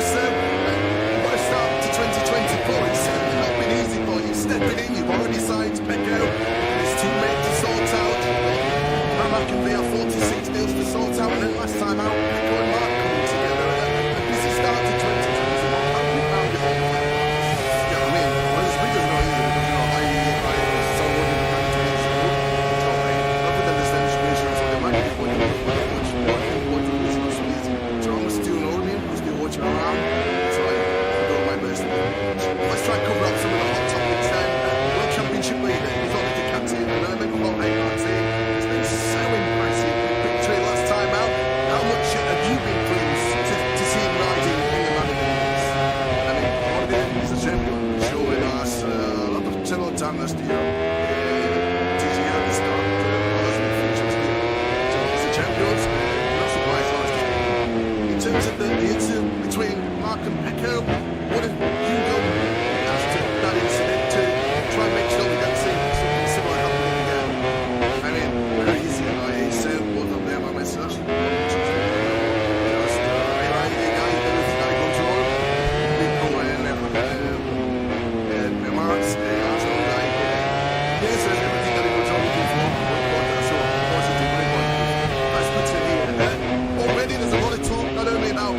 The market, but in terms of which teams are going to be winning which fights for the next year. So Gearbox and Barra both have their contracts made with the captain at the end of this current season. What's the latest update on the negotiations with both? Yeah, we have Sonic Table, Hockenheim, Silverstone as well, set to one, very much reminiscent of Magnus and Beckis at Silverstone. So we kick up in yard position right at the top end of the circuit. Watching the turn 11, crucial then now to get good drive, get good acceleration grip as you power now down this long back straight, 1.2 kilometres in length, which makes it the longest straight on the Grand Prix calendar. Over that little crest, which can stay on set of the bike in the braking zone. It's all nice and clean this by Fernandez. Good lap as well coming in from Maverick. Now some fresh Michelin rubber there, brand new medium front, medium rear at the start of the session. Fernandez is one of those who did go early on this morning in free practice, although of course if you're familiar with MotoGP you'll know that session this morning did not count towards qualifying. Solely this 60-minute practice session will determine who moves through into qualifying 2. Michael Fernandez winning just ahead of Pedro Acosta on circuit, both on target to improve at the moment. Also the final 15 to 20 minutes as well. We'll expect the fireworks in this practice session as Fernandez now approaches the final corner. Of course, we have seen him challenge at the front here at Close to the Pole. Of course, famously, he's on the clutch to the wave in early 2017. He was challenging Mark Marquez, but crashed out of that leading batteries. I'm in second place in these early stages on 203.1. Let's take a quick look at the win score. It was right here in coach, and it's just a second Moto2 start back in 2014 where he dominated that Grand Prix. I mean, set the fastest lap on his Moto2 debut in Qatar. It was those two performances which immediately caught the eye of Suzuki Timos Davide Brevy on his way in.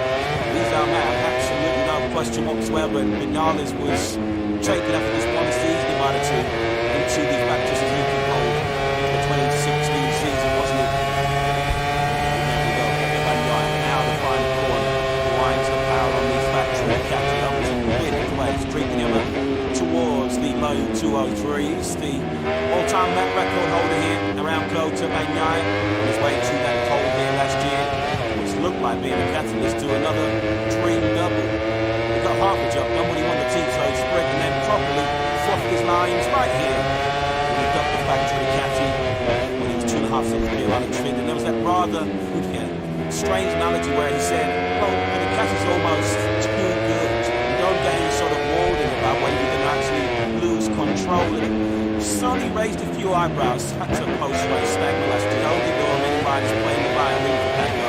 He said that he made riders were happily swapped for the too good motorcycle that Pecco Bagnaia eventually took to the World Championship. Of course, that's going to be a feature of Pecco Bagnaia on occasions over the years, making mistakes when arguably he's not under pressure. It feels like when the pressure's at its highest, that's when Pecco Bagnaia is at his best. As he proved late last season in fact for the World Championship. So many of the incidents and crashes Bagnaia has brought recently when he's in rather unchallenged conditions. The unchallenged lead he had here last year was in a very safe second place in Argentina last year when he crashed, a safe second in India when he went down, and he looked like he had the sprint under control. He pulled him out too when he made that mistake. So Bagnaia will be keen to iron out those mistakes. I think it's very clear already after just 2 rounds in 2024 that Roy Martin is not going to leave many points out there to be snatched by the rest of them.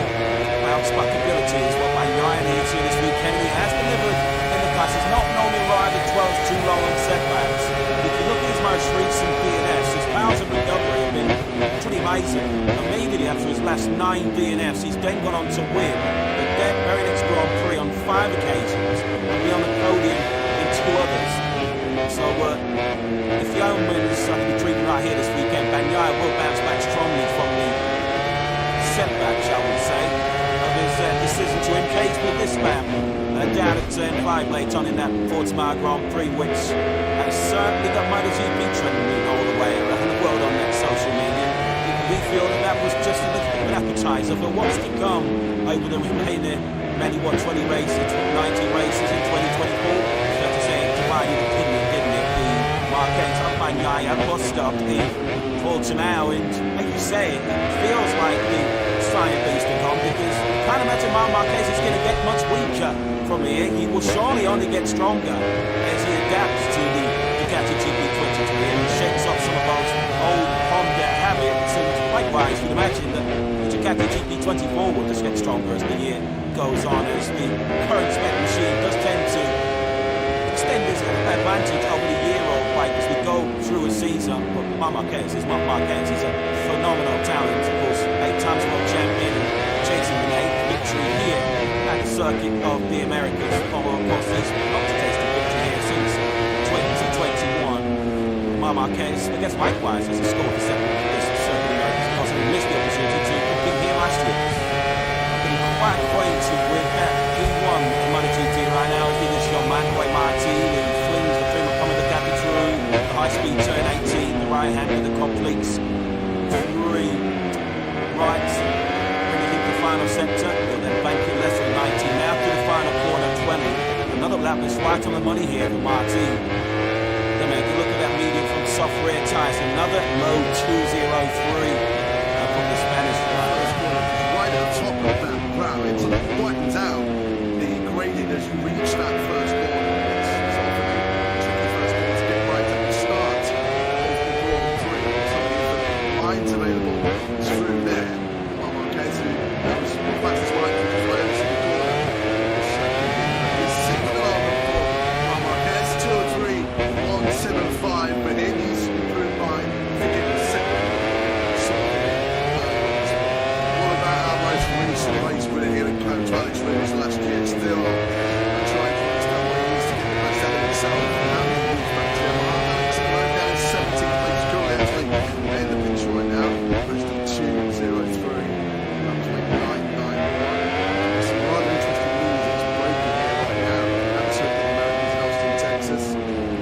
Some of our colleagues at motorsport.com have mentioned the drivers there. It seems that the drivers has confirmed that 2024 will be his farewell. The World Championship course, fresh off the back, overtaking Fabio Quartararo in 2025-2026. That was one of the drivers in his final accomplishment. It wasn't about good business, was it? So the new drivers, it seems, deciding to step aside. Whatever it is next in life, with his such a world service. Well, he's doing Evans.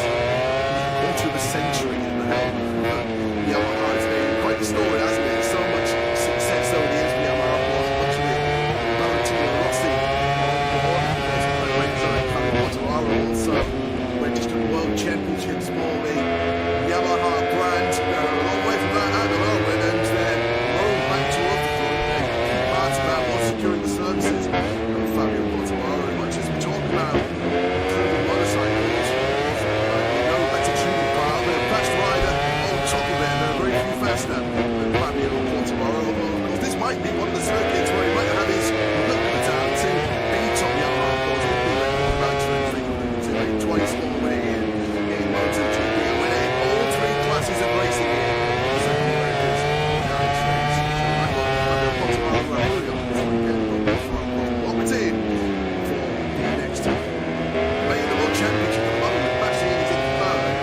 He's got pole position in Portimao, which he backed up with a 2nd place in the race itself. 21 point top for the World Championship. Jorge Martin, of course, scoring back to last season was Martin.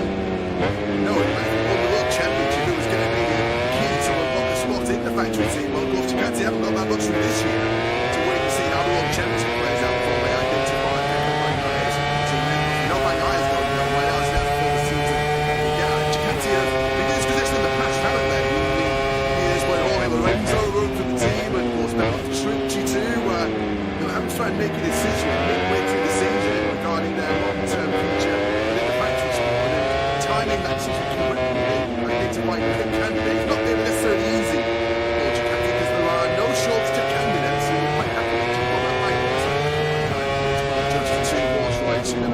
is there between the Beast and Martin? You have to factor in a certain Mr. Marquez, certainly has factory aspirations of his own. Inside this S10-3 garage, shooting star in the Pedro Acosta top 3 this morning. At the moment, sitting in 4th place. Himself very familiar very quickly. The man for unique demands, challenges on this counter circuit. Breaks and stuff fairly tricky territory. Top speed so far this weekend has got to black bin 350.6 kilometres. Second on the speed charts is actually Acosta, 346.1k. So that shot there with it down the one slide from him to break from about 345 through 50 kilometres an hour down to 60 kilometres an hour for that first big territory. It's making it look so easy, isn't it? It's the same car we set up for each other. The Fabio with Gian Antonio that gets anyone. It's Gian Antonio who's currently in 9th place. Look at the speed track chart, top 3 on the speed charts at all. Factory KTM, Bradley and Jack Miller all rapping through there as we did Joan Mir on the Repsol Honda looking to lift himself out of the bottom end of the top 20. That KTM a couple of months ago, they had 3 top 4 speeds on the open Grand Prix weekend in Qatar. That long start finished right in the sales. So they've found some proper ponies on that this year. Back to Open in Austria. Here is Mir at the moment, languishing down in 20th place. This should be a fairly significant improvement on his own personal best time of the weekend so far. It is indeed a late spots. Mir to the fringes up on all the board in top 10 thanks to a 2:03.50. His teammate Marini for ever MotoGP podium there last year. Of course, when he was Marini VR46 to Ducati rider. Unfortunately, Marini at the back of the pack once again. Unable to find himself in the 203s right now. There he is on screens. Shadowed by Justin Timberlake. Just under 1.5 seconds back right now. It's Luca Marini. Yeah, we wondered whether there was some green shoots at the goal for Marini this morning. They would actually. Get on this man tomorrow in the Tiso sprint because his amazing record continues. His podium is in the last 10 sprints for Wayne Martin. He's not been off the sprint podium since he was 5th in Catalunya, which does feel like an awful long time ago now. And including in those 10 podiums, 8 wins. He loves a good old Super Saturday, doesn't he? Wayne Martin will enjoy a Super Saturday stateside here in Kota tomorrow. At the moment, he's taking a move road check to the top of MotoGP, leader of the championship, and leader here on day 1 in Kota. As we discussed earlier on this morning, I think he'll be more than happy for Marc Marquez and Pedro to dominate the headlines by running into each other, or for Pedro Acosta to enjoy the limelight, which he's earned, make no mistake about it. But Jorge Martin will be quite happy to just fly under the radar if it means picking up more valuable World Championship points. Of course, he's the only rider after 2 rounds who's been on the podium in every single race and sprint we've seen so far this season. A couple of third places, bookended by that sprint win in Qatar and the Grand Prix win in Portimao. He's got a level of consistency and maturity that you could argue even as recently as a year ago Jorge Martin did not have. Yeah, 26 years of age now. He's coming into this prime, you may feel. Jorge Martin, certainly some good years ahead of him if he can stay fit and healthy. Maverick Vinales, fastest man this morning. Might be in second place. Let's have a look at Vinales through this breathtaking turn 10. Real spectacular part of this circuit. The Americas forward gear between 250 to 60 kilometers an hour. The eyes will be on stalks coming through here. It's very easy as well to get the bike unsettled, unload the suspension, and then ride the rodeo. It's perfectly executed that though by Maverick Vinales, who really does look at one, doesn't he? At the moment with that factory, brilliant man and machine working in perfect harmony right now. So fast, wasn't it, for Maverick? Like that gearbox issue late on in Portimao. 20 points.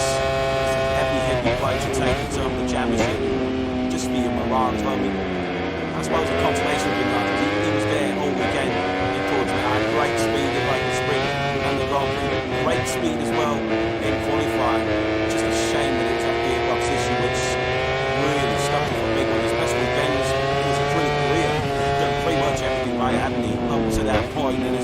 ride as it looked at the time. It was an even better ride when we found out later on when he was grappling with during the race that he had those gearbox problems from very early on in the race. Every time he shifted from 5th to 6th gear, Vinales was encountering problems with the gearbox, and therefore he was ultimately in this race on the very last lap when he was on target for 2nd place. But Vinales certainly will be a contender this weekend for some pre-weekend course from Catalunya. We can catch a word now with Massimo Rovera, who's a bit maybe check up we are down to. Yeah, good afternoon to everybody, good afternoon to Massimo as well as the guys in the box. We're just saying things have started pretty well for Maverick. Before we speak about the big news coming into the weekend, and Fabio's when you were at Yamaha and your faults in hand, how much it really will on Maverick, how great it will see you. Filled with so much confidence it seems in the land. Very good for Maverick. Let's hope that also Malaysia get the same pace. Regarding Fabio, I don't have much really to comment. He was a Yamaha rider and would be a Yamaha rider, so it's all the same. Priority for us is to buy before we buy as much as we can in order to be we have more power on the market and get riders que usai das. Aí onde tu exército e monta Malaysia Malike with Asha, very direct. I only agree would be also to see what that was up like in the riders and see what we chose together with us. And then we go to option 4, 5, and 6. But obviously when you have a super talented like Fabio or other super talented that can lost in situations for full age, I want them to listen and respect people in the situation about it. So not nothing straight or to say I'm not surprised that we stay down, so that's you. I was speaking to the media yesterday and was saying that he wasn't aware if there was a concrete offer there for Fabio from Aprilia. Was throwing off on the table that the media reporting that 12 million euros is signed forwards. Aprilia were only offering 4. Was the offer there for him? Well, not to go further gone. We come to me when we speak riders. We gave a sort of understanding on what would be the condition in case of Top Honda in pressure on a 2 or 4 4. He's not really been able to go any quicker than that. So hard something. So that's only some part of the course of the day. Other Honda experts into me are to 100. So I go down in 17, tap that down to 25 back of the bit because this session I made qualifying 3 reasons I thought about when the 4 Honda kind of bottom 4 spots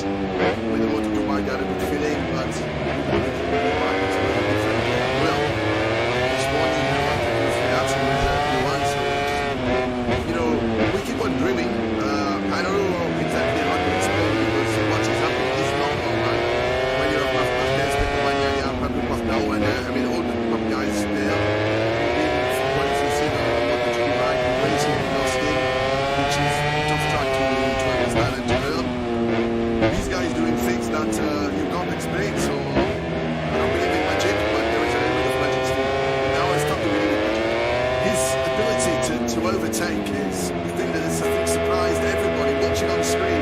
Just the ease he's able to get past the likes of Pedro and Marquez, which are rivals not easy to pass. And you know, yesterday I have done a few interviews with American journalists that were all telling me the same thing, you know, too much electronic, too much device, too many devices, too much aero, you come fast in the road. I said, you watch the race in Qatar, you watch the race in Portimao, somebody who has been here for not so long can't pass, so I think, yes, he has some credibility. And when we talked to him about the match, he said, no, for me, you know, you can find some, you can feel the turbulence when you are behind somebody, but that doesn't, you know,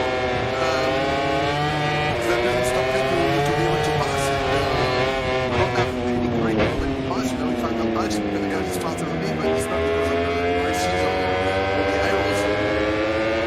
No, he's doing everything perfect so far, and you know, magic, as I said. It's not a one ride, it's him, Acosta, obviously, and his struggles in pre-season. Just how difficult has it been for him?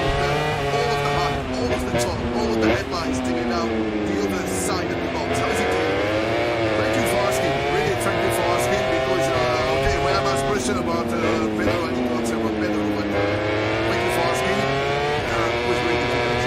Go through the winter, you know, testing was difficult, and it's easy to, I don't want to say to give up, but to find the energy, to find the resources of what can I do better, because I'm pushing 100% and I'm still far behind my teammate, especially your teammate is the one who can cheat you really. But I have to say that he's really strong mentally, he's worked really hard since Portimao. He's really good, you know, he's third and second to the top guys. At one stage, you know, we were 1-2 in the beginning of that session, but I think Augusto is coming back. He's much better in terms of feeling with the new bike, 24 bikes. He's much more positive attitude, he came in with more spine and less long face. So, you know, again, thanks for the question, because everyone that keep is a two right, and we don't move on one leg, so we need the two legs strong. And I hope, you know, Augusto is going to take what Pedro is doing. Till riders eyeing his seat next season. Joe Roberts, of course, the Californian, who's been doing an excellent job so far in MotoGP. One name has been linked with that ride. Fernandez needs a real big weekend and pretty quickly. He's the second quickest to Pirelli end this morning, of course, the quickest to Pirelli was the quickest of the lot. Malvin Vinales was T1 this morning. Malvin Fernandez ended this morning's session in 12, and he's yet to finish a Sunday Grand Prix so far this season. Of course, we saw him having problems before the race even began in Qatar, as Marquez doing what he did for a lot this morning, actually. He was struggling to stop that GP23 Ducati. But Fernandez, who does have reasons to celebrate this weekend, this is his 100th Grand Prix this weekend across all classes for the 25. Guilty of a rookie mistake, he termed it in Portimao. He said he was telling his crew chief all weekend. The particular corner he crashed out, the Esprit Calm went offline and then didn't follow his own advice. We saw his goal come to an early end. Hard to believe, isn't it? With how strong and how good he was, the promising potential he showed in that MotoGP World Championship campaign. We come to see it. This is MotoGP appearance number 40. He's only ever had one top six. That was right up back in the last season. Fifth place in Benjamin. Can't believe he was saying that, because he was so pleased with Gearbox G and getting Moto2, pushing Richigamme all the way to the championship battle 2021. And the Fresno, he's on the cosh and needs a big result here in Qatar this weekend as we pick up Pedro Acosta, who doesn't seem to matter what challenge you put in front of him, he just is able to get on with the job, effortlessly working his way around his coach. So that's caught up a couple of mechanics this morning. They felt that this would be arguably his biggest test of the season so far. Well, he's passed to the flying coolie. I was just saying, man, you look as though your commentator's choice, but hey, I will let him have that one.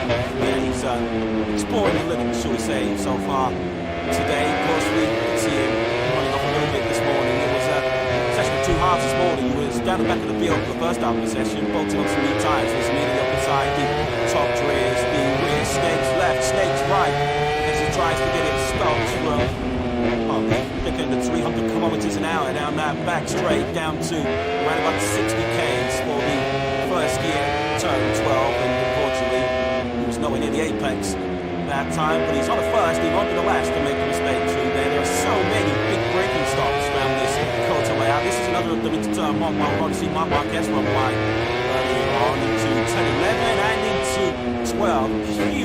Huge, heavy braking zones. Of course, you need that braking stability, which is why generally riders favour the harder front tyre around here. Yeah, when you see those hard braking zones, you know that Kevin Schwann's had some influence in the design. I hope this Dakota circuit, great to see so many American legends gathered here this weekend. Teddy Roberts, of course, the triple 500cc world champion in the late 70s, famous for his unbelievable battles with Barry Sheene. Wayne Rain this year, of course, trying to unearth the future of American talents. As the boss of Motor America, Kevin Schwann is here, 1993 500cc world champion. And just on that night, actually, we send our thoughts, our prayers, and condolences to the family and friends of Pat Hedden, who sadly passed away recently. The first American rider to win a Premier Class Grand Prix. He was in many respects one of the trailblazers, one of such a golden generation of American talent. Great to see the likes of Kenny Roberts, Wayne Rainey, and Kevin Schwann here. The three names that are right up there with proper ultimate legends in this great sport. We should also, while we're talking about that, just send our best wishes to a couple of former MotoGP riders who've been in the wars recently. Danilo Petrucci, of course, is involved superbikes nowadays at a big motocross crash, which has left him rather second-hand. And Andrea Dovizioso, too, who was certainly showed no signs of slowing down on a motocross track, but he had a pretty high-speed get-up as well on his motocross machine earlier on this week, which saw him actually end the hospital. But fortunately as well, he is also on the mend, so we wish him well. Marc Marquez once again there, nowhere near the racetrack there. This time through turn 19, Marquez running on to this lap time. Well down, but it's been much like we saw this morning. It's like a scruffy start to the session for Kia Coulter. Problems at the start for another former Kaito winner here, and now Bastianini on the 23, the Catalunya lighting machine. And now he's already rapid in this early part of practice, down to a 2:04.25. and Pedro Acosta is the first rider in the 283. He's definitely joined immediately by the likes of Martin, Spider, Fernandez, Augusto Fernandez, and Jack Miller. Martina now leads at El Yomi 2:03.036. While the inside the lap times that we saw this morning from that looking nice to the 2:03.2. Later Spargo, and that's a significant jump on what we saw from him this morning. It was very quiet session for LH on the 41. He didn't do anything better than a 2:04.8 this morning. He's already second, 0.2 quicker than that's happening. So Martin, the man that chasing the championship, the man that chasing here and near the car this practice section here in Kota under some glorious spring sunshine here, almost perfect conditions with Grand Prix motorcycle racing, of course, tomorrow at 3 p.m. local time. T-So Sprint will be underway, 10 laps, then the full distance Grand Prix here on Sunday, over 20 laps. Thanks to brilliant boss Massimo Rivoli. At the moment, Aleix Spargo, you have to say, very non-committal about his plans beyond 2024. It does seem that if he does decide to hang up his head as a race rider, he'll continue to become a brilliant test development rider. That could be important as well. Just tap into a race experience, given his all clients and strong members. There will be a significant technical change, capacity, engine capacity change.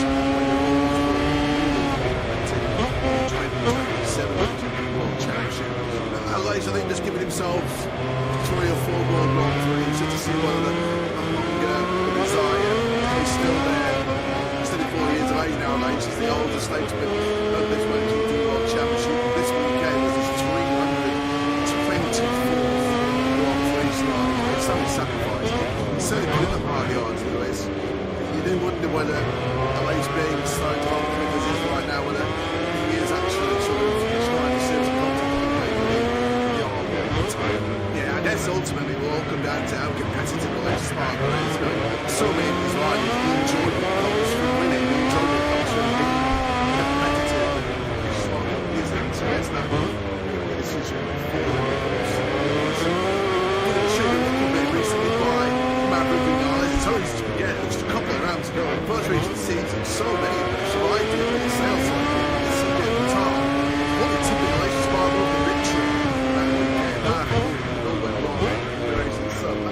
5 times now. Latest Spargo has finished the Grand Prix.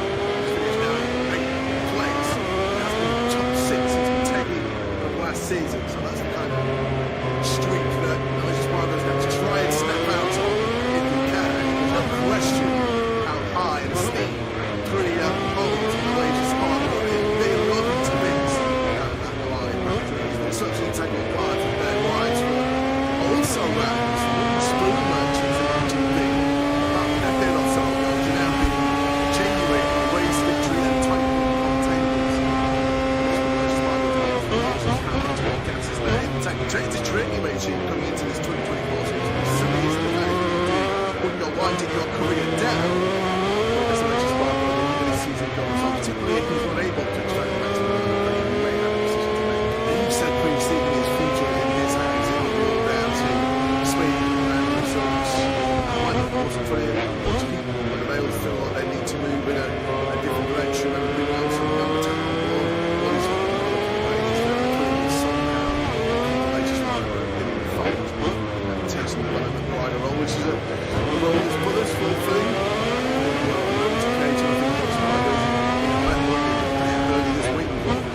On the plane, across the Atlantic to carry out his latest duties as a top analyst and so his colleague Desiree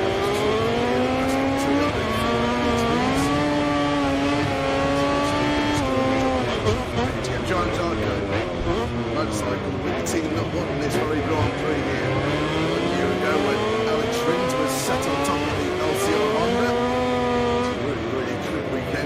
Actually for LCR last year because Rins was sitting the main guy and the team shows Rins has not talking about the main guy and the battery. Let's see how they're faring so far here in the former going to win an last year, he's 4th place out of main guy. So unfortunate. Obviously you need the cutting to who is Pedro. Yes it is, there's an opportunity to get the chance to me anyway, to chat with Mauro and a pleasure to do so. What a start to 2024. It's certainly not been easy for you. Stepping in, you've already signed Pedro with his teammate to sort out.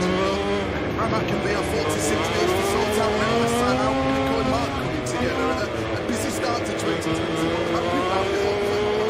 Yeah, I mean, what is big as noise and I saw what you were going to do talking with the establishment for the marketing point of view, but what the reason actually is. So I'm still learning, still watching around.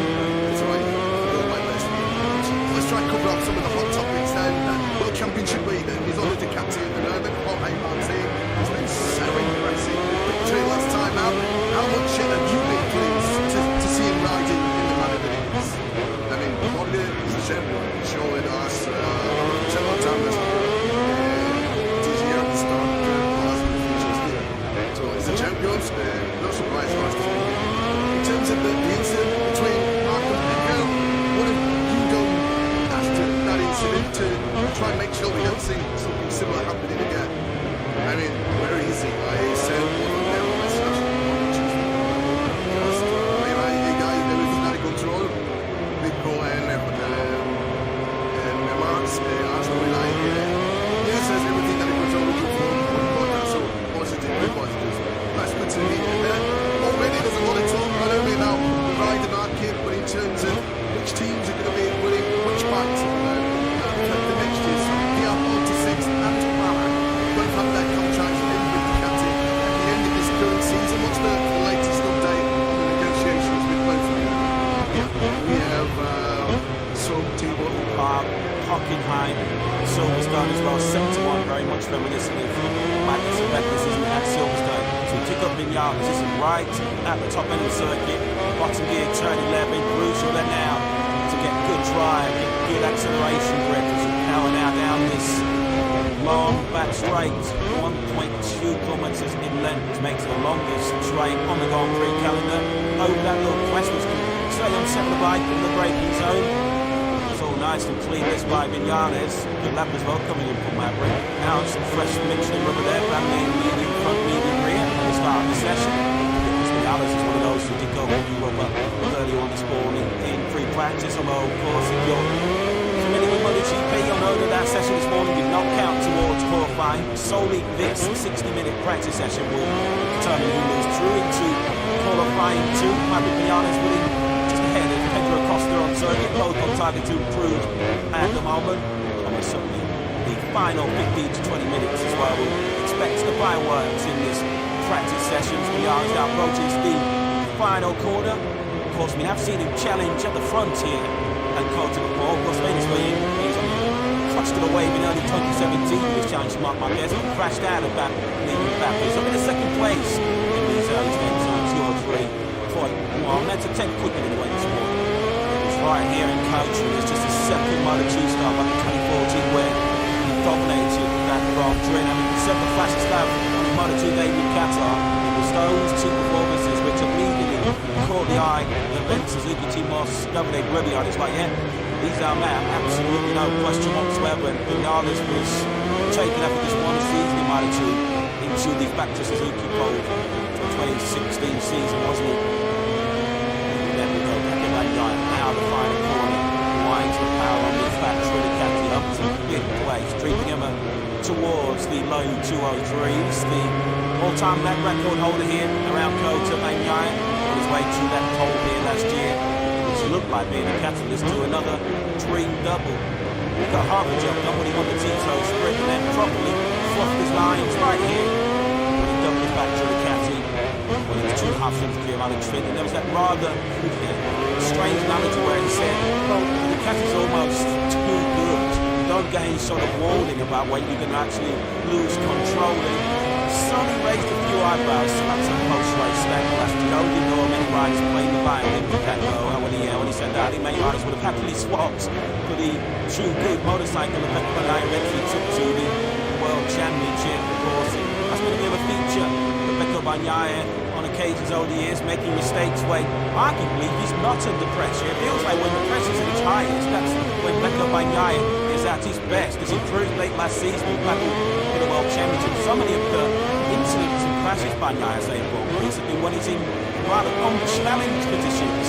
The unchallenged win he had here last year was a very safe second place in Argentina last year when he crashed, a safe second in India when he went down, and he looked like he had the sprint under control in Portimao too when he made that mistake. So Bagnaia over G2 iron out those mistakes because it's very clear already after just 2 rounds of 2024 that Roy Martin is not going to leave many points out there to be snatched by the rest of them.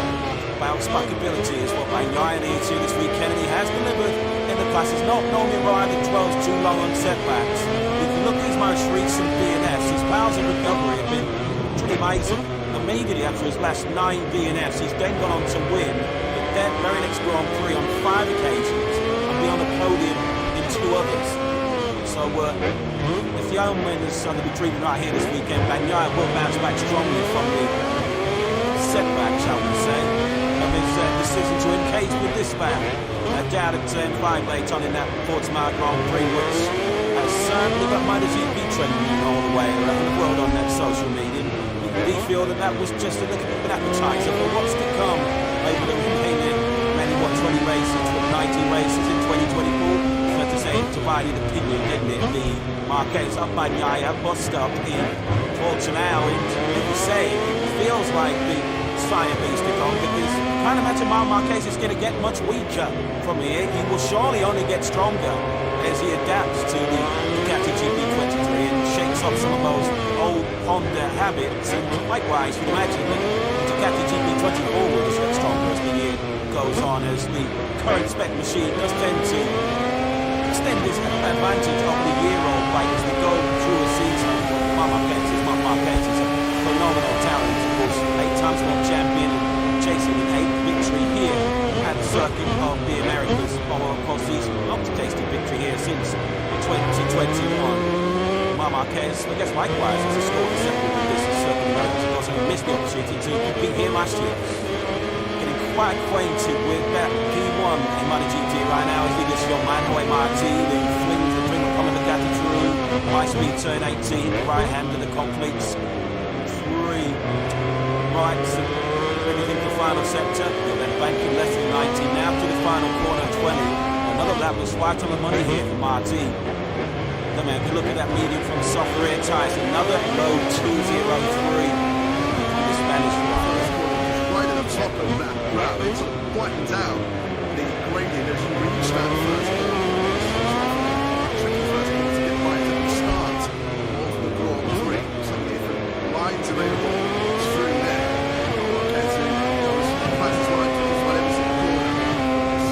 Because sixth at the moment for Marquez, 2:03.175, but it is through by, I think it was second. What about our most recent race winner here in Coach Alex Rins last year? Still trying to understand what he needs to get the best out of himself. And the big factor of Alex at the moment down in 17th place, currently actually in the picture right now. 2:03.991. There's some rather interesting moves that's breaking here right now. Absolutely close to Texas. So what happens to those has confirmed that 2024 will be his first MotoGP World Championship course, fresh on the back, overtaking Fabio Quartararo in 2025-2026. That was one of the Lee Jarvis's final accomplishments to Yamaha. It wasn't a bad bit of business, was it? So, Lee Jarvis, it seems, deciding to step aside to support matches in the future, whatever it is next in line for the business to Simone is new endeavours into the century at the helm, but Yamaha has been quite the story, hasn't it? So much success over the years for Yamaha. What's been Valentino Rossi on Lorenzo and Fabio Quartararo also registered world championships for the Yamaha brand. They're a long way from that at the moment, and they're rolling back towards the front. The key parts of that was securing the services of Fabio Quartararo. Much as we talk about better tuning power with a fast rider on top of it. There are very few faster than Fabio Quartararo. This might be one of the circuits where he might have his work cut out to beat Tom Yamaha, of course, with the record nights for him, to a twice more win in MotoGP and winning all three classes of racing here. Second Americans, Alex Rins. I might give Fabio Quartararo a hurry up this weekend.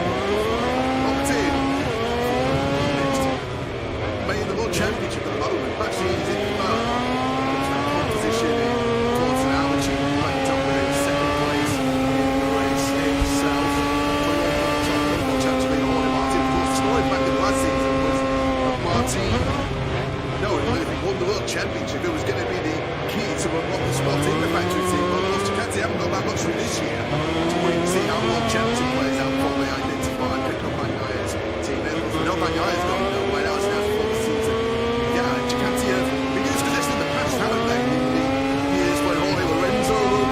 And of course, then with Petrucci too, they were having to try and make a decision midway through the season regarding their long-term future within the factory sport. And timing that decision correctly and identifying a candidate is not going to be necessarily easy for Ducati because there are no shortage of candidates who are quite happy to jump on that bike. Just a two-horse race and the rodeo is in between Beast and Martin who have to factor in. Exciting Mr. Certainly has factory aspirations of his own. Inside the Tech3 garage, and we will find superstar Pedro Acosta top 3 this morning. At the moment, sitting in 4th place. Himself very familiar very quickly the demands, the unique demands, challenges of this county circuit. The racing stuff fairly tricky to top speed so far this weekend. Brad Binder at 350.6 kilometres. Second speed chance is actually Acosta, 346.1k. So that's short there. We'll get down the right side from him to break from about 345, 350 kilometres an hour down to 60 kilometres an hour for that first gear turn. Looks so easy, isn't it? The same car can settle full turn for Fabio the Giantonio, who gets it all wrong. Giantonio is currently in 9th place with his speed trap chart, top 3 with speed traps are all factory KTX, Brad Binder, and Jack Miller, all rapid through there as we get Juan Mir on the website. I'm looking to lift himself out of the bottom end of the top 20. KTM picking up this year. They have 3 of the top 4 speeds on the opening Grand Prix weekend in Qatar. That long start finish right in on the sales, so they've found some top ponies, haven't they, this year? In Austria, here is Mir at the moment, launching down in 20th place. This should be a fairly significant improvement on his own personal best time of the weekend so far. It is indeed a late spot. Mir is the fringes up on all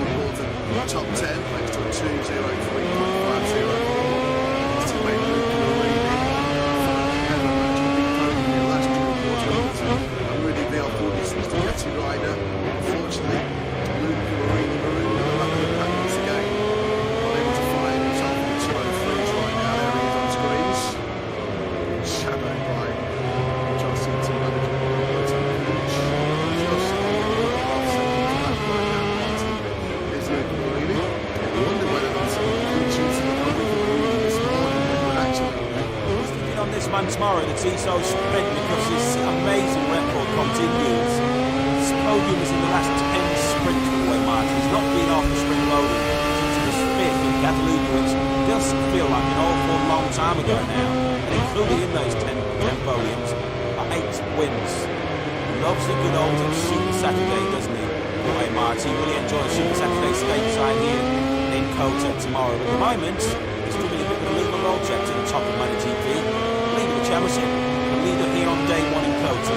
As we discussed earlier on this morning, I think he'll be more than happy for Marc Marquez and Pecco Bagnaia to dominate the headlines by running into each other, or for Pedro Acosta to enjoy the limelight which he's earned, to make no mistake about it. But Jorge Martin will be quite happy to just fly under the radar if he needs to become more valuable World Championship points. Of course, he's the only rider after 2 rounds who's been on the podium in every single race and sprint we've seen so far this season. A couple of third places, but ended by that sprint win in Qatar and then Grand Prix in Portimao. He's got a level of consistency and maturity that he could argue even as recently as a year ago Jorge Martin did not have. 26 years of age now, he's coming into his prime, you may feel. Jorge Martin, sadly, some good years ahead of him if he can stay fit, healthy. Maverick Vinales, fastest man this morning at the moment in 2nd place. Let's have a look at Vinales through this breathtaking turn 10. Real spectacular part of the circuit of the Americas forward here. 250, 260 kilometers an hour. The eyes will be on stalks coming through here. It's very easy to run it with the bike unsettled, unload the suspension, and then ride the rodeo. Perfectly executed that though by Maverick Vinales, who really does look at one, doesn't he? At the moment with that factory of brilliant man and machine working in perfect harmony right now. So harsh wasn't it for Maverick, but the gearbox issue late on in Portimao. 20 points. It's a heavy point to take in terms of the championship.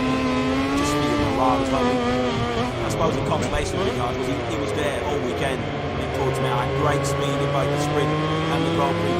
Great speed as well in qualifying.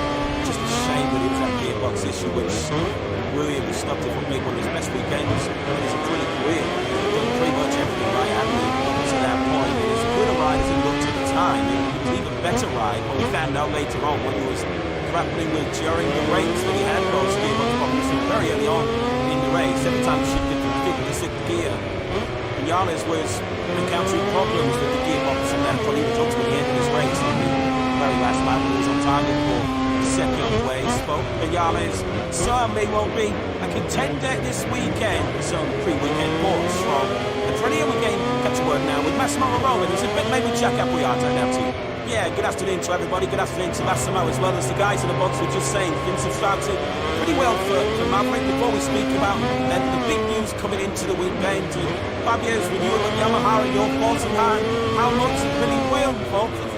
On Maverick, how great it will see you. Go with so much confidence it seems at the moment.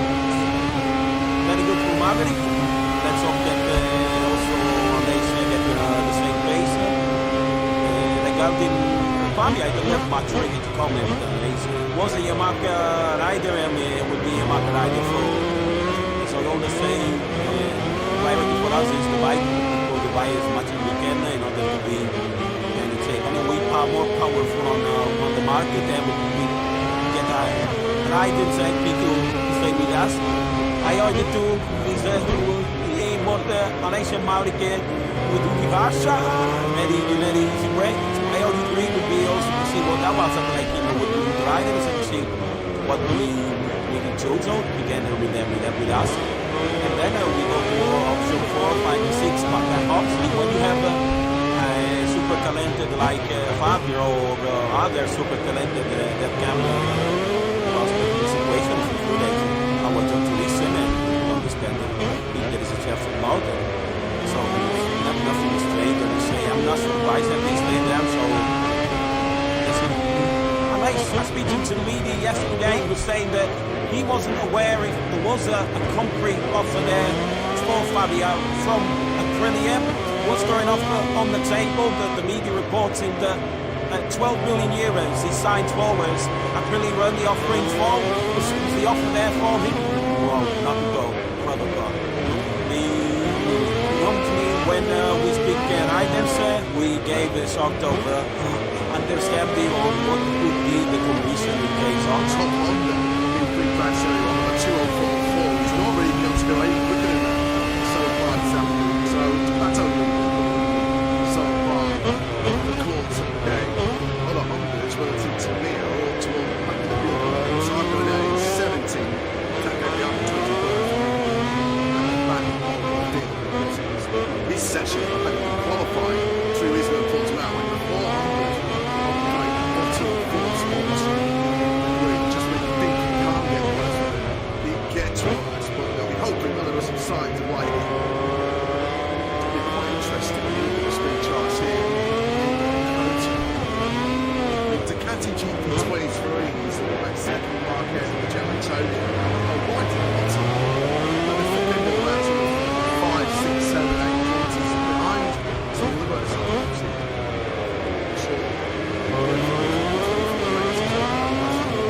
Yeah, Antonio is exactly 10k slower than Binder down the straight.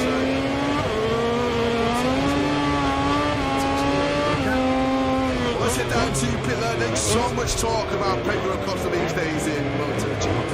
The star rookie, of course, taking that podium finish in Portimao. But the best person to talk about Pedro Acosta, it's his team boss, Amit Poncharal, who joins you. Absolutely great chance to chat with him. First of all, from earlier on this week, was it? I'm sure he was well celebrated. And held up another round, taking a 10-12 laps then to a podium finish. Do you expect it to come back quickly then? Obviously not. Down to you, I don't know which word to use. I don't know how it's supposed to be. We are on running because it's for sure much better than what everybody was expecting. And if somebody's telling you that they knew what Pedro was going to do for the first race here, to this Araya or Dreamer, and it's fantastic. The race he did in Portugal was clearly unbelievable. The pace, the strategy, the crew handling he managed to have. When you're looking and you're fighting with Pedro, Fernandez, very often you can be fast, but also sometimes you make a mistake, so far. Telling you that, we don't do so many mistakes, and I really don't know what to expect here, because sometimes, especially driving, because I like it. I really want to do my feeling, but I don't want to be right into a different will. This morning, that's what we want. We keep on dreaming. I don't know exactly how to explain, because what is happening is not normal. When you have Fernandez, when you have Pascal, and all the guys there, we've been from what you see the MotoGP bike race here in Austin, which is tough track to understand and to learn. These guys doing things that you can't explain, so I don't believe in magic, but there is a little bit of magic still. Now I start to believe in magic. His ability to overtake is the thing that has surprised everybody watching on screen. Just the ease he's able to get past the lights. Which are riders not easy to pass. And yesterday I had a few interviews with American journalists that were all telling me the same thing, too much electronic, too much device, too many devices, too much aero, you can't pass anymore. I said, you watch the race in Catalunya, you watch the race in Portimao, somebody who has been here for not so long can pass, so I think yes, he has some incredible ability. And when we talked to him about he said, no, for me, you can find something, you can feel the turbulence when you are behind somebody, but that doesn't stop you to be able to pass it. I don't have any break pass. In fact, the pass because it starts with me, but it's not my season or the arrows. Guys doing everything perfect so far, and magic. It's not a one-rider team. Acosta obviously had his struggles in pre-season. Just how difficult has it been for him? All of the height, all of the top, all of the headlights to get down the other side of the box. How is he dealing? Thank you for asking. Really, thank you for asking because, okay, when I'm asked question about Pedro, I need to answer about Pedro, but thank you for asking. It was really difficult, you know. All through the winter, you know, testing was difficult, and it's easy to, I don't want to say to give up, but to find the energy, to find the resources of what can I do better, because I'm pushing 100% and I'm still far behind my teammate, especially the teammate is the one who can kill the game. But I have to say that he's really strong mentally. He's worked really hard since working out, and he's really good. You know, he's the second to the top guys. At one stage, you know, we were 1-2 in the beginning of that session. But I think Augusto is coming back. He's much better in terms of feeling with the new bike, the 24 bikes. He's much more positive attitude, clearly with more smile and less long face. So, you know, again, thanks for the question, because everyone of you is a two-eyed, and we don't work really on one leg. So we need the two legs strong, and I hope, you know, Augusto is going to take what Pedro is doing. To ride design his thing next season. Joe Roberts, of course, the Californian who's doing an excellent job so far in Moto2 one day was with that ride. Fernandez needs a real big weekend and pretty quickly. He was the second quickest Aprilia this morning, of course, the quickest Aprilia was the quickest of the lot. Maverick Vinales was D1 this morning. Now Fernandez ended this morning session in 12, but he's yet to finish a Sunday Grand Prix so far this season. Of course, having problems before the race even began in Qatar, as Marc Marquez doing what he did for a lot this morning, actually, when he was struggling to stop that GP23 Ducati. But Fernandez, who does have reasons to celebrate this weekend. This is his 100th Grand Prix this weekend across all classes for the 25. Guilty of a rookie mistake, he termed it in Portimao. He said he was telling his street team all weekend. A particular corner he crashed out of the S3 car, went offline, and then didn't follow his own advice that saw his Grand Prix come to an early end. Hard to believe, isn't it, how strong and how good he was, the promise of it actually showed in that Moto2 World Championship campaign. But he comes here, this is MotoGP appearance number 40. He's only ever had one top 6, and that was right at the back end of last season. 5th place in Blanche. I mean, can't believe it was saying that, because he was so really good watch team in the Moto2, pushing Richigamme all the way to the championship battle in 2021. And the present night, he's on the cosh and needs a big result here in Acosta this weekend as we pick up Pedro Acosta, who doesn't seem to matter what challenge you put in front of him. He just is able to get on with the job, effortlessly working his way around his coach. So I got caught up with a couple of mechanics this morning, and they felt that this would be arguably his biggest test of the season so far.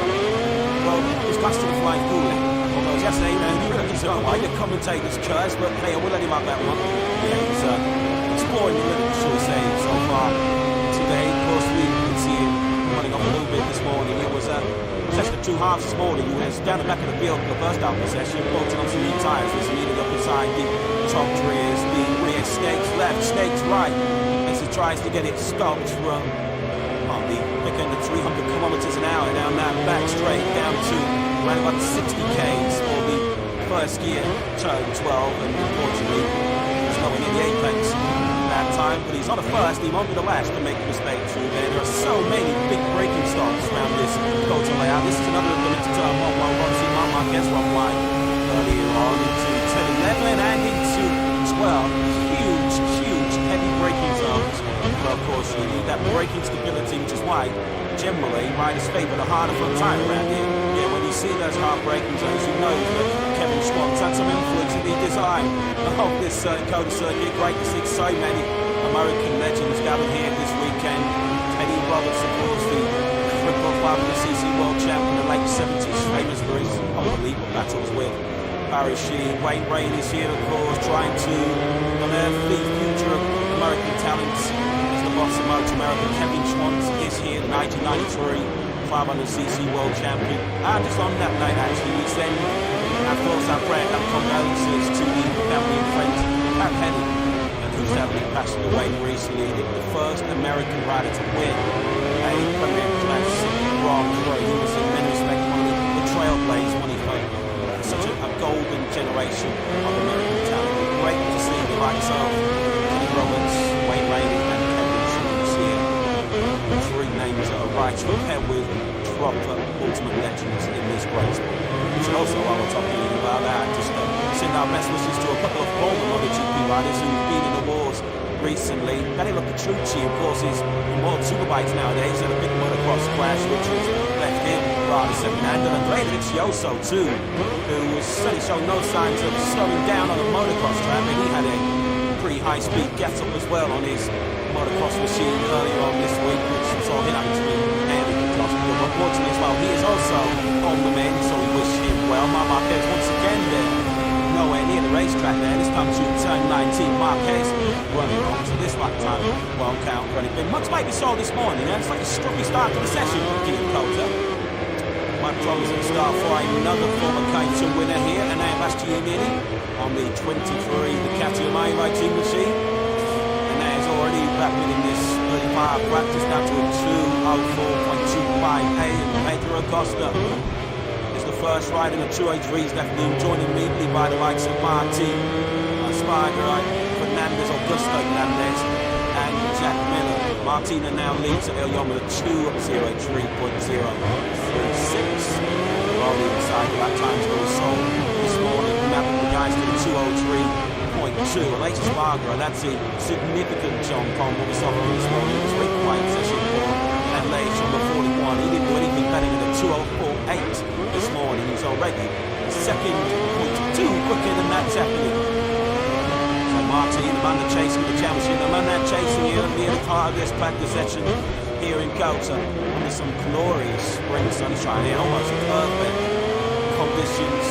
We've Grand Prix motorcycle racing, of course, tomorrow at 3 p.m. local time. TSO Spring will be underway. 10 laps, the fourth distance Grand Prix here on Sunday, over 20 laps.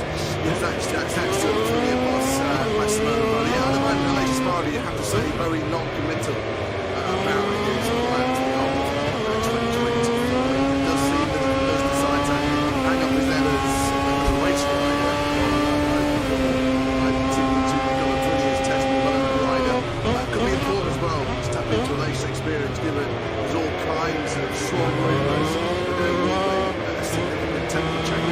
Capacity, engine capacity change, when the rules will be implemented in 2027 World Championship. Aleix, I think, just giving himself 3 or 4 more Grand Prix just to see whether that hunger, the desire is still there.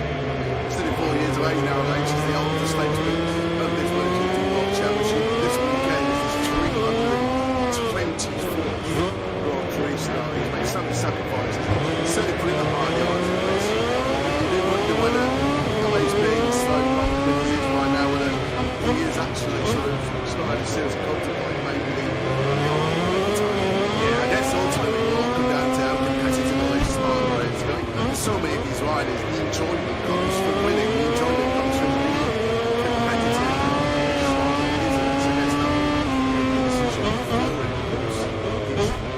Put in the shade a little bit recently by Maverick Vinales. It's always just forget, just a couple of rounds ago, the first race of the season, so many of them. So I did on the sales circuit on Sunday at the time. Fully tipping Aleix Espargaro for victory that weekend. So the last 5 times now, Aleix Espargaro has finished the Grand Prix. He's finished now in 8th place. It has been the top 6 since taking last season. So that's the kind of streak that Aleix Espargaro has to try and step out on if he can. There's no question how high the steam career holds Aleix Espargaro. They love to beat down that line. He's been such an integral part of their rise from also rounds the spoon merchants in MotoGP. And also to now be genuine race victory and title contenders. This is Aleix Espargaro. Which is how much more gets us there. It's a tricky racing coming into this 2024 season. It certainly isn't the kind of thing you do when you're winding your career down. But I guess Aleix Espargaro, when this season goes on, particularly if he's not able to extend the maximum, he may have a decision to make. He said pre-season his future is in his hands. It will be all down to speed and results. And when the brilliant MotoGP, they all thought they need to move in a different direction and bring on some younger talent on board. One is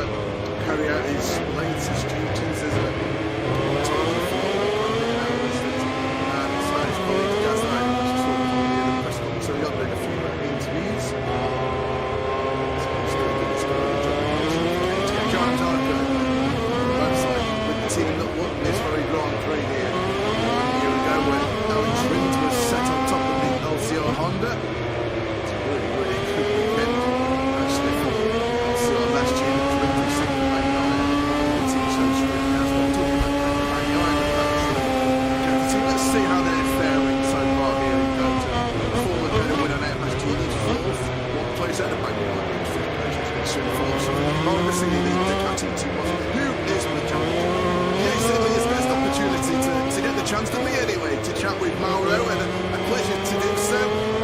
What a start to 2024. It's certainly not been easy for you. Stepping in, you've already signed Pedro with his teammate to sort out. You've got Pramac and VR46 deals to sort out, and then last time out, Pedro and Mark coming together, and a busy start to 2024. How is that?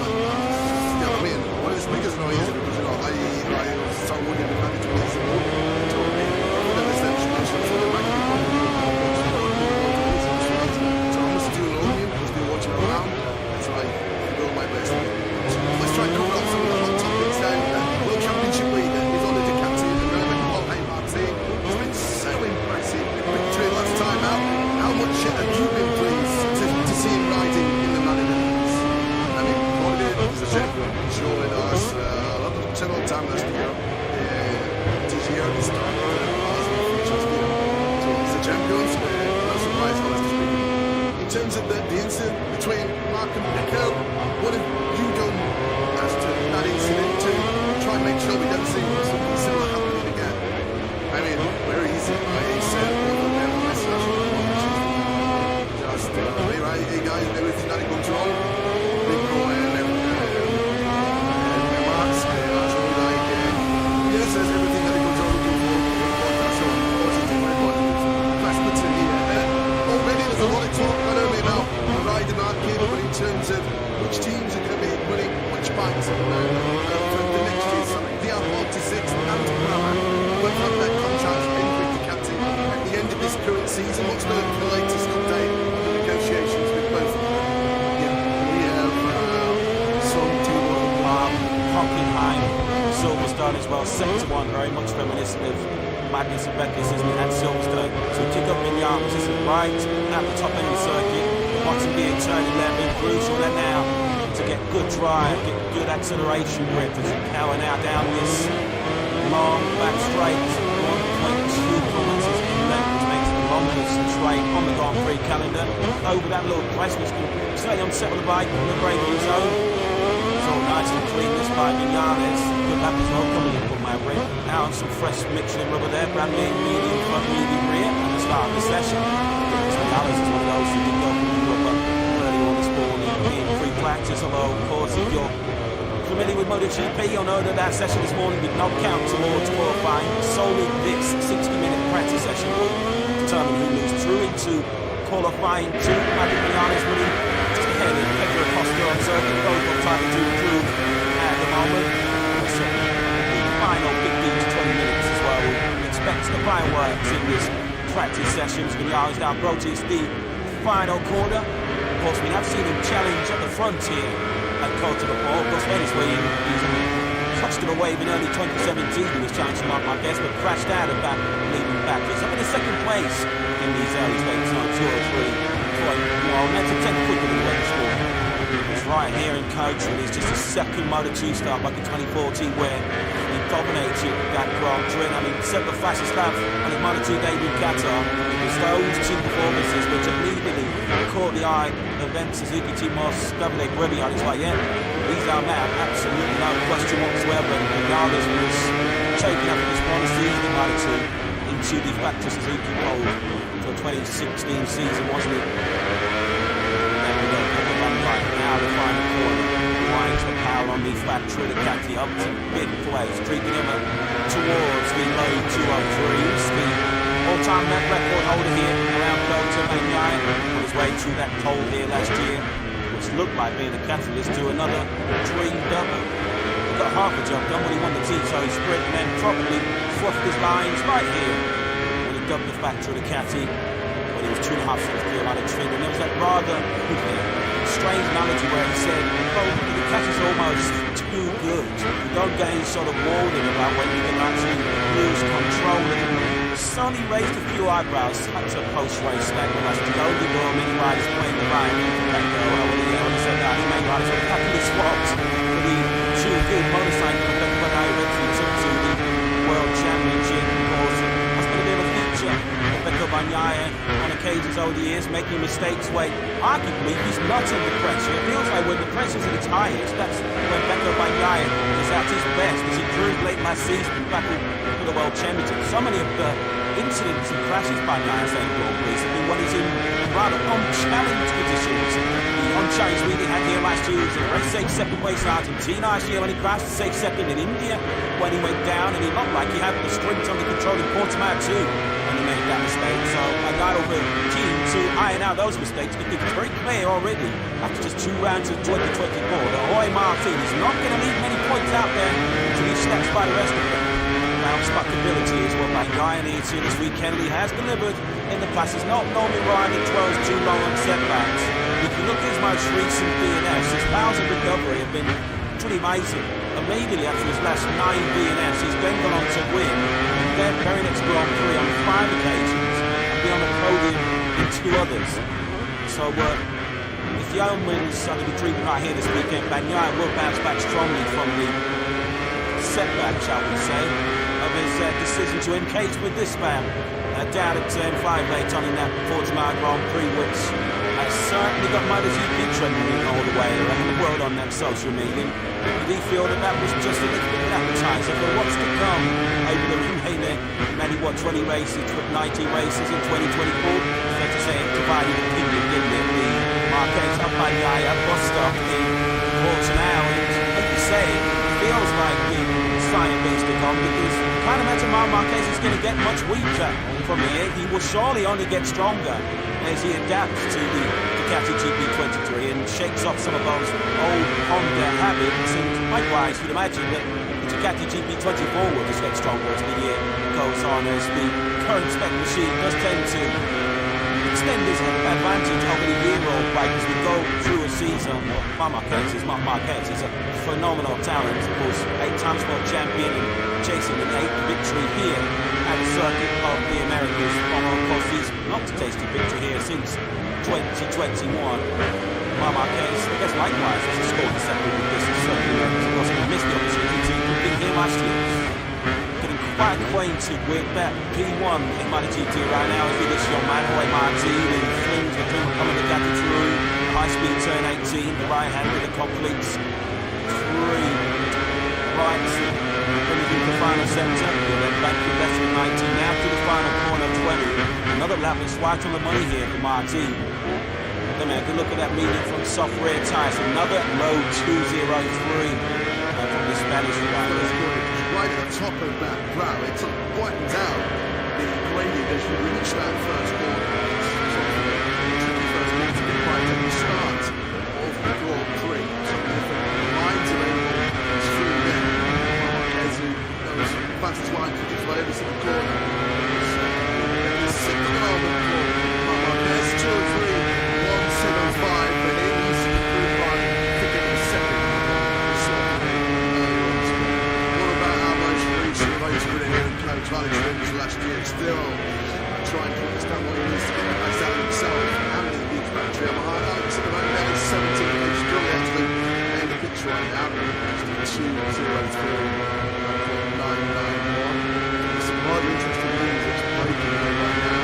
So in Texas, some of our colleagues at motorsport.com have mentioned with the drivers where it seems that the drivers has confirmed will be his MotoGP World Championship course, fresh off the back of the table Fabio Quartararo in 2025 and 2026. Fabio Jarvis is at the final accomplishment to Yamaha. It wasn't a bad bit of business, was it? So, Ellie Jarvis, it seems, deciding to step aside. Just some more adventures in the future, whatever it is, next to that. Well, his new endeavours, quarter of a century at the helm. Yamaha has been quite the story, hasn't it? So much success over the years for Yamaha, wasn't much with Valentino Rossi on board. Lorenzo and Fabio Quartararo have also registered world championships for the Yamaha brand. They're a long way from that at the moment, and they're going back towards the front. A key part of that was security services. Fabio Quartararo, much as we talked about improving motorcycles, better tuning car, the best rider on top of it, and very few faster. tomorrow. This might be one of the circuits where he might have his look out to beat on the outright goals with the record motor to a twice more in MotoGP and winning all three classes of racing. Certainly America's guys this weekend, but locked in for the next main the World Championship at the moment. Actually, is in the third. Was that competition towards an amateur, backed up with a second place in the race itself. 21 points on the World Championship in Jorge Martin. Of course, the scoring back in last season was that Martin, no, he won the World Championship. It was going to be the key to unlock the spot in the factory team. But of course, Ducati haven't got that luxury this year to wait and see how the World Championship plays out before they look to find Fernandez. So no Bagnaya's going no way. Now it's now for the season. Yeah, Ducati have been in this position in the past, haven't they? In the years when Jorge Lorenzo rode for the team, and of course, Pedro Petrucci too. They'll have to try and make a decision midway through the season regarding their long-term future within the factory sport. Timing that decision correctly, identifying the good candidate is not going to be necessarily easy for Ducati because there are no shortage of candidates who would quite happy to jump on that bike. Just the two horse race here in the rodeo, is it, between the Beast and Martin, who have to factor in a certain Mr. Rocket so that's a factory relations of his own inside the Gas Top 3 garage, where we will find the superstar across the top 3 this morning. I'm sitting in 4th place, putting himself very quickly the man who commands challenges on his county circuit on racing stuff. Very top speed so far this weekend. It's gone to Brad Binder, 350.6 kilometres. Second speed chart is actually Acosta, 346.1. So that shot there in the down the one line for him to break from about 345, 350 kilometres an hour down to 60 kilometres an hour for that first big turn 12. It's so easy, isn't it? It's the same guy we said in Fabio the Antonio gets all wrong. Antonio is good.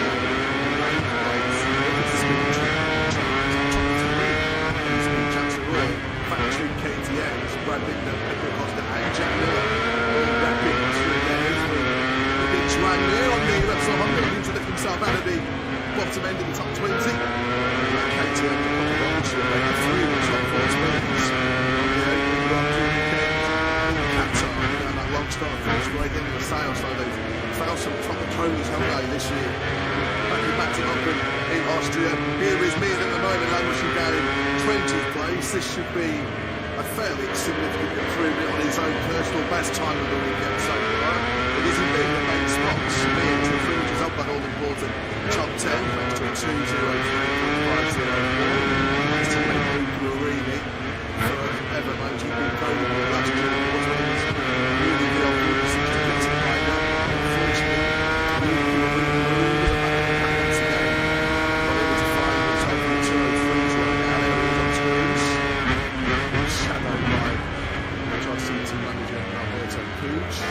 just 1.5 seconds back right now, Martin.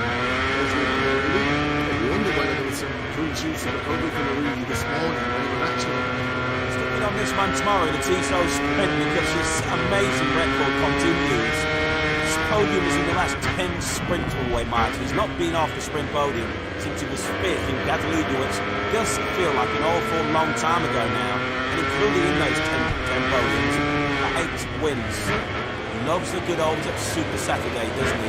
Jorge Martin really enjoys Super Saturday stateside here in Kota tomorrow. At the moment, he's doing a legal road jet to the top of MotoGP, leader of the championship, and leader here on day 1 in Kota. As we discussed earlier on this morning, I think he'll be more than happy for Marc Marquez and Pedro Bagnaia to dominate the headlines by running into each other, or for Pedro Acosta to enjoy the limelight, which he's earned, make no mistake about it. But Jorge Martin will be quite happy to just fly under the radar if it means picking up more valuable World Championship points. Of course, he's the only rider after 2 rounds who's been on the podium in every single race and sprint we've seen so far this season. A couple of 3rd places bookended by that sprint win in Qatar and the Grand Prix win in Portimao. He's got a level of consistency and maturity that you could argue even as recently as a year ago Jorge Martin did not have. Yeah, 26 years of age now, he's coming into his prime, you may feel. Jorge Martin, certainly some good years ahead of him if he can stay fit and healthy. Maverick Vinales, fastest man this morning at the moment in second place. Let's have a look at Vinales through this breathtaking turn 10. Real spectacular part of this circuit, the Americas, full gear, between 250, 260 kilometers an hour. The eyes will be on stalks coming through here. It's very easy as well to get the line on set on unload the suspension and then ride the rodeo. Perfect executed that though by Maverick Vinales, who really does look at one, doesn't he? At the moment with that factory, brilliant man and machine working in perfect harmony right now. So harsh, wasn't it, for Maverick right now? Gearbox issue rates on in Portimao, 20 points. It's a heavy blow to take in terms of championship. Just for morale as well. I suppose the consolation of Vinales was he was there all weekend. Portimao had great speed in both the sprint and the Grand Prix, great speed as well in qualifying. Just a shame that it was that gearbox issue which really stopped it from being one of his best weekends in his Aprilia career. He had done pretty much everything right, hadn't he, up to that point, and as good a ride as he looked at the time, it was an even better ride when we found out later on when he was grappling with during the race that he had those gearbox problems from very early on in the race. Every time he should have been from 5th to 6th gear. Vinales was encountering problems with the gearbox and that probably would talk to the end of his race on the very last lap when he was on target for second place. But Vinales certainly will be a contender this weekend for some pre-weekend course from Aprilia. We're getting exwork now with Massimo Roller. Is it Bentley Chaka Boyata that too? Yeah, good afternoon to everybody. Good afternoon to Massimo as well as the guys in the bottom were just saying things have started pretty well for Maverick. Before we speak about the big news coming into the weekend, Fabio's renewal at Yamaha and your thoughts on how much it really will involve on Maverick, how great it will feel. Young with so much confidence it seems at the moment. Very good for Maverick. Let's hope that also Malaysia get the same pace. Regarding Fabio, I don't have much really to comment. He was a Yamaha rider and would be a Yamaha rider for. So all the same, priority for us is the bike. We grow the bike as much as we can in order to be more powerful on the market, and we get riders like Pedro the same with us. I already do this work on Asian Maverick with Asha. Very easy way. I already agree with me also to see what that was of the team with the riders and see what we chose together with us. And then we go to option 4, 5 and 6, Maka Oxley. When you have a super talented like Fabio or other super talented that can lost in the situation of the full age, I want them to listen and understand the successful mode. So it's nothing strange, I would say. I'm not surprised that they stay there, so that's it. Unless I speak to the media yesterday, he was saying that he wasn't aware there was a concrete offer there for Fabio from Aprilia. Was there an offer on the table that the media reporting that 12 million euros he signed for, whereas Aprilia were only offering 4? Was the offer there for him? Whoa, not at all. Clever guy. When we speak riders, we gave a sort of understanding on what would be the condition in case of top Honda, who pressure on a 2-on-4 form. He's not really able to go any quicker than that. So bad is happening. So to plateau a little bit, so bad on the course of the day. Other Honda is relative to me, or to what I could be. So I go down in 17, take that down to 21st, and look at the back of the his session qualifying through his reports out. The 4 Hondas were playing the bottom 4 spots on the green. Just when you think he can't get worse, he gets worse. Hoping one of us inside will like it. It'll be quite interesting when you look at the sprint charts here. Ducati GP23 is the second marker in the Gian Antonio. Right to the bottom. But they're thinking they're about sort of 5, 6, 7, 8 points behind some the other side. So I didn't really think that GP24 made such a massive leap forward. But yeah, Del Antonio is exactly 10k slower than Pedro down the straight. So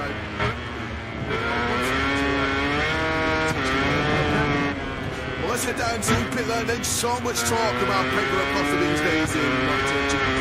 The star rookie, of course, taking that podium finish in Portimao. But the best person to talk about Pedro Acosta is his team boss, Javier Poncharal, joins me. Absolutely great chance to chat with him. First of all, wish him respect from earlier on this week, was it? Well said. I'm sure it was well celebrated, given the fact that there was another round to have taken a 10-12 MotoGP machine to a podium finish. Did you expect it to happen that quickly then? Well, honestly, no. But now to you, I don't know which word to use. I don't know how to express the feeling we are all having, because it's for sure much better than what everybody was expecting. And if somebody's telling you that they knew what Pedro was going to do for the first racing, I think he's a liar or a dreamer. And but it's fantastic. The race he did in Portugal was really unbelievable. The pace, the strategy, the cool head he managed to have. When you're a rookie and you're fighting with Pedro, Marquez, very often you can be fast, but also sometimes you make a mistake, rookie mistake. And so far, and I got you telling you that we don't do so many mistakes, and you did a mistake here because sometimes very special track. He told us I like it. We don't want to do my got a good feeling, but we don't want to do bike. It's a little different world. This morning, after those 3 laps, it was P1, so just, we keep on dreaming. I don't know exactly how to explain, because what is happening is not normal. When you have Marquez, Copacabana, Pacquiao, and all the top guys there, we've been for quite a few seasons on MotoGP bike, racing on lost in, which is a tough track to understand and to learn. These guys doing things that you can't explain, so I don't believe in magic, but there is a little bit of magic still. And now I start to believe in magic. His ability to overtake is a thing that surprised everybody watching on screen. Just the ease he's able to go past the lights and camping and the barrier and switch our riders not easy to pass. And yesterday I have done a few interviews with American journalists that were all telling me the same thing, too much electronic, too much noise, too many devices, too much aero, you can't pass anymore. I said, you watch the race in Qatar, you watch the race in Portimao, somebody who has been here for not so long can pass, so I think, yes, he has some incredible ability. And when we talk to him about the ability to pass, he said, no, for me, you can find something, you can feel the turbulence when you are behind somebody, but that doesn't, that doesn't stop people to be able to pass. And I don't have any great moment to pass, if I can pass, the guy is faster than me, but it's not because of the devices or the arrows. He's doing everything perfect so far, and bit of magic, as I said. It's not a one-rider team. Acosta, obviously, had his struggles in pre-season. Just how difficult has it been for him? All of the hype, all of the talk, all of the headlines to read out the other side of the box. How's it doing? Thank you for asking. Really, thank you for asking, because, when I've asked a question about Pedro, I didn't answer about Pedro. Thank you for asking. It was really difficult. All through the winter, testing was difficult, and it's easy to, I don't want to say to give up, but to find the energy, to find the resources of what can I do better, because I'm pushing 100% and I'm still far behind my teammate, especially the teammate is the one who can kill you, really. But I have to say that he's really strong mentally. He's worked really hard since Portimao, and here he's really good. He's certainly second to the top guys. At one stage, we were 1-2 in the beginning of that session. But I think Augusto is coming back. He's much better in terms of fitting with the new bike, the 24 bikes. He's much more positive attitude. He came in with more smile and less, long face. So, again, thanks for the question, because everybody is a two-rider team, and we can't work properly on one leg. So we need the two legs strong. And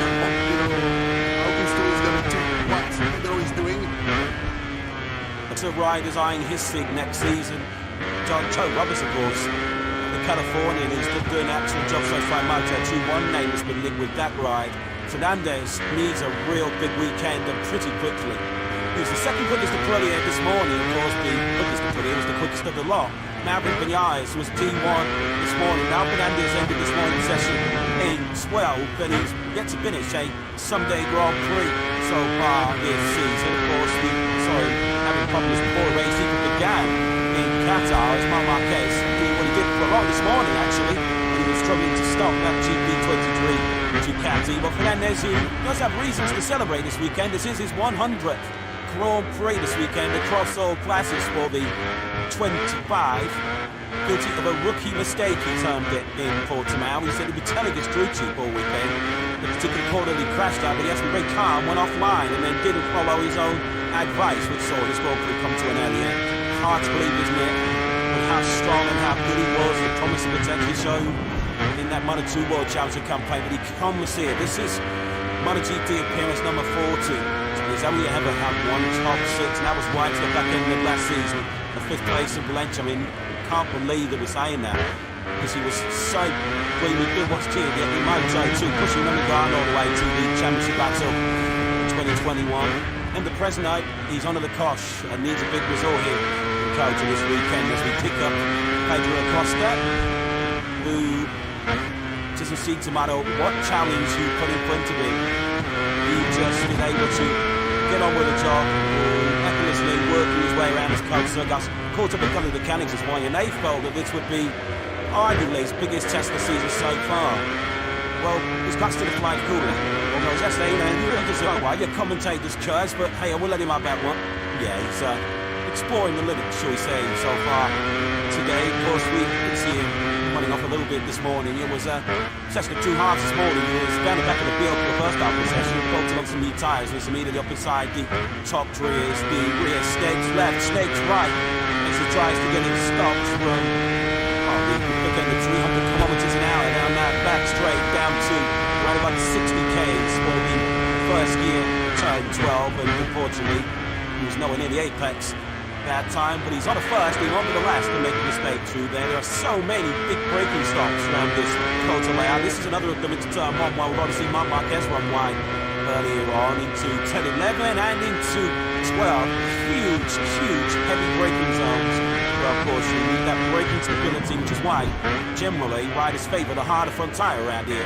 Yeah, when you see those hard braking zones, you know that Kevin Schwann's had some influence in the design of this Coach circuit. Great to see so many American legends gathered here this weekend.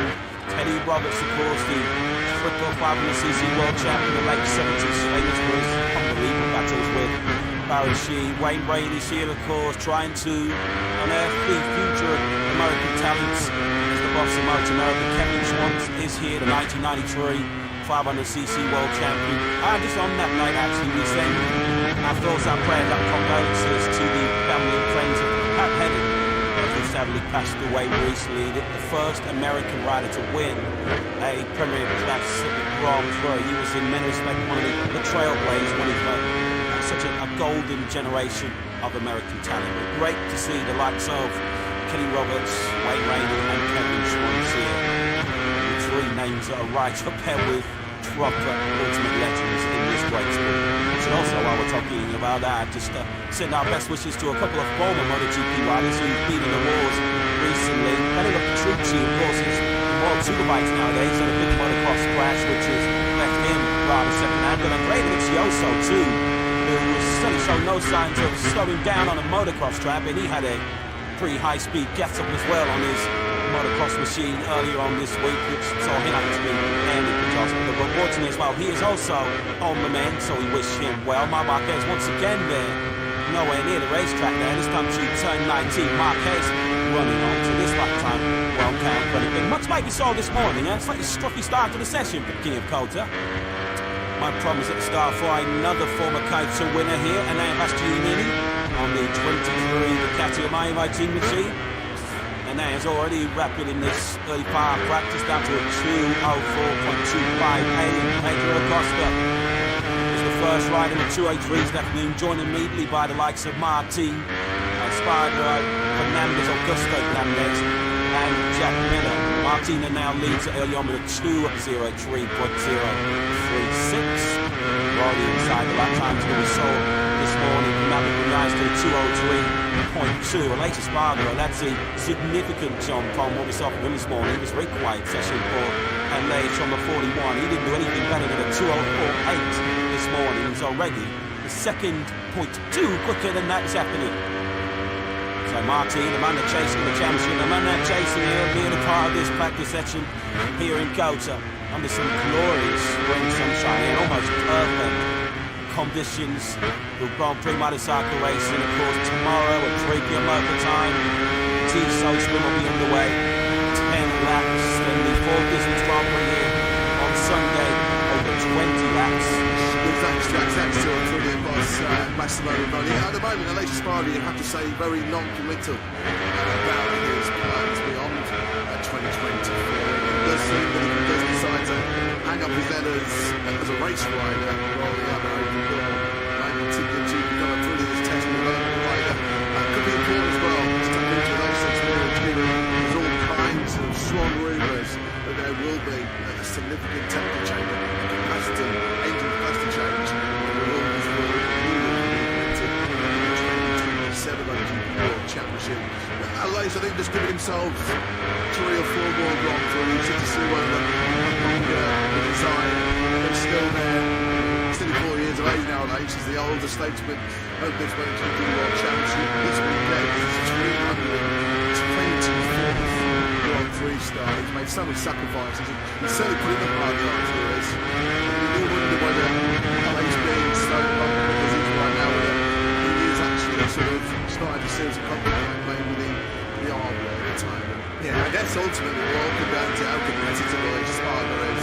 So many of these riders, the enjoyment comes from winning, the enjoyment comes from being competitive, and Aleix Espargaro isn't, so yes, that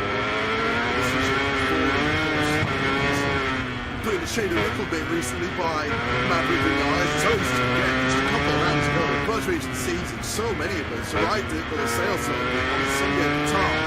What we took the Aleix Espargaro the victory that weekend, that afternoon, all went wrong. So, and the last 5 times now, Aleix Espargaro has finished the Grand Prix. He's finished now in 8th place. Has been in the top 6 since the beginning of last season. So that's a streak that Aleix Espargaro has to try and step out on if he can. There's no question how high the esteem Aprilia holds Aleix Espargaro in. They're looking to beat certainly take a part of their lives, but also rounds wooden spoon merchants in MotoGP half a decade or so ago to now be genuine race victories and title contenders.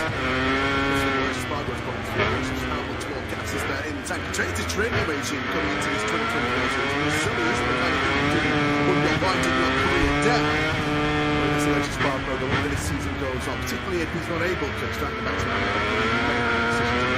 You said previously that his future is in his hands. It will be all down to speed and results. And whether it was clear what people fail for, what they need to do in a different direction, when they bring on some overtime on board. What is not up for debate is that he will somehow keep Aleix Espargaro in the front, potentially when the rider role, which is a role his brother's fulfilling. The moment occasion, I think Aleix Espargaro was in Jerez early this week before he hopped on the plane across the Atlantic to carry out his latest duties as a Spanish colleague Dazo. I actually saw him on the press conference in London for interviews. John Jarko, motorcycle with the team that won this very Grand Prix here 1 year ago when Alex Rins was sat on top of the LCR Honda. It's a really, really good weekend actually for LCR last year because Rins was sitting on Bang 9 international street. We're talking about Pekka Bang 9, the factory team. Let's see how they're faring so far here in Kota. Former kind of winner there last year, he's 4th. Plays out of Bang 9. Obviously, the Ducati team was. Who is with Japan? Yeah, certainly it's the best opportunity to get the chance, for me anyway, to chat with Mauro, and a pleasure to do so. What a a start to 2024. It's certainly not been easy for you. Stepping in, you've already signed Pedro with his teammate to sort out. Ramak and VR 46 goals to sort out. And then last time out, Rico and Mark coming together. A busy start to 2024. How do you that? I mean, it's big as well, isn't it? Because I saw what we had 20 years ago. So I perfectly understand the situation for the market.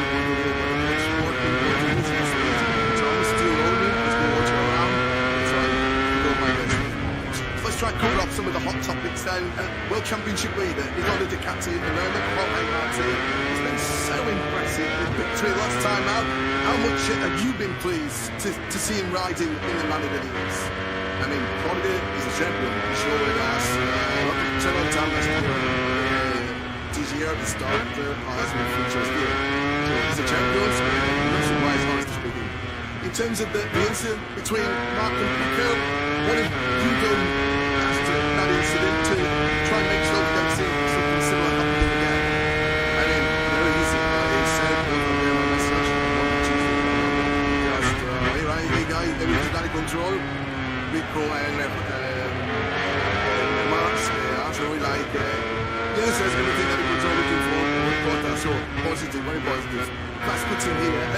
Already there's a lot of talk not only about the rider market, but in terms of which teams are going to be running which bikes for the next year. So VR 46 and Brahma both have their contracts ended with Ducati at the end of this current season. What's the latest update on the negotiations with both of them? Yeah, we have some team Park, Hockenheim, Silverstone as well, set to one, very much reminiscent of Magnus and Magnus at Silverstone. So we kick up in Yarmouth, this is right at the top end of the circuit, the bottom gear, turn 11, crucial then now to get good drive, get good acceleration grip as we power now down this long back straight, 1.2 kilometres in length, which makes it the longest straight on the Grand Prix calendar, over that little crest which can stay on set of the bike in the braking zone. It's all nice and clean this by Vinales. Good lap as well coming in from Maverick. Now some fresh Michelin rubber there, brand new medium front, medium rear at the start of the session. Yeah, because Vinales is one of those who did go for new rubber early on this morning in pre-practice. Although, of course, if you're familiar with MotoGP, you'll know that that session this morning did not count towards qualifying. Solely this 60-minute practice session will determine who moves through into qualifying 2. Maverick Vinales winning just ahead of Pedro Acosta on circuit. Both are trying to improve at the moment. And certainly the final 15 to 20 minutes as well. We'll expect the fireworks in this practice session. Vinales now approaches the final corner. Of course, we have seen him challenge at the front here at Coulter before. Of course, famously he's on the clutched of a wave in early 2017. He was challenged Mark Marquez, but crashed out of that leading batteries. Up in the second place in these early states on 203.1. That's a 10 quicker than he went this morning. It was right here in Coulter, and it's just a second Moto2 start like in 2014 where he dominated that Grand Prix. I mean, set the fastest lap on his Moto2 debut in Qatar. It was those two performances which immediately caught the eye of Ben Suzuki Team Moss, Davide Gribby on his way in. These are, man, absolutely no question whatsoever. And Vinales was taken after just one season in Moto2 into the factory Suzuki pole for the 2016 season, wasn't it? Remember, we go Pekka Bagnaia, now the final corner, winds the power on the factory Ducati up to the 5th place, creeping him up towards the low 203s. The all-time lap record holder here around Kota Bagnaia on his way to that pole here last year, which looked like being a catalyst to another dream double. He got half the job done when he won the Tito sprint and then properly fluffed his lines right here when he dubbed the factory Ducati when he was 2.5 seconds clear of Alex Finn. And there was that rather strange analogy where he said, well, the Ducati's almost too good.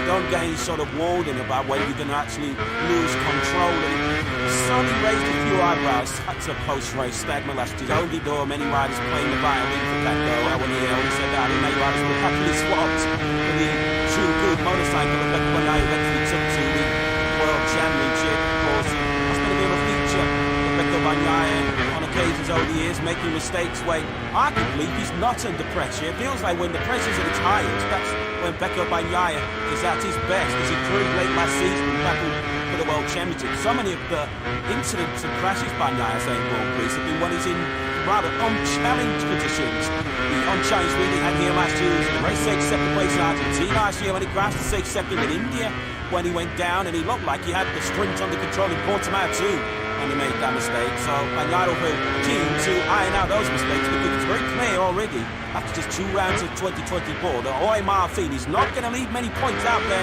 to be snatched by the rest of them. Bounce back ability is what Bagnaia needs to this weekend. He has delivered in the past. He's not normally ride that dwells too low on setbacks. If you look at his most recent DNFs, his powers of recovery have been truly amazing. Immediately after his last 9 DNFs, he's then gone on to win the very next Grand Prix on 5 occasions and be on the podium in 2 others. So if the omens are to be treated right here this weekend, Bagnaia will bounce back strongly from the setback, shall we say, of his decision to engage with this man down at turn 5 late on in that Portimao Grand Prix, which has certainly got MotoGP trending all the way around the world on that social media. We feel that was just a little bit of an appetizer for what's to come over the remaining 20 races, 90 races in 2024.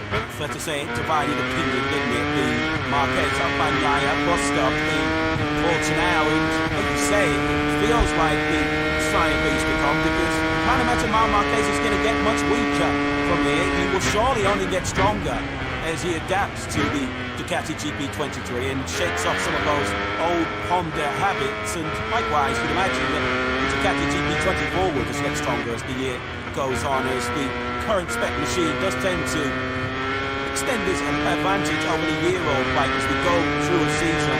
Marquez is a phenomenal talent, of course, 8 times world champion and chasing an 8th victory here at the circuit of the Americas. Although, of course, he's not chased a victory here since 2021.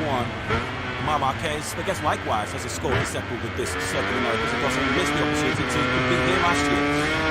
Getting quite acquainted with that P1 in MotoGP right now is this young man, Jorge Martin, who flings the prima coming together through the high-speed turn 18, the right hand with the confidence. 3 rights. Bring it into the final sector. He'll then bank it less than 90. Now to the final corner, 20. Another lap is right on the money here for Martin. Then man, good look at that medium from soft rear tyres. Another low 203 from the Spanish driver. It's right at the top of that ground. It widens out the gradient as you reach that first corner. It's sort of a tricky first corner to get right at the start of the Grand Prix. So lines available through there. Fastest line for his weddings in Gordon on this circuit of the Americas. 6th at the moment for Marquez, 203, 175, but he's improved by, I think it was 2nd. What about our most recent race winner here in Catalunya Twins last year? Still trying to understand why he needs to get the best out of himself and the youth factory. Alex at the moment down in 17th place. He's currently actually in the picture right now. 203. 991. Some rather interesting news that's breaking here right now. Absolutely American, Austin, Texas. Still about Pedro with Lynn Jarvis, where it seems that Lynn Jarvis has confirmed that 2024 will be his farewell. The championship course, fresh on the back, overtaking Fabio Quartararo for 2025 and 2026. That was now Lynn Jarvis in the final competition to go behind. It wasn't a bad bit of business, was it? So Lynn Jarvis, it seems, deciding to step aside.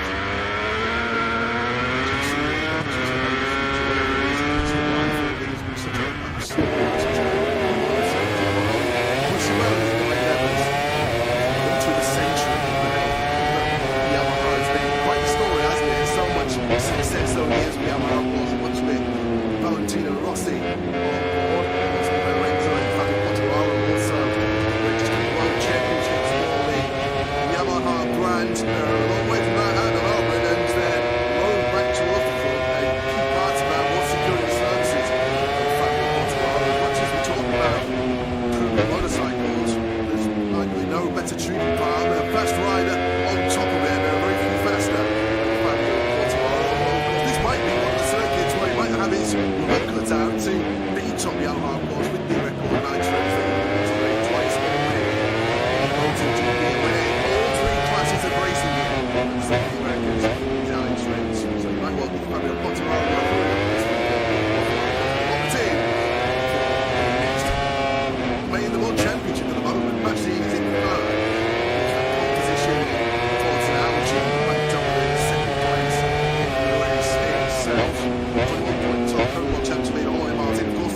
champion last season was Martin. No, he won the World Championship. It was going to be the key to unlock the spot in the factory team. Well, of course, Ducati haven't got that luxury this year. So wait and see how the World Championship plays out before they identify no Bagaia's going to know by now. It's now for the season. Yeah, Ducati have been dispossessed in the past, haven't they? Years when Jorge Lorenzo rode for the team, and of course, they've got the Trick to I'm trying to make a decision midway through the season regarding their long-term future within the factory sport. And timing that season correctly and identifying the candidate is not going to be necessarily easy for Ducati, because there are no shortage of candidates who would quite happily jump on that bike once they just the two horse racing in a row. There is the boost how our team have to factor in. A certain Mr.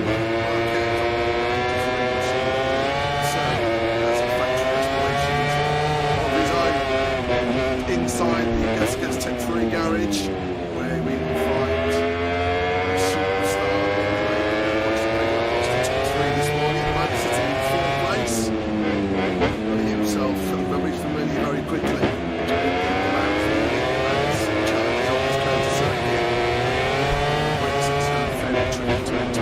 The top speed so far this weekend has got to Bradley at 3.6 kilometres. Second on the speed chart is actually Acosta, 346.1. So that shot there with the down the one slide for him to break from about 345 through the 50 kilometres an hour down to 60 kilometres an hour for that first gear turn 12. And so easy, isn't it? The same can't be said for Fabio Di Antonio, who gets it all wrong. It's Di Antonio who's currently in 9th place in the speed track chart. Top 3 speed charts are all factory KTMs, and Jack Miller all wrapping through there as we look at Joan Mir on the Repsol Honda, looking to lift himself out of the bottom end of the top 20. KTM they have 3 of the top 4 speeds on the open Grand Prix weekend in Qatar. And watch on finish way in the sales for the thousand from the ponies, haven't they, this year? Back in Matti Mockman in Austria. Here is Mir at the moment, languishing down 20th place. This should be a fairly significant improvement on his own personal best time on the weekend so far. It is indeed the main spots. Mir to the fringes up on the top 10, thanks to 2:03.504. His teammate Luca Marini, first ever MotoGP podium here last year, of course, when he was a really VR46 Ducati rider. Unfortunately, Luca Marini rode at the back of the pack once again, while able to find himself in the 203 right now. There he is on screens. Shadowed by just under 1.5 seconds back now. We wonder whether there's some predictions in the public for Marini this morning when he would actually Good on this man tomorrow, the Tito sprint, because his amazing record continues. His podium is in the last 10 sprints with Jorge Martin. He's not been off the sprint podium since he was 5th in Catalunya, which does feel like an awful long time ago now. And including in those 10 podiums are 8 wins. He loves the good old Super Saturday, doesn't he? Jorge Martin. Will he enjoy Super Saturday stateside here in Kota tomorrow? At the moment, he's going to move a project to the top of MotoGP, leader of Sesion, and leader here on day 1 in Kota. As we discussed earlier on this morning, I think he'll be more than happy for Marc Marquez and Pecco Bagnaia to dominate the headlines by running into each other, or for Pedro Acosta to enjoy the limelight, which he's earned, make no mistake about it. But Jorge Martin will be quite happy to just fly under the radar if it means picking up more valuable World Championship points, because he's the only rider after 2 rounds who's been on the podium in every single race and sprint we've seen so far this season. A couple of 3rd places bookended by that sprint win in Qatar and the Grand Prix win in Portimao. He's got a level of consistency and maturity that you could argue even as recently as a year ago Jorge Martin did not have. 26 years of age now, he's coming into his prime, you may feel. Jorge Martin, certainly some good years ahead of him if he can stay fit and healthy. Maverick Vinales, fastest man this morning at the moment in 2nd place. Let's have a look at Vinales through this breathtaking turn. Real spectacular part of the circuit of the Americas. Full gear to 250, 260 kilometers an hour. The eyes will be on stall to come right, come settle, upload the suspension, and then ride the rodeo. Perfectly executed that there by Maverick Fernandez, who really does look at one, doesn't he? At the moment with that factory, brilliant man and machine working in perfect harmony right now. So harsh, wasn't it, for Maverick to have the gearbox issue late on in Portimao. 20 points. It's a heavy blow to take in terms of the championship. Just for the morale as well. I suppose the consolation of Vinales, he was there all weekend in Portimao. Had great speed in both the sprint and the Grand Prix. Great speed as well in qualifying. Just a shame that it was that gearbox issue which really stopped him from being one of his best weekends in his pretty career. He'd done pretty much everything right, hadn't he, up to that point. And as good a ride as it looked at the time, it was an even better ride when we found out later on when he was grappling with during the race that he had those gearbox problems from very early on in the race. Every time he shifted to fifth to sixth gear, Vinales was encountering problems with the gearbox, and that probably was ultimately the end of his race on the very last lap when he was on target for second place. But Vinales certainly will be a contender this weekend for some pre-weekend boards from Catalunya. We get to work now with Massimo Rolla, who's a bit maybe check out to you. Yeah, good afternoon to everybody, good afternoon to Massimo as well as the guys in the box were just saying things have started pretty well for Maverick. Before we speak about the big news coming into the weekend, Fabio's renewal at Yamaha and your thoughts and how much it really will involve on Maverick, how great it will see him go with so much confidence it seems at the moment. Very good for Maverick. Let's hope that also on Asia that they're on the same pace. Regarding Fabio, I don't have much really to comment. He was a Yamaha rider and would be a Yamaha rider for so all the same. Priority for us is the bike. We want to buy as much as we can in order to be taking more powerful on the market and we get riders like people stay with us. I ordered to Malaysia market would be Basha, very easy way. I only agree would be also to see what I was making with the riders and see what we choose together with us. And then we go to option 4, 5, and 6. But hopefully when you have a super talented like Fabio or other super talented that can prosper in situations for a few days, I want to listen and understand if there is a chance to promote them.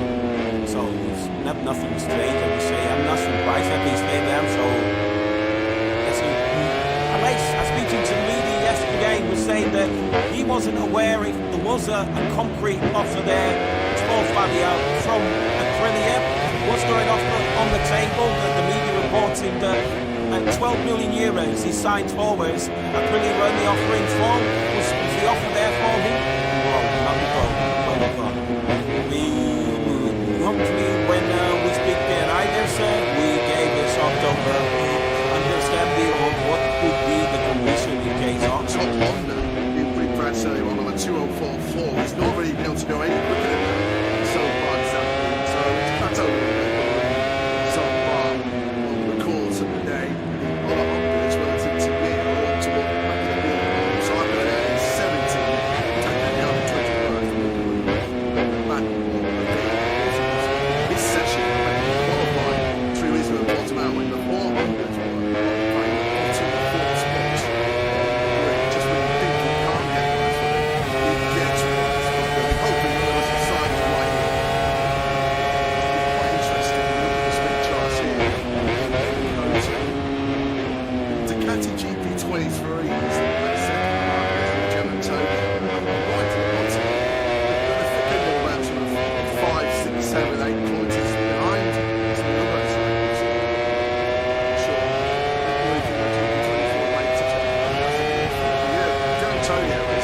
Exactly 10 km slower than Binder down the track, so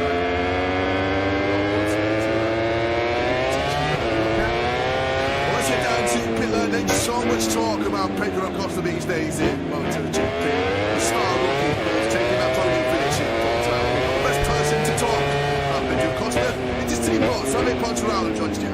Absolutely great chance to chat with him. First of all,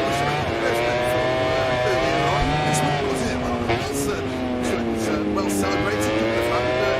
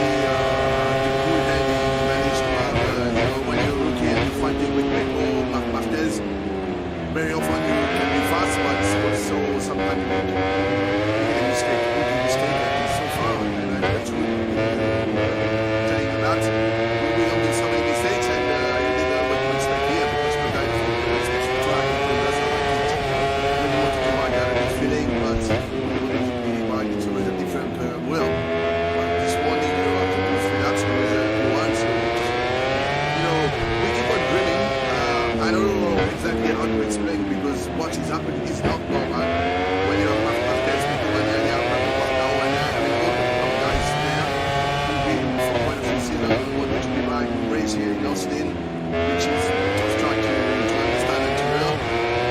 These guys doing things that you can't explain, so I don't believe in magic, but there is an element of magic still. Now I start to believe in magic. His ability to overtake is the thing that has surprised everybody watching on screen. Just the ease he's able to go past the lights and which are riders not easy to pass. And you know, yesterday I have done a few interviews with American journalists that were all telling me the same thing. You know, too much electronic, too much device, too many devices, too much aero. You can't pass anymore. I said, you watch the race in Canada, you watch the race in Portugal. Somebody who has been here for not so long can pass. So I think yes, he has some incredible ability. And when we talk to him about the devices, no, for me, you can find something, you can feel the turbulence when you are behind somebody, but that doesn't, you know, that doesn't stop you to be able to pass. And I don't have any great pass. I don't find a pass when the guy starts on me, but it's not because of the devices or the aero. So, well, he's doing everything perfect so far, and you know, magic is. It's not a one-rider team. Acosta obviously had his struggles in pre-season. Just how difficult has it been for him? All of the height, all of the top, all of the headlines to now the other side of the box. How has he been? Thank you for asking. Really, thank you for asking, because okay, when I'm asked question about Pedro, I think it's about Pedro. Thank you for asking. It was really difficult all through the winter. Testing was difficult, and it's easy to. I don't want to say to give up, but to find the energy, to find the resources of what can I do better, because I'm pushing 100% and I'm still far behind my team, especially your teammate is the one who can kill you, really. But I have to say that he's really strong mentally. He's worked really hard since Portugal, and here he's really good. You know, he's very second to the top guys. At one stage, you know, we were 1-2 in the beginning of that session, but I think Augusto is coming back. He's much better in terms of feeling the new line, 24 points. He's much more positive attitude. He came in with more smile and less no face. So, you know, again, thanks for the question, because everybody is a two-right, and we don't work properly on one leg. So we need the two legs strong. And I hope, you know, Augusto is going to take what he knows he's doing. To by design his seat next season. Joe Roberts, of course, the Californian, who's been doing an excellent job so far. Moto2 1 lanes, picking up the back line. Fernandez needs a real big weekend and pretty quickly. He was the second quickest Aprilia this morning, of course. The quickest Aprilia was the quickest of the lot. Maverick Vinales was D1 this morning. Mal Fernandez ended this morning's session in 12, but he's yet to finish a Sunday Grand Prix so far this season. Of course, we saw him having problems before the race even began in Qatar, as Marc Marquez doing what he did for a lot this morning, actually. He was struggling to stop that GP23 Ducati. But Fernandez, who does have reasons to celebrate this weekend. This is his 100th Grand Prix this weekend across all classes for the 25. Guilty of a rookie mistake, he termed it in Portimao. He said he'd be telling his crew chief all weekend.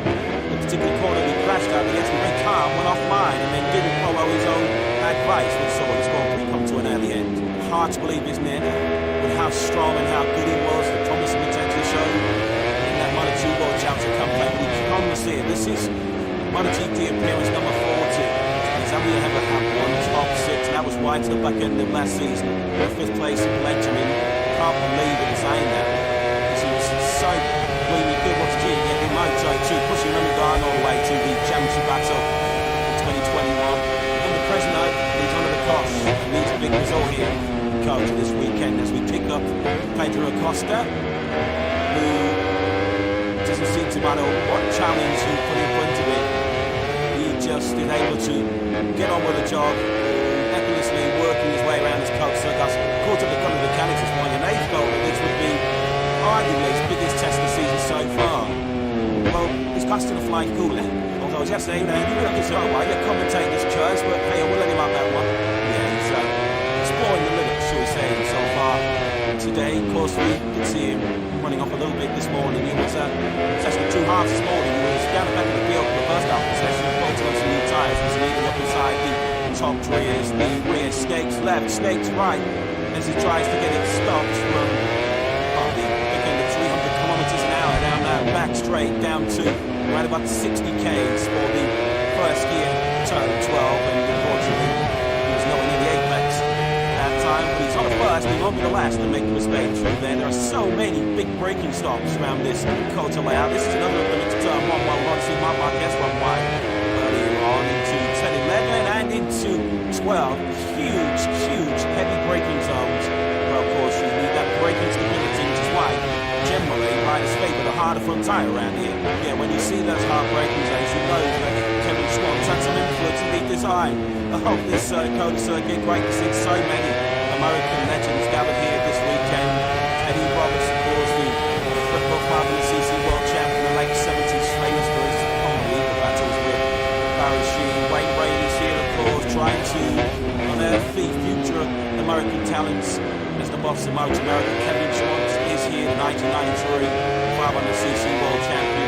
And just on that night, actually, we send our thoughts, our prayers, our condolences to the family and friends of Pat Hennig, whose family passed away recently. The first American rider to win a Premier Class Grand Prix. He was in many respects one of the trailblazers, one of such a golden generation of American talent. Great to see the likes of Kenny Roberts, Wayne Rainer, and Kevin Schwantz here. The 3 names are right to the pen with proper ultimate legends in this race. So also, while we're talking about that, just send our best wishes to a couple of former MotoGP riders who've been in the wars recently. Danilo Petrucci, of course, is in World Superbikes nowadays, had a big motocross crash which has left him rather second-handed. And Andrea Richigamme, too, who was certainly showing no signs of slowing down on a motocross track, but he had a pretty high-speed get-up as well on his motocross machine earlier on this week, which saw him have to be airlifted to hospital. But fortunately as well, he is also on the mend, so we wish him well. Marc Marquez once again there, nowhere near the racetrack there. This time to turn 19, Marquez running on to this lap time. Well count, but much like you saw this morning, it's like a scruffy start to the session from Gearbox. Like promising start for another former Kaito winner here, and now Bastianini on the 23 Catalunya team machine. And that is already rapid in this early part of practice, down to a 2:04.25 Pedro Acosta.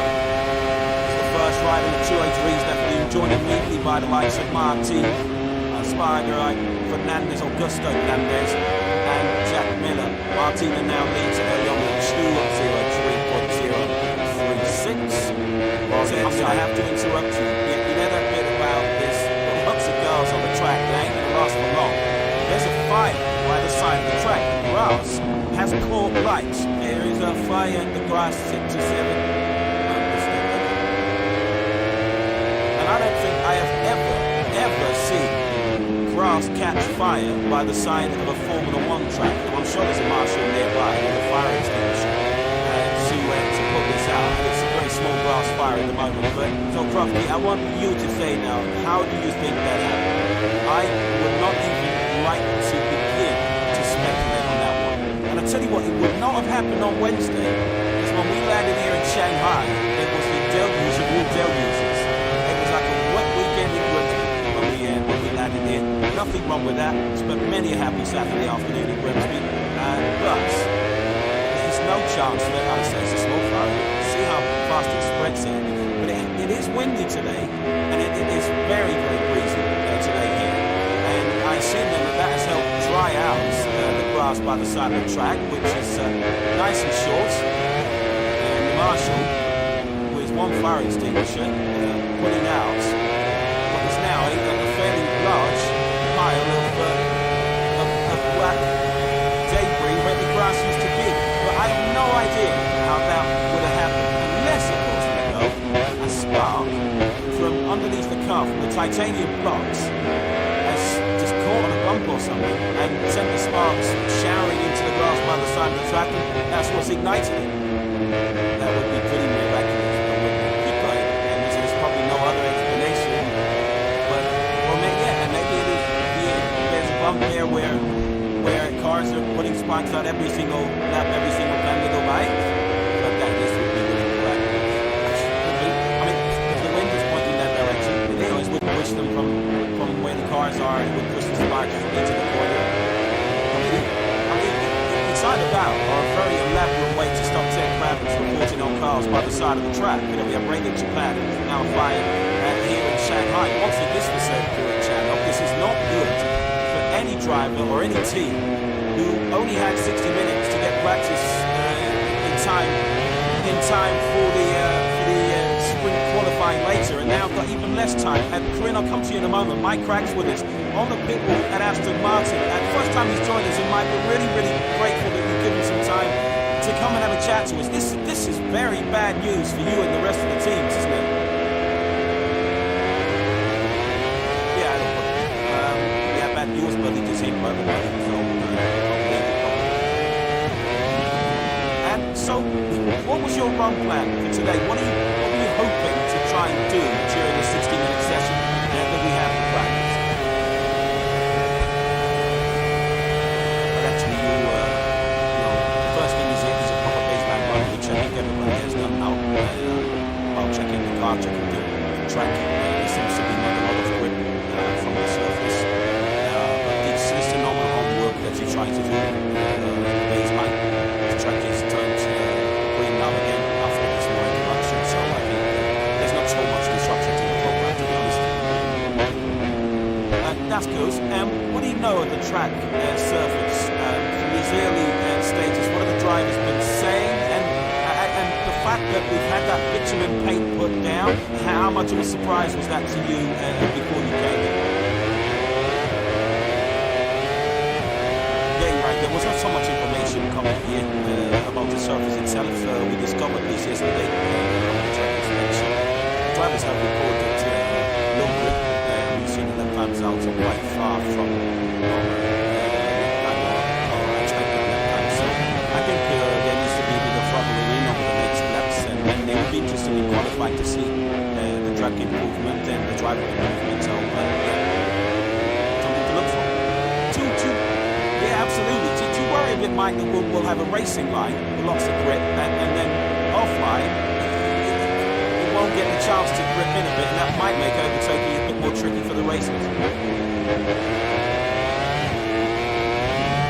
Yeah, I understand the concern. Well, on the other hand, the overtaking is normally, just on the main straights, so where the DRS is. So I think through the corners it's probably true, but it is also the same for other circuits. So, yeah, with the overtaking maybe on the straights, I think we do not see that procession. Mike, it's Nico here. This is a very different topic. You just confirmed your one driver, Fernando, which is super. When can we expect you to confirm laps? Surely that should be just should be done soon, right? With lots of riders eyeing his seat next season. Joe Robinson was California, who's doing an excellent job so far. MotoGP one name has been linked with that ride. Fernandez needs a real big weekend and pretty quickly. He's the second quickest Aprilia this morning, of course. The quickest Aprilia was the quickest of the lot. Maverick Vinales was T1 this morning. Now Fernandez ended this morning's session in 12, but he's yet to finish a Sunday Grand Prix. So this season, of course, having problems before the race even began in Qatar, as Marquez doing what he did for a lot this morning, actually, when he was struggling to stop that GP23 Ducati. Well, Fernandez, who does have reasons to celebrate this weekend. This is his 100th Grand Prix this weekend across all classes for the 25. Guilty of a rookie mistake, he termed it in Portimao. He said he could tell he was streaky all weekend. A particular corner he crashed out, the very car went offline and then didn't follow his own advice. We saw his Grand Prix come to an early end. Hard to believe, isn't it? With how strong and how good he was, the promise of actually shown in that MotoGP World Championship Cup that we come to see it. This is MotoGP appearance number 40. He's only ever had one top 6, and that was right to the back end of last season. The 5th place of Valencia. Can't believe that we're saying that, because he was so green with good one's team, yet he might to push him all the way to the championship battle 2021. In the present night, he's under the cosh and needs a big result here in Qatar this weekend as we pick up doesn't matter what challenge you put in front of him. He just is able to get on with the job, effortlessly working his way around his coach. So that's caught up with a couple of mechanics this morning. They felt that this would be arguably his biggest test of the season so far. Well, he's got to the flight coolly.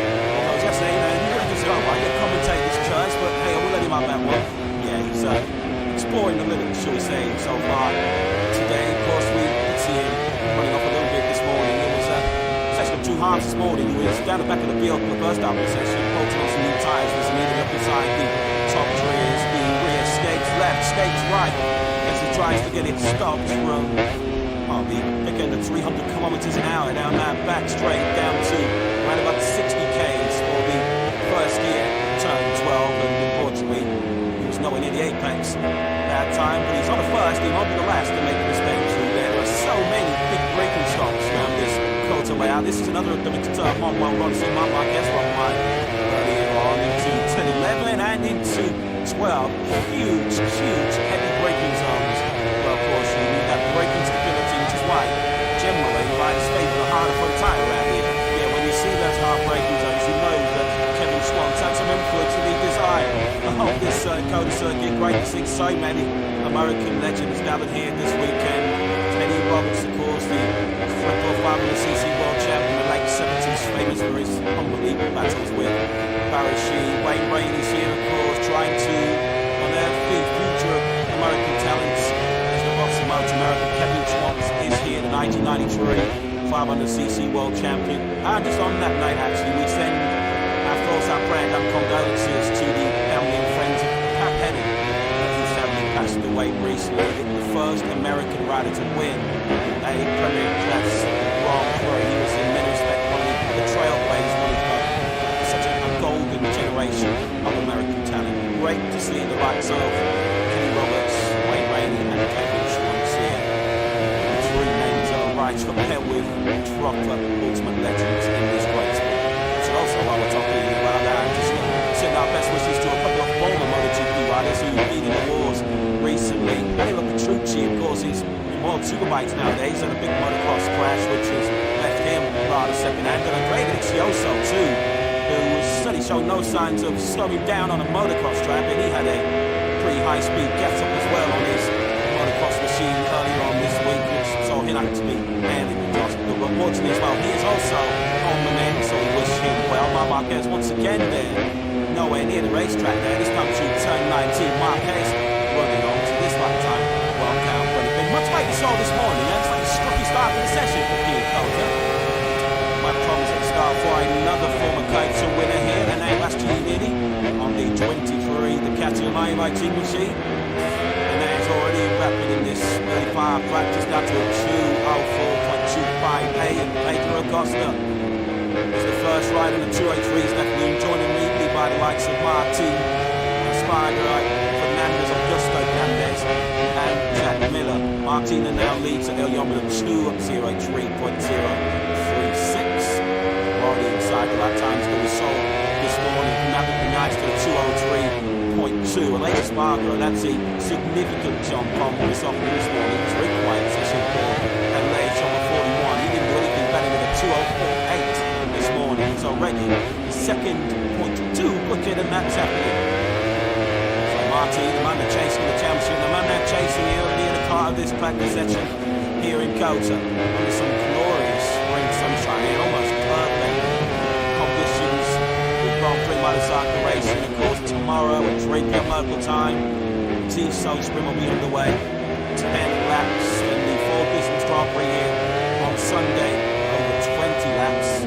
Thanks to a brilliant boss, Massimo Rivoli. At the moment, Aleix Spardi, I have to say, very non-committal about his plans beyond 2020. He does seem that he does decide to hang up his head as a race rider rather than a road to become a fully as technical development rider.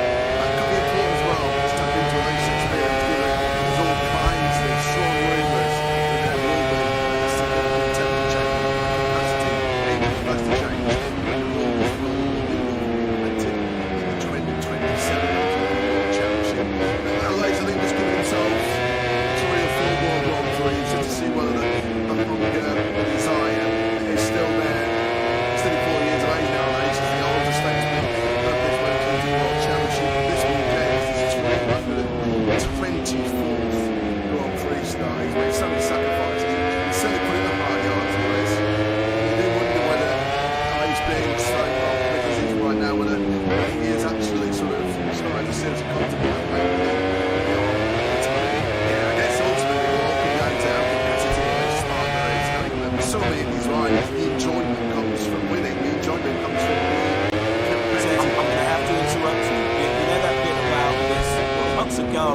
track. They ain't gonna last for long. There's a fire by the side of the track. The grass has caught light. There is a fire in the grass 67.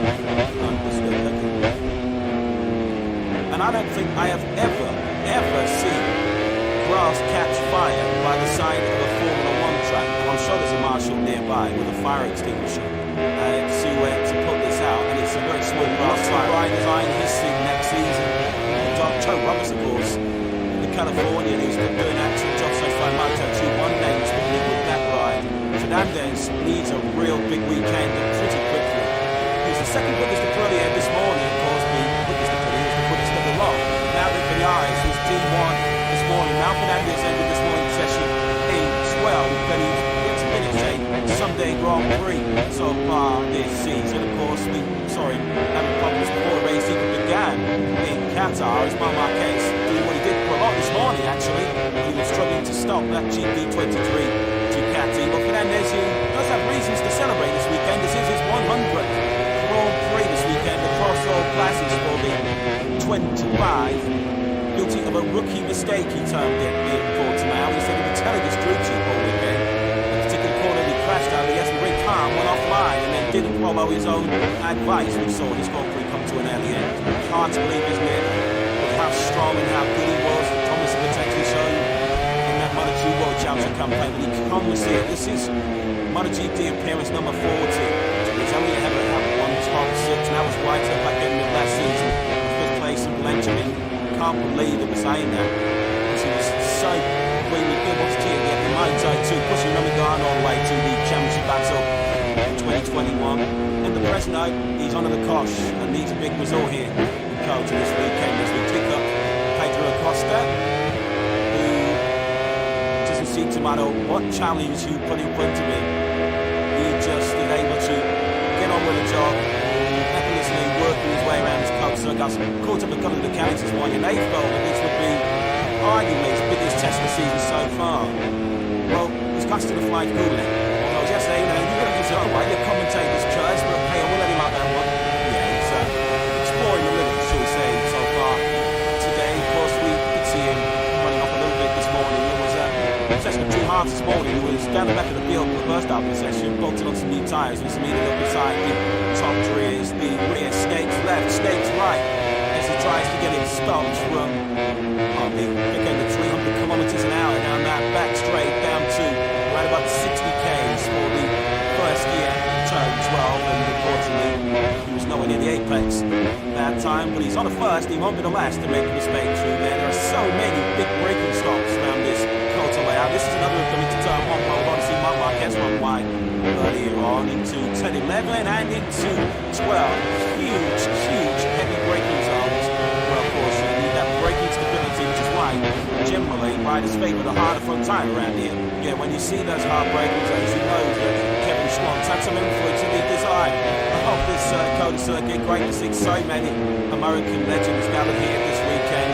Kenny Roberts, of course, the triple 500cc world champion in the late 70s, famous for his unbelievable battles with Barry Sheene. Wayne Rainey's here, of course, trying to unearth the future of American talents as the boss of Motor America. Kevin Schwann is here, the 1993 500cc world champion. And just on that night, actually, we send our thoughts, our prayers and condolences to the family and friends of Pat Henning, whose family passed away recently. The first American rider to win a Premier Class Grand Prix. He was in many respects one of the trailblazers, one of such a golden generation of American talent. Great to see the likes of Kenny Roberts, Wayne Rainey and Kevin Schwann here.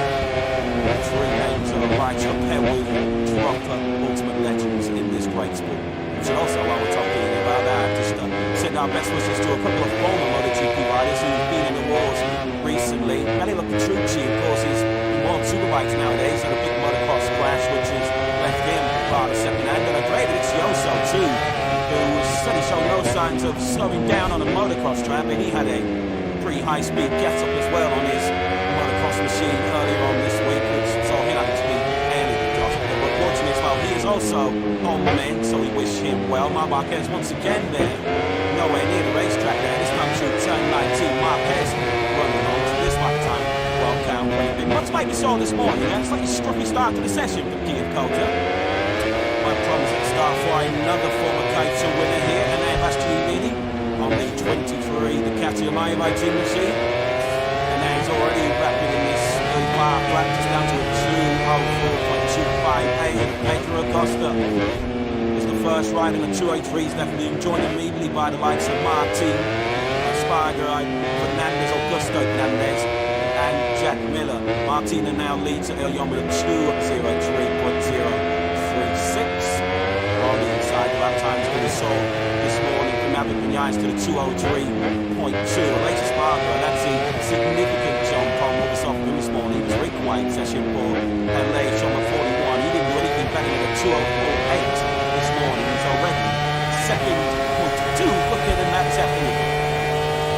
Martin, the man that's chasing the championship, the man that's chasing here near the car in this practice section here in Gotha. Under some glorious spring sunshine here, almost perfect conditions with Grand Prix motorcycle racing. Of course, tomorrow at Richigamme local time, Sesion sprint will be underway.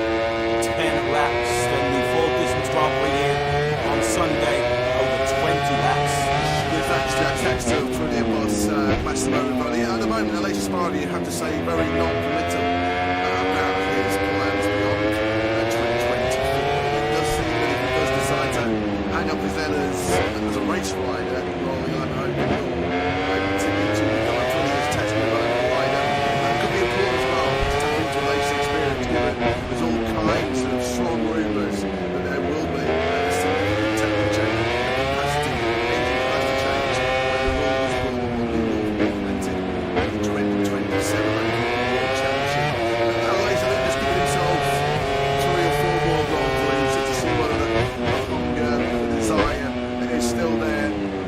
4 years of age now, Alex. He's the oldest Frenchman of this MotoGP World Championship. This one came as his 324th Grand Prix start. He's made so many sacrifices.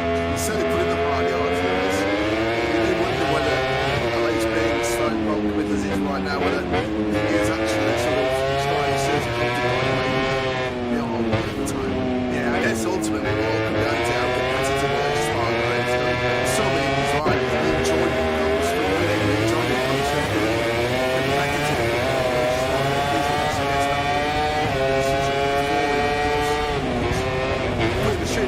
Recently by Maverick Vinales. It's so easy to forget. Just a couple of rounds ago, the first race of the season, so many of us arrived in the sales Sunday at the time. Only two Vinales Spargo with the victory that weekend after all went wrong in the race itself. And the last 5 times now, Richigamme Spargo has finished the Grand Prix. He's finished now in 8th place. He has been in the top 6 since we've taken the last season. So that's the kind of streak that Richigamme Spargo is going to try and snap out of. How high esteem Aprilia holds Richigamme Spargo in big London to beat. Such a technical part of their lives, but also ranks spoon merchants in MotoGP. They're not so known to now be genuine race victory and title contenders. Richigamme Spargo is one of the most that's his name.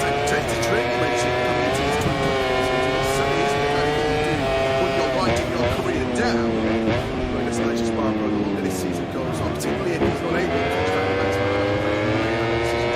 He said previously that his future is in his hands. It will be all down to speed and results. And whether, of course, Aprilia want to keep whether they all feel like they need to move in a different direction and bring on some younger talent on board.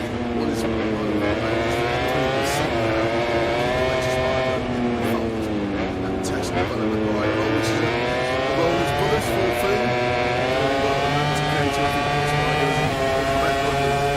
This week, on the plane, across the Atlantic.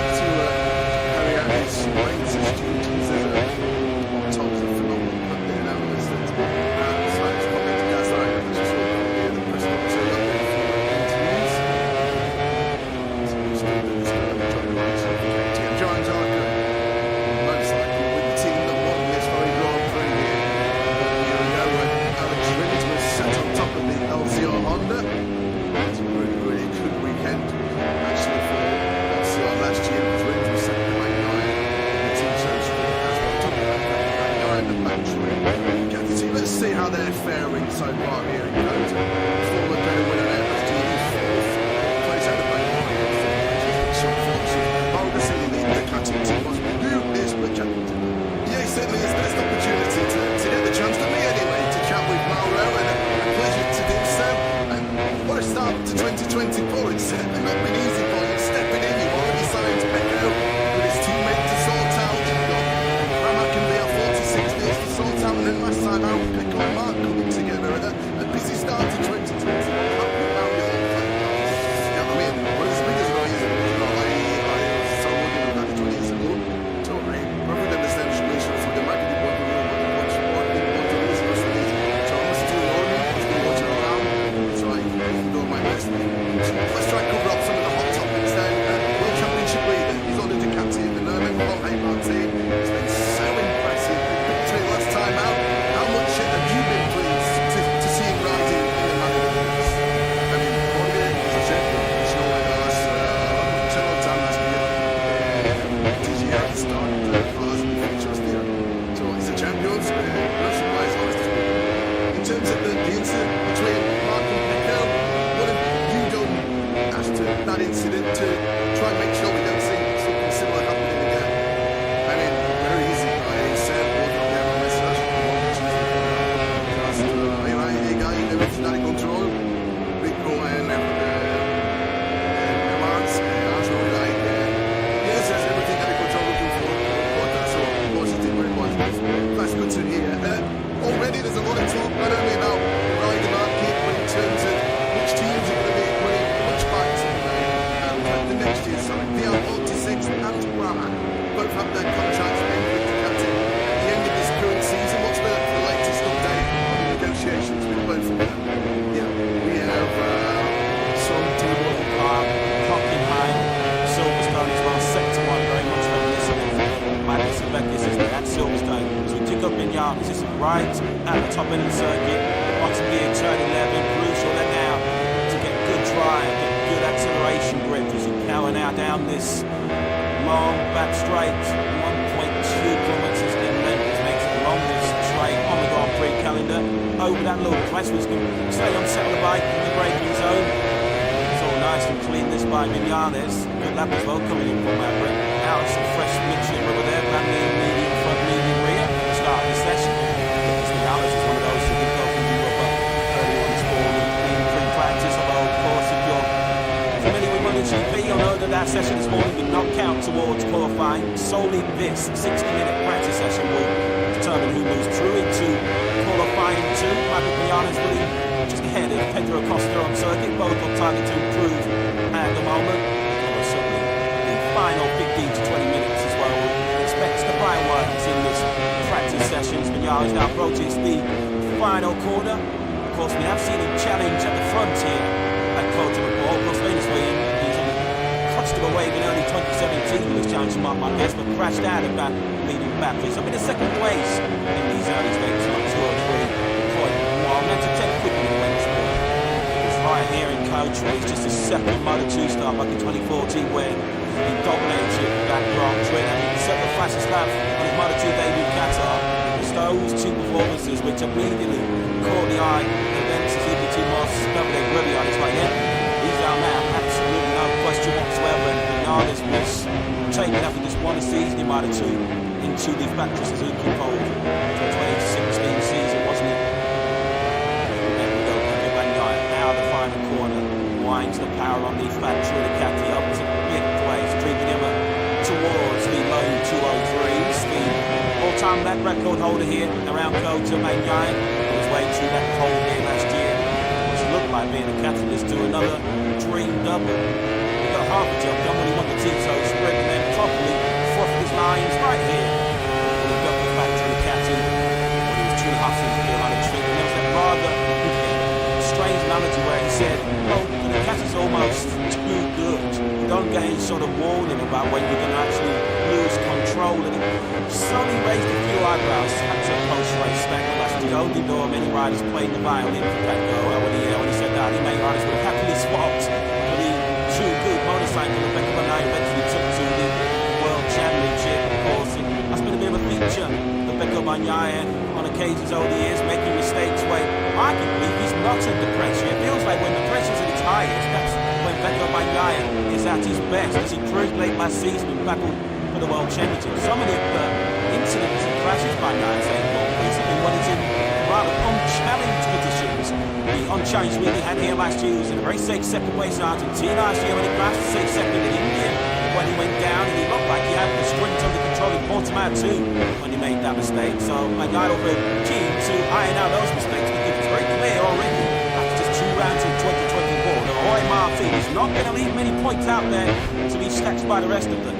Bounce back ability is what Nyla needs here this weekend. He has delivered in the past. He's not normally ride that dwells too long on setbacks. If you look at his most recent DNFs, his powers of recovery have been pretty amazing. Immediately after his last 9 DNFs, he's then gone on to win the very next Grand Prix on 5 occasions and be on the podium in 2 others. So if the omens are to be dreaming right here this weekend, Nyla will bounce back strongly from the setback, shall we say, of his decision to engage with this fan down at turn 5 late on in that Portimao Grand Prix, which has certainly got MotoGP trending all the way around the world on that social media. You do feel that was just a little bit of an appetizer for what's to come over the remaining many 20 races, 90 races in 2024. Fair to say, it divided opinion, didn't it? The Marquez up by Nyla bus stop in Portimao, and as you say, feels like the sign of things to come, because I can't imagine Marquez is going to get much weaker from here. He will surely only get stronger as he adapts to the GP 23 and shakes off some of those old Honda habits. And likewise, you'd imagine that the Ducati GP 24 will just get stronger as the year goes on, as the current spec machine does tend to extenders have an advantage over the year-old bike as we go through a season. Marquez is a phenomenal talent, of course, 8 times world champion, chasing an 8th victory here at the circuit of the Americas on season, not to taste a victory here since 2021. Marquez, I guess likewise, has a score for several with this circuit of the Americas. Of course, having missed the opportunity to compete here last year, getting quite acquainted with that P1 in MotoGP right now as leader show Manuel Martin, who flings the Prima Proma Ducati through the high-speed turn 18, the right hand with the completes 3 rights, bringing in the final sector. You're then banking less than 19 now to the final corner 20. Another lap that's right on the money here for Martin. Let me have a look at that medium from soft rear tyres. Another low 203 from the Spanish rider. Right at the top of that crowd, it's widens out. The grading as you reach that first corner. It's sort of a tricky first corner to get right at the start of the Grand Prix. So if the lines available, it's through there. Matches right to just let every single corner. It's sick for the moment for Marquez. 203. 175, but he's right, thinking second. All about our most recent race winner here in Catalunya trims last year. Still trying to understand why he needs to get the best out of himself. How many moves back to Alex at the moment down in 17th place. Currently actually in the pits right now. Still 2-0-3. It's rather interesting news that's breaking here right now. That's certainly in Austin, Texas. Some of our colleagues are Jarvis has confirmed that 2024 will be his farewell. The championship was fresh on the back, overtaking Fabio Quartararo in 2025 and 2026. That was one of Lee Jarvis's final accomplishments in Yamaha. It wasn't about doing business, was it? So Lee Jarvis, it seems, decided to step aside.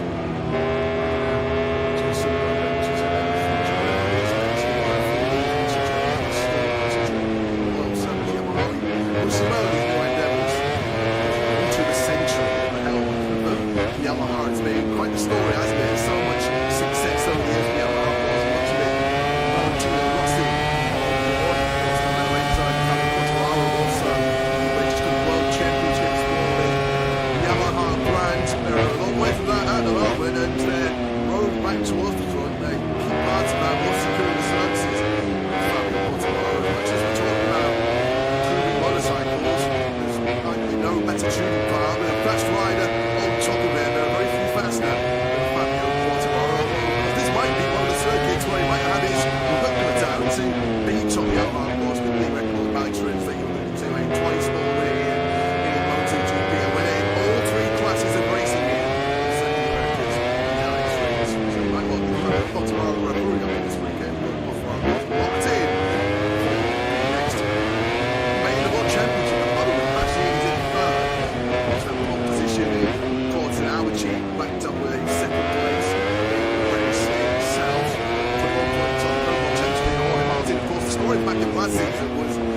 Martin, knowing that if he won the World Championship, it was going to be the key to unlock the spot in the factory team. But of course, Ducati haven't got that luxury this year to wait and see how the World Championship plays out before they identify Pedro Bagnaya's team. Because we know Bagnaya's going nowhere else now before the season. Ducati have been dispossessed in the past, haven't they? In the years when Jorge Lorenzo rode for the team, and of course Pedro Petrucci too, who haven't tried making a decision midway through the season regarding their long-term future within the factory sport. And timing those is keep identifying a candidate. It's not necessarily easy. Ducati, because there are no shortage of candidates who might happen to jump on that bike alongside just a two-horse race. There is it between the Beast and Martin at the factory. They certainly missed them. Certainly has a factory aspirations of his own. Inside the gets temporary garage, where we will find the superstar Pedro Acosta top 3 this morning. At the moment sitting in 4th place. Himself really very quickly. The unique demands, challenges of his counter circuit. Racing stand fair the top speed so far this weekend has got to grab a bit of 350.6 kilometres.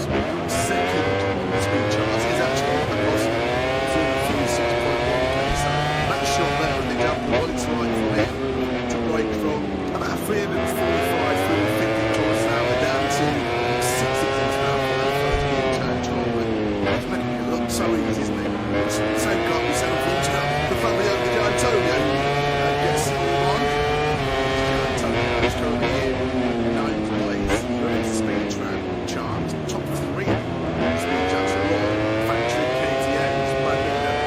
And Jack Miller all ramping through there as we look at Joan Mir on the Repsol Honda looking to lift himself out of the bottom end of the top 20. KTM on the trip, they had 3 of the top 4 speeds on the opening Grand Prix weekend.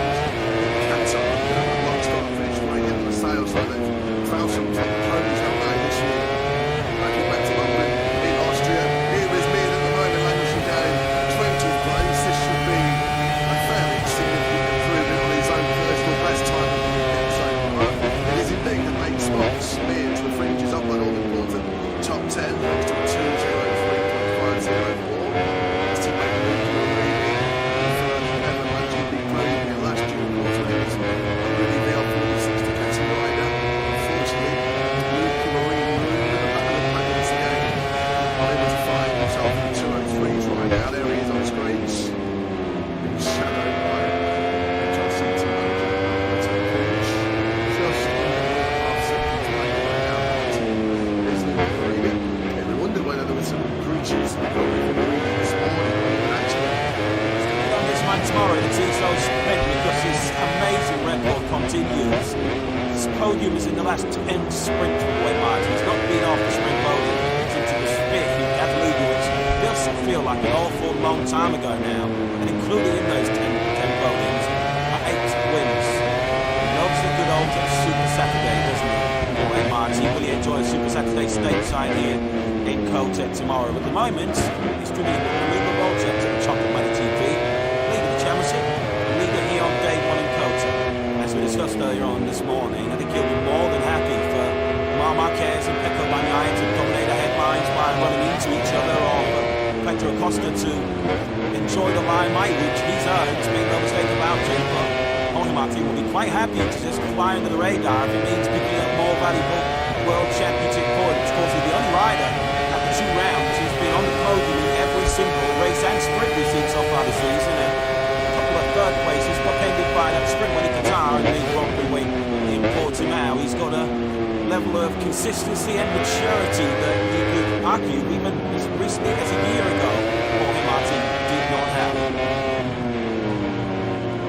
Yeah, 26 years of age now. He's coming into his prime, you may feel. Jorge Martin certainly some good years ahead of him if he can stay fit, healthy.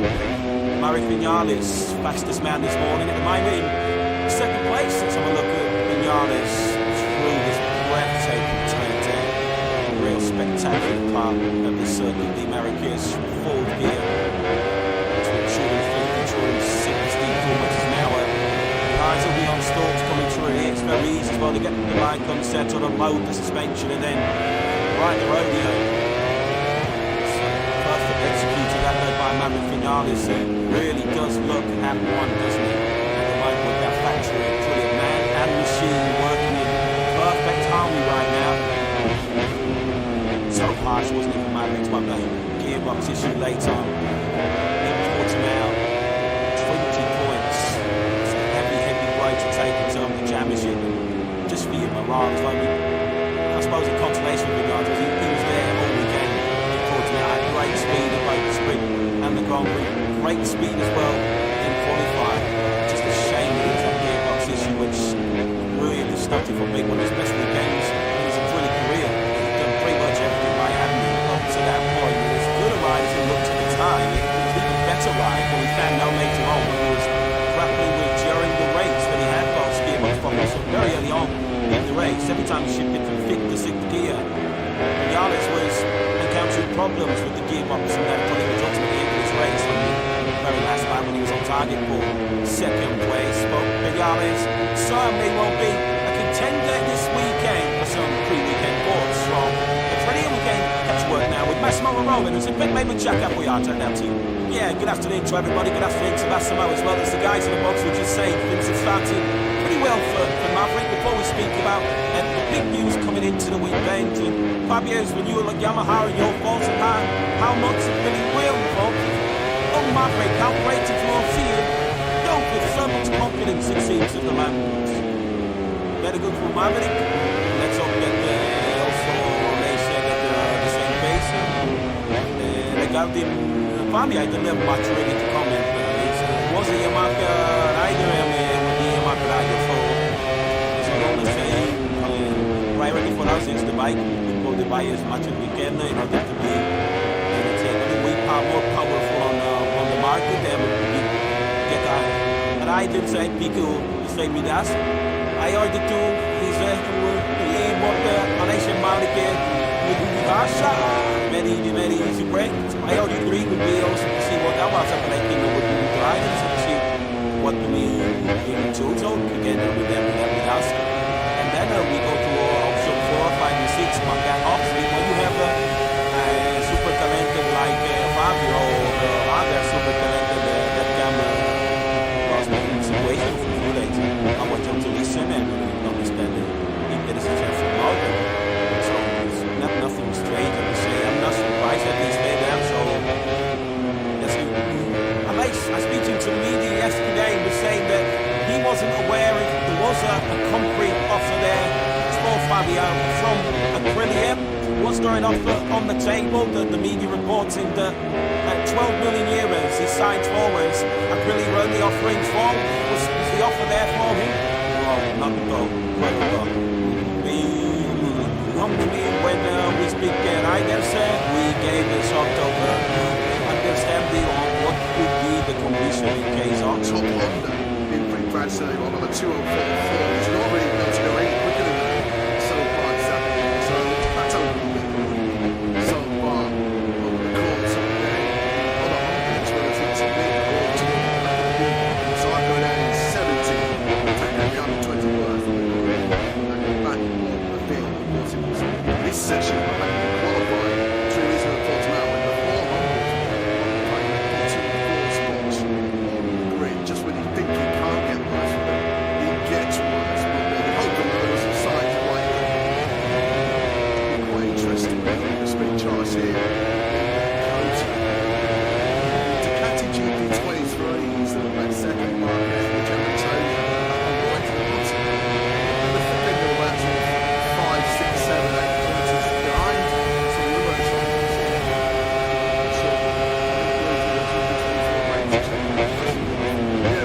Antonio is exactly 10k slower than Bingham down the straight, so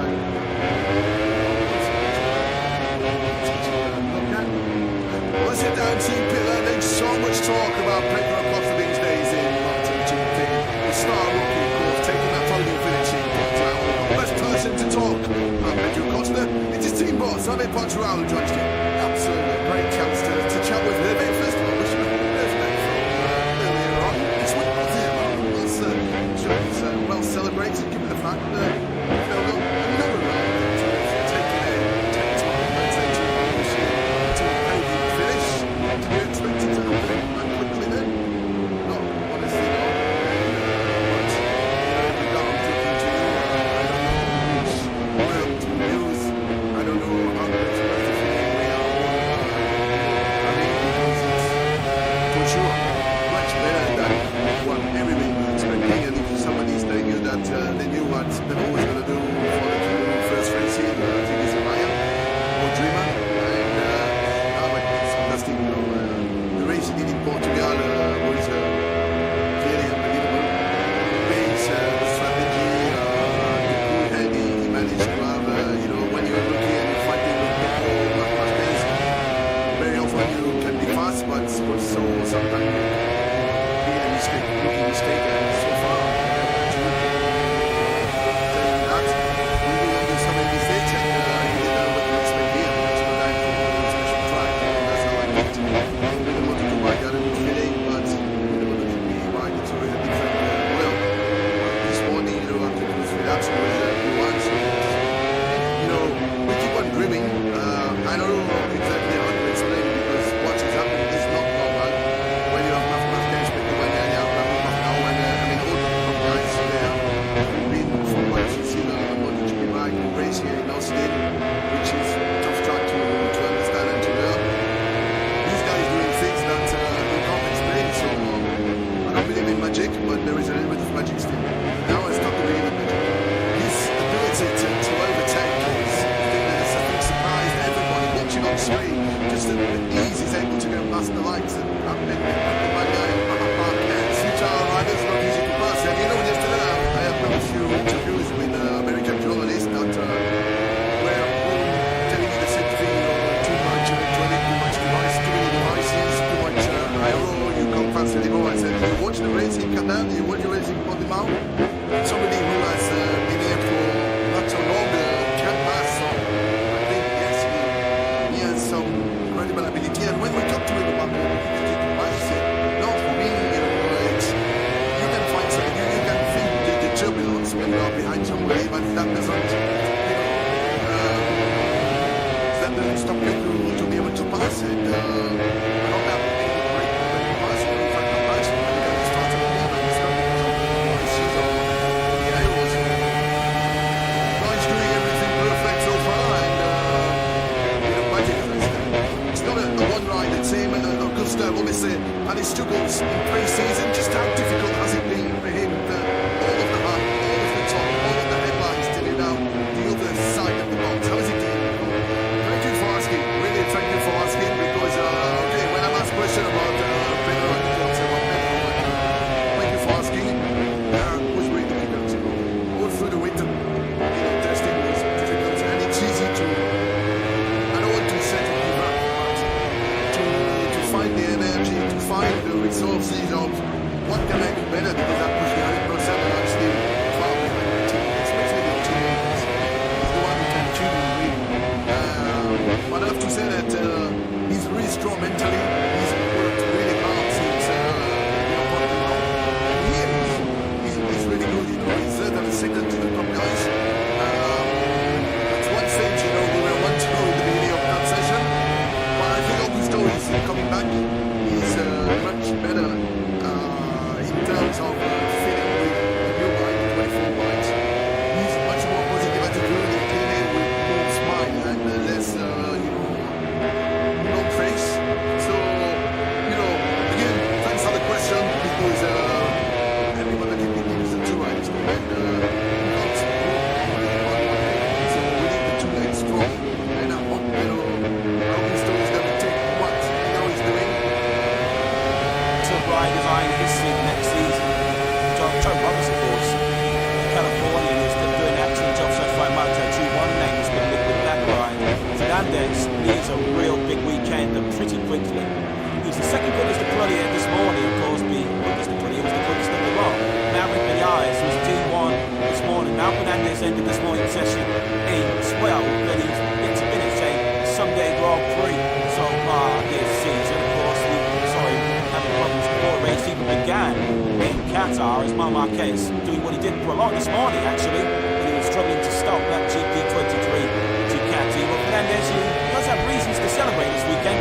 100th Grand Prix this weekend across all classes will be 25. Guilty of a rookie mistake, he termed it in Portimao. He said he was telling his crew chief all weekend. The particular corner he crashed out the S with Richigamme went offline and then didn't follow his own advice, which saw his Grand Prix come to an early end. Hard to believe, isn't it? With how strong and how good he was, the promise he potentially showed in that Moto2 World Championship campaign. We come see it. This is MotoGP appearance number 40. Is that we ever had one top 6? That was wide to the back end of last season. The 5th place of Benjamin. Can't believe it was saying that. Because he was so really good. What's it? Yet he might too, pushing Remy Garn all the way to the championship battle in 2021. In the present night, he's under the cosh and needs a big result here in Kota this weekend as we pick up Pedro Acosta, who doesn't seem to matter what challenge you put in front of him. He just is able to get on with the job, effortlessly working his way around his Acosta. That's caught up the front of the mechanics this morning. They felt that this would be arguably his biggest test of the season so far. Well, he's passed to the flying cooler. Although I was just saying that, and you really just know why your commentator's choice, but hey, we'll let him have that one. Yeah, he's exploring the limits, shall we say, so far today. Of course, we did see him running off a little bit this morning. It was a session of 2 halves this morning. He was down the back of the field for the first half of the session, bolting on some new tyres, which needed up inside the top rears, the rear stakes left, stakes right, as he tries to get it stopped from probably big end of 300 kilometers an hour down that back straight down to right about 60 k's for the first gear, turn 12, and unfortunately he was nowhere near the apex that time, but he's on the first and on to the last to make a mistake through there. There are so many big braking stops around this Kota layout. This is another of them into turn 1. Well, we're going to see Marc Marquez run wide earlier on into turn 11 and into 12. Huge heavy braking zones. Well, of course, you need that braking stability, which is why generally by the state of the harder front tyre around here. Yeah, when you see those hard braking zones, you know that Kevin Schwantz had some influence in the design of this Kota circuit. Great to see so many American legends gathered here this weekend.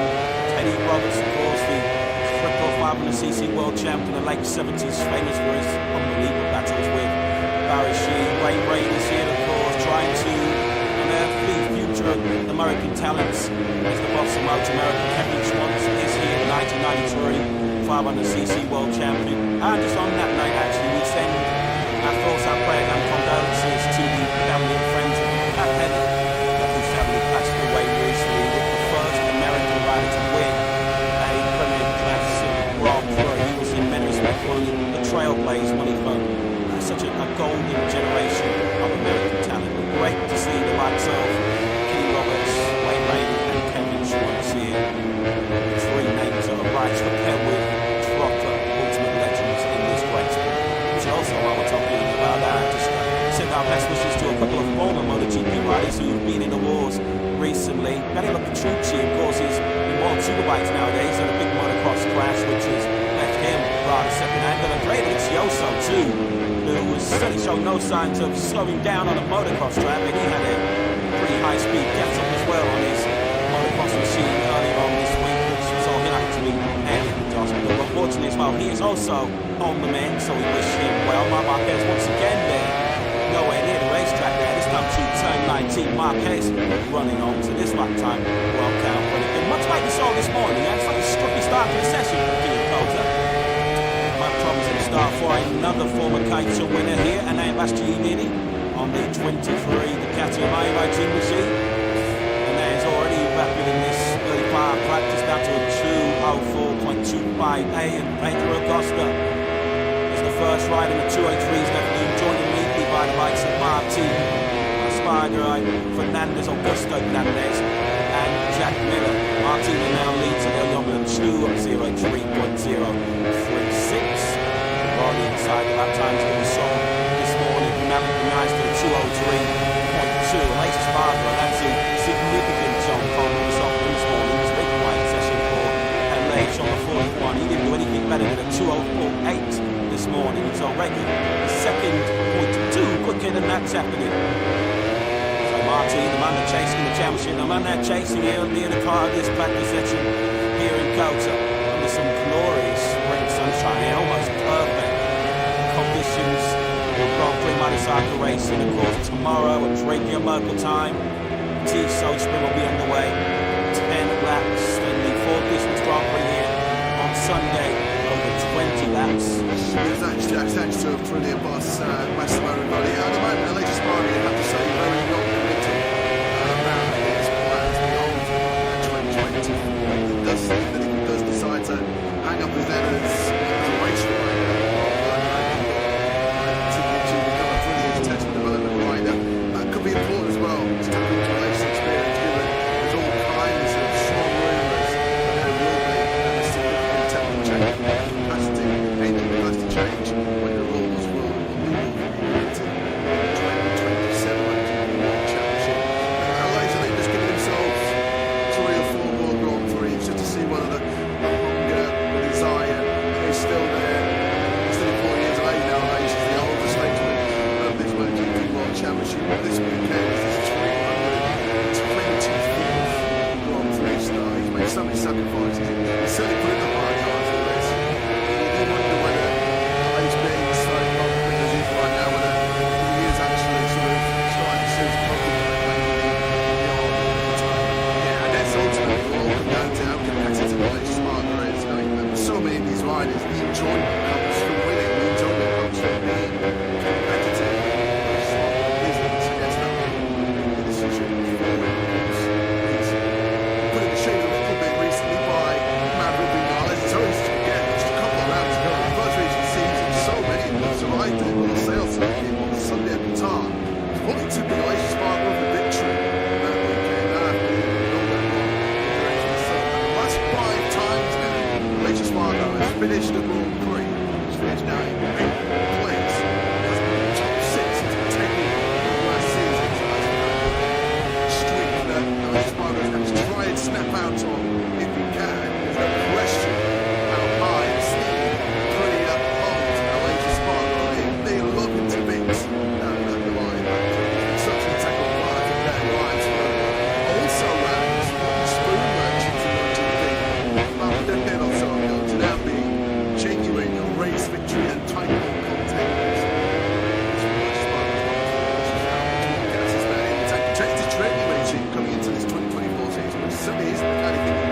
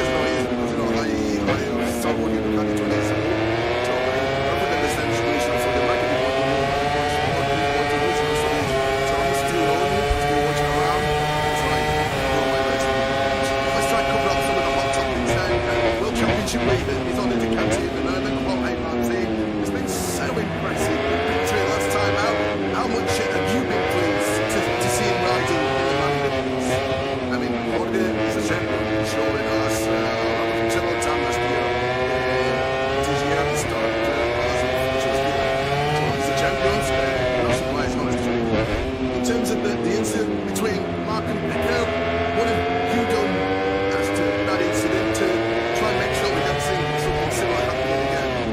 I mean, very easy, like he said, both of them are message, which is just, anyway, you know, everything under control. Big call and remarks, Arsenal, like, yes, there's everything under control, looking forward, that's all positive, very positive. That's good to hear. Already there's a lot of talk, not only about the rider market, but in terms of which teams are going to be winning which bikes for the next year. So Gearbox, and Pratt both have their contracts with Ducati at the end of this current season. What's the latest update on the negotiations with both of them? Yeah, we have some Tyrrell, Hockenheim, Silverstone as well, Sector 1, very much reminiscent of Magnus and Magnus, isn't it, at Silverstone. So pick up in yards, just right at the top end of the circuit, bottom gear, turn 11, crucial then now to get good drive, get good acceleration grip as you power now down this long back straight, 1.2 kilometres in length, which makes it the longest straight on the Grand Prix calendar. Over that little crest, which can slowly unsettle the bike in the braking zone. It's all nice and clean this by Vinales.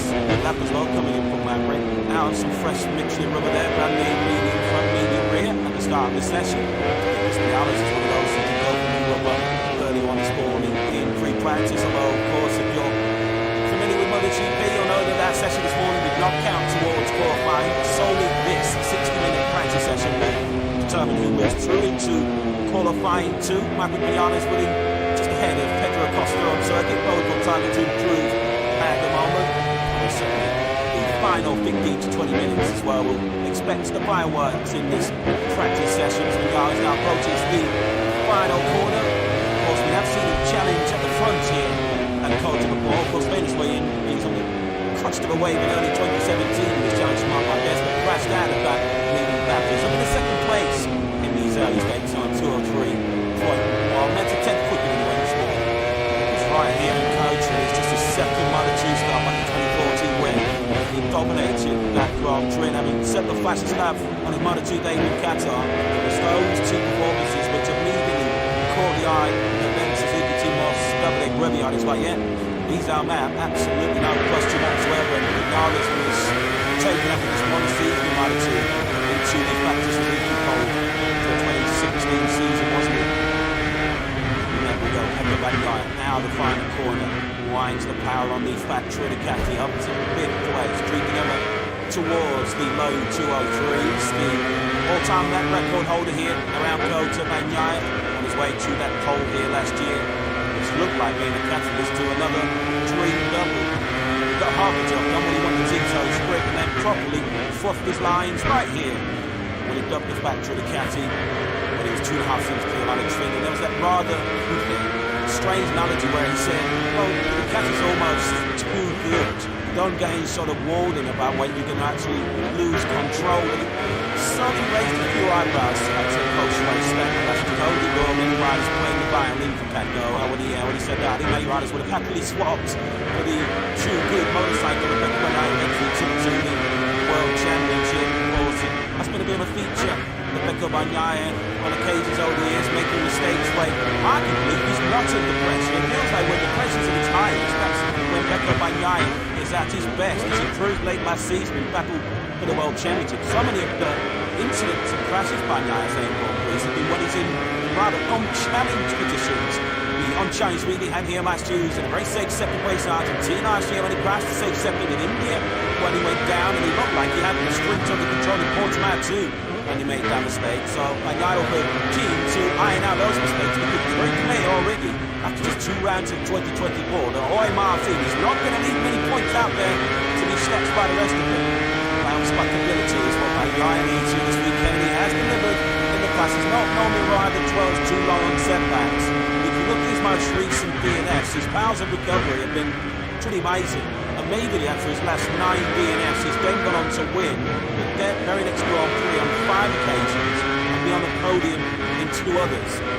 So if Yeoman is something to dream about here this weekend, Bagnaia will bounce back strongly from the setbacks, I would say, of his decision to engage with this man.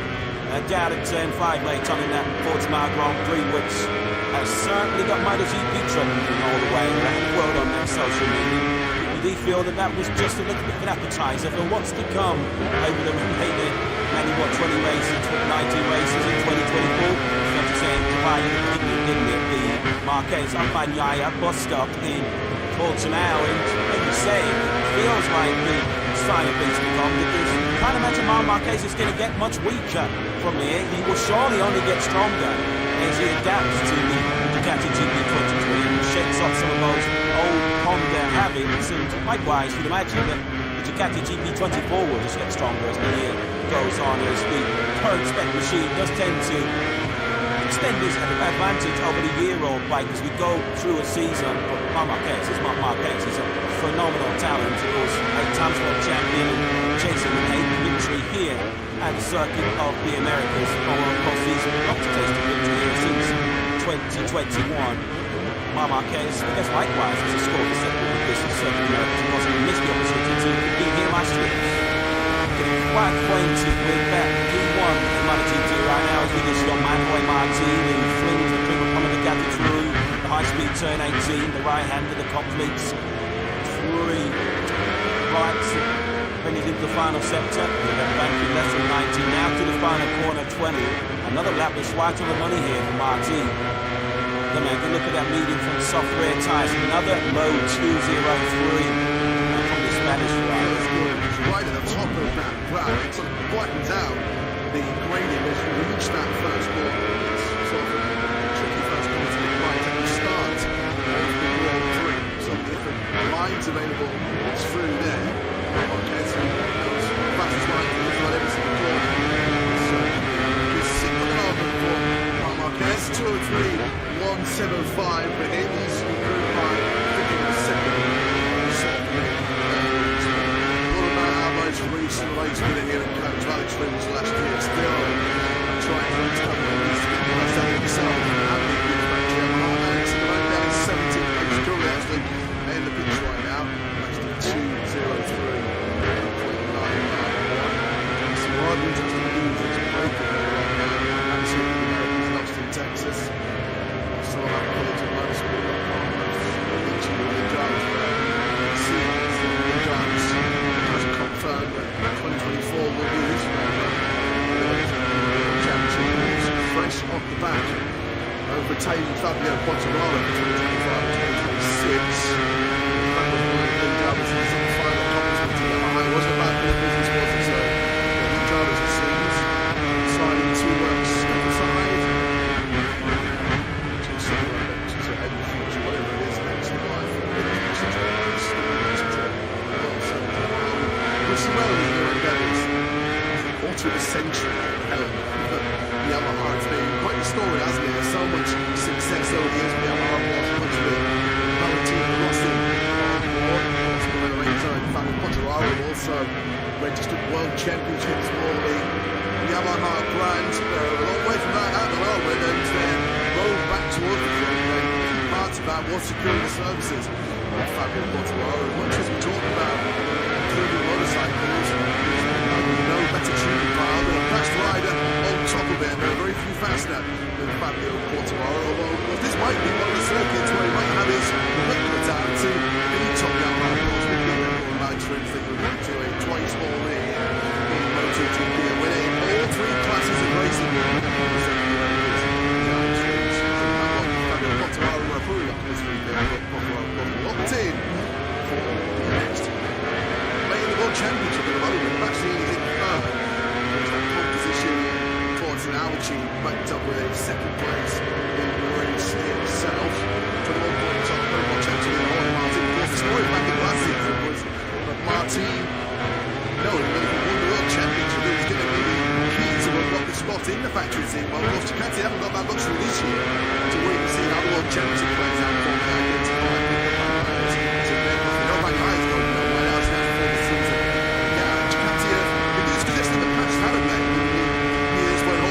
Rode for the team, and of course kind of Petrucci too, having to try and make a decision midway through the season regarding their long-term future in the factory squad, and timing that decision correctly and identifying a pick candidate is not going to be necessarily easy unfortunately, because there are no shortage of candidates who would quite happily jump on that wagon. Just the two-horse race here in the rodeo is it between the Beast and Martin the factory. A certain Mr. Workout so has his factory aspirations of his own inside the Gas Through garage. Pedro Acosta top three this morning. At the moment sitting in fourth place. Himself very quickly to the unique demands challenges of this counter circuit. Top speed so far this weekend. It's not to grab big at 350.6 kilometres.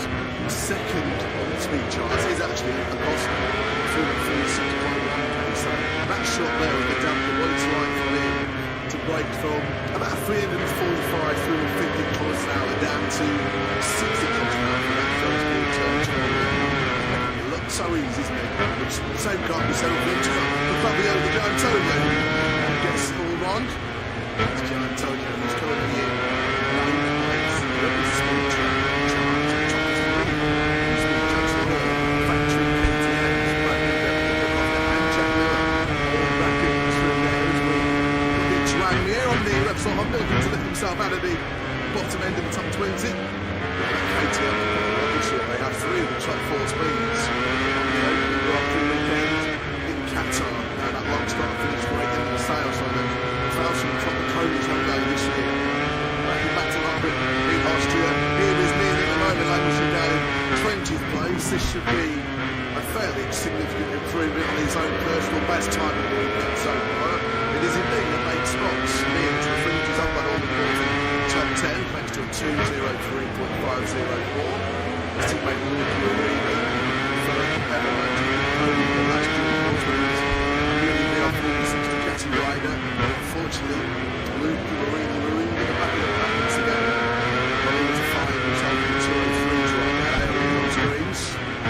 Being shadowed by Johnson.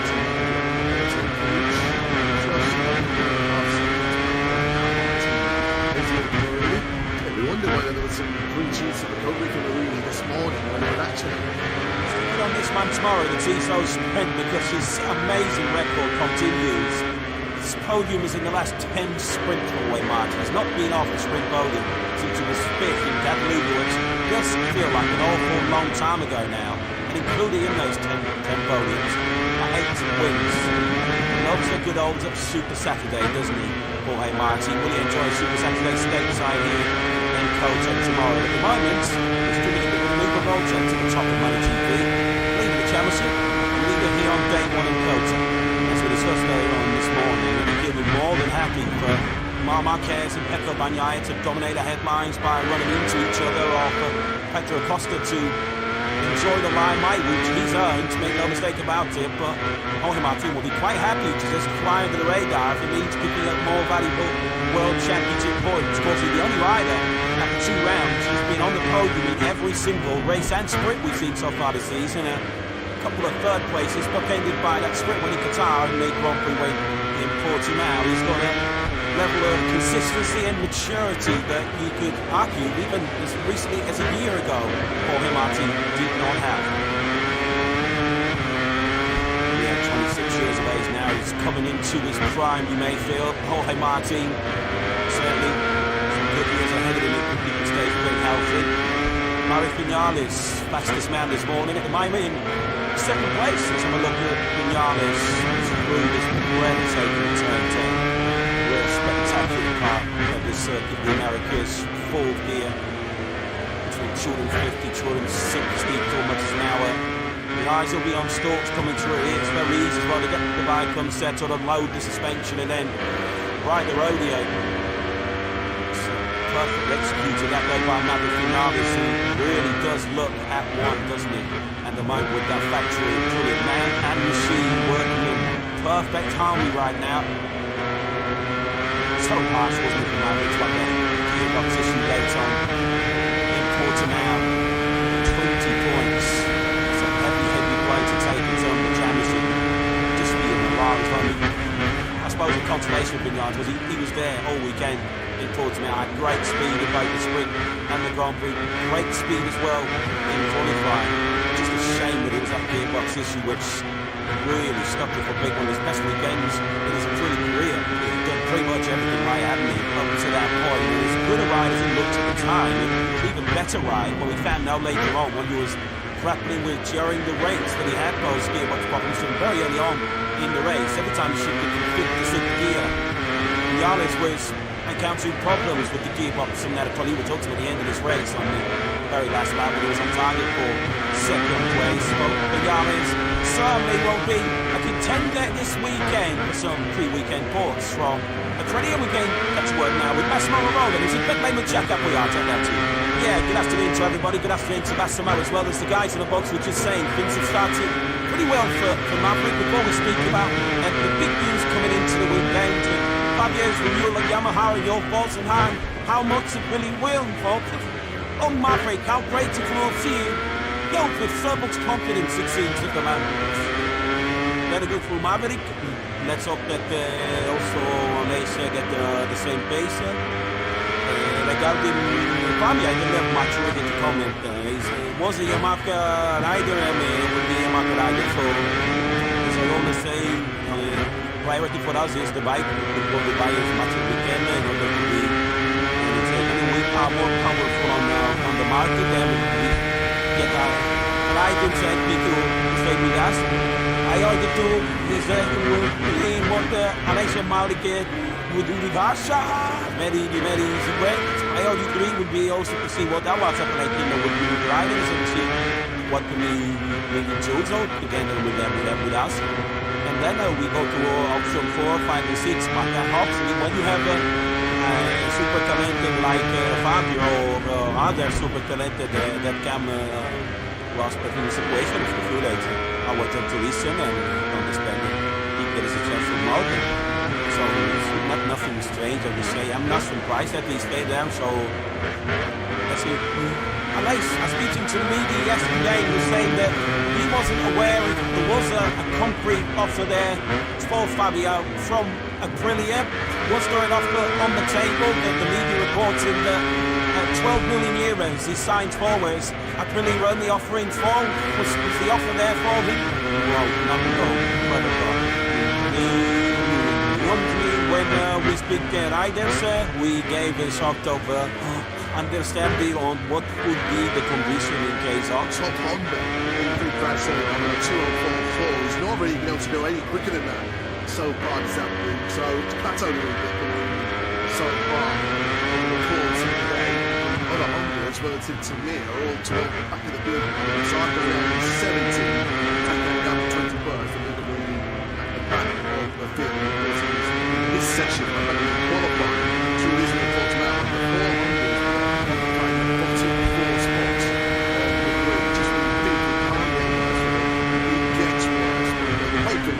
signs of life.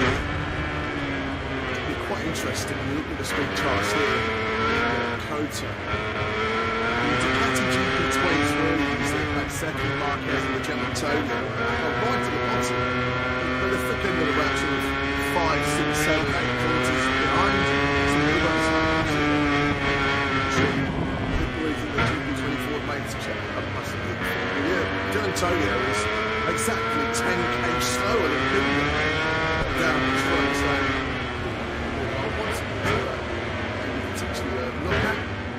Well, let's head down to pit lane. There's so much talk about Pedro Acosta these days in MotoGP. The star rookie, of course, taking that podium finish in thoughts now. We've got the best person to talk about Pedro Acosta. It's his team boss, Andy Pontarelli, joins us. Absolutely great chance to chat with him. First of all, wish him a happy birthday from earlier on. This week was it? Well celebrated given the fact that another ride that is taking a 10-12 MotoGP machine to a podium finish. Do you expect it to happen that quickly then? No, honestly not.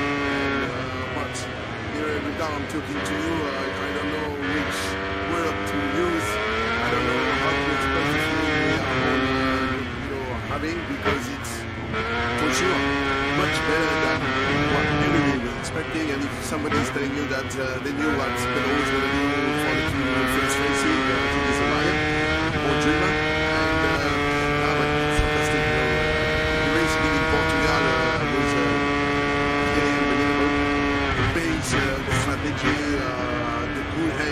manage to have, when you're a rookie and you're fighting with Pedro, Marquez, very often you can be fast, but also sometimes you being a mistake, a rookie mistake, and so far, that's you.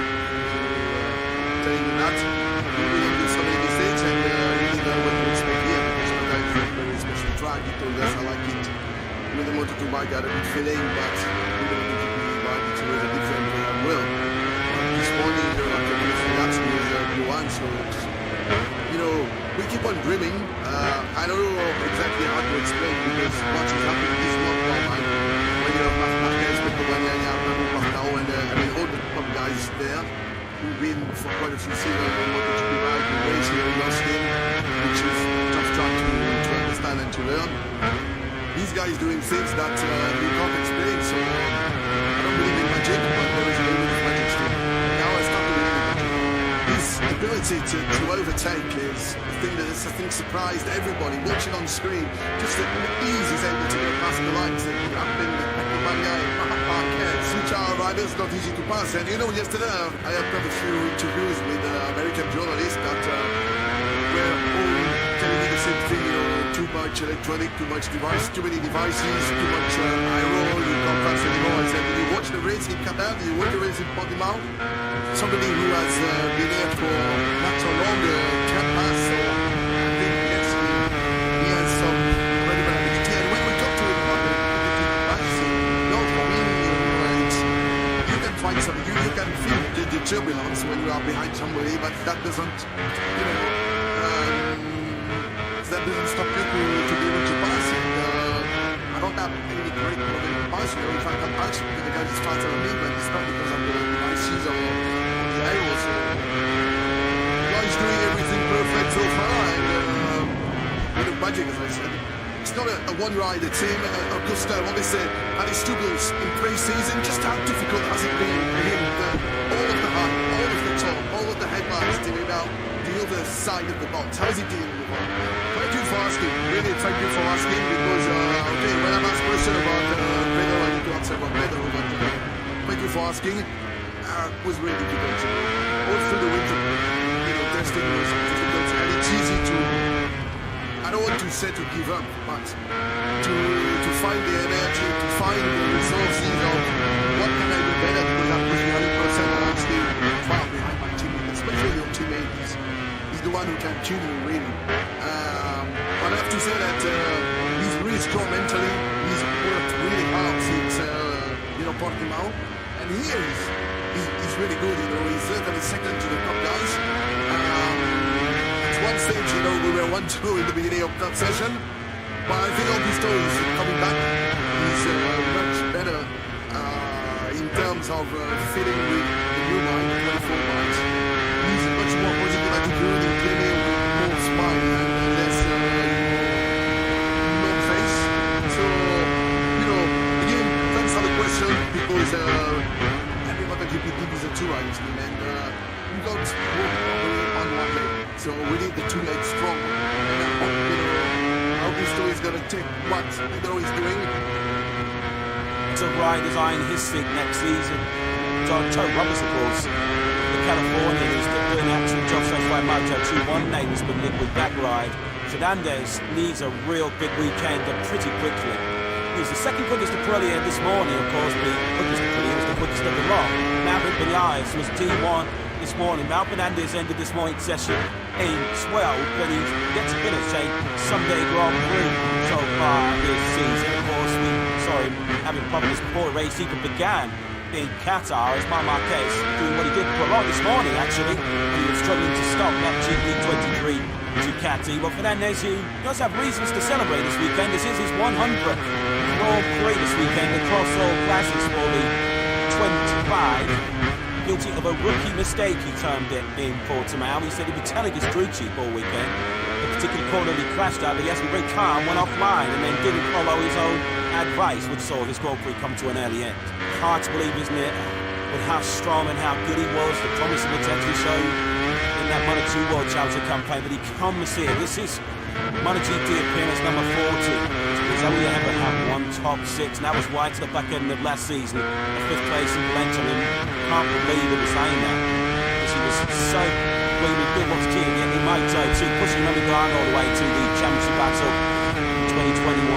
In the present note, he's on the cosh and needs a big result here in Cota this weekend as we pick up Pedro Acosta, who doesn't seem to matter what challenge you put in front of him. He just is able to get on with the job, effortlessly working his way around his coach circuit. Caught up with the mechanics this morning, and they felt that this would be arguably his biggest test of the season so far. Well, he's passed to the flying cooler. Although yesterday, you really just know why you commentate this choice, but hey, I will let him have that one. Yeah, he's exploring the limits, shall we say, so far. Today, of course, we could see him running off a little bit this morning. It was session 2 halves this morning. He was down the back of the field for the first half of the session, bolted on some new tyres, was immediately up beside the top rears, the rear stakes left, stakes right, as he tries to get it stopped from the thick end of 300 kilometers an hour down that back straight down to around about 60 k's for the first gear, turn 12, and unfortunately he was nowhere near the apex that time, but he's on the first, he won't be the last to make a mistake through there. There are so many big braking stops around this Cota layout. This is another of them into turn 1, while we're going to see Marc Marquez run wide earlier on into 10-11 and into 12. Huge heavy braking zones where of course you need that braking stability, which is why generally riders favour the harder front tyre around here. Yeah, when you see those hard braking zones, you know that Kevin Schwann's had some influence in the design of this Cota circuit. Great to see so many American legends gathered here this weekend.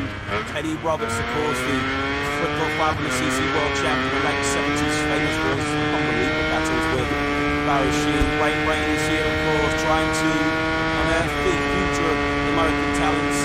As the boss in Motor America, Kevin Schwantz is here, the 1993 500cc world champion. And just on that note, actually, we send our thoughts, our prayers and condolences to the family and friends of Pat Henning, who sadly passed away recently, the first American rider to win a Premier Class Grand Prix. He was in many respects one of the trailblazers, one of such a golden generation of American talent. But great to see the likes of Kenny Roberts, Wayne Rainey and Kevin Schwantz here.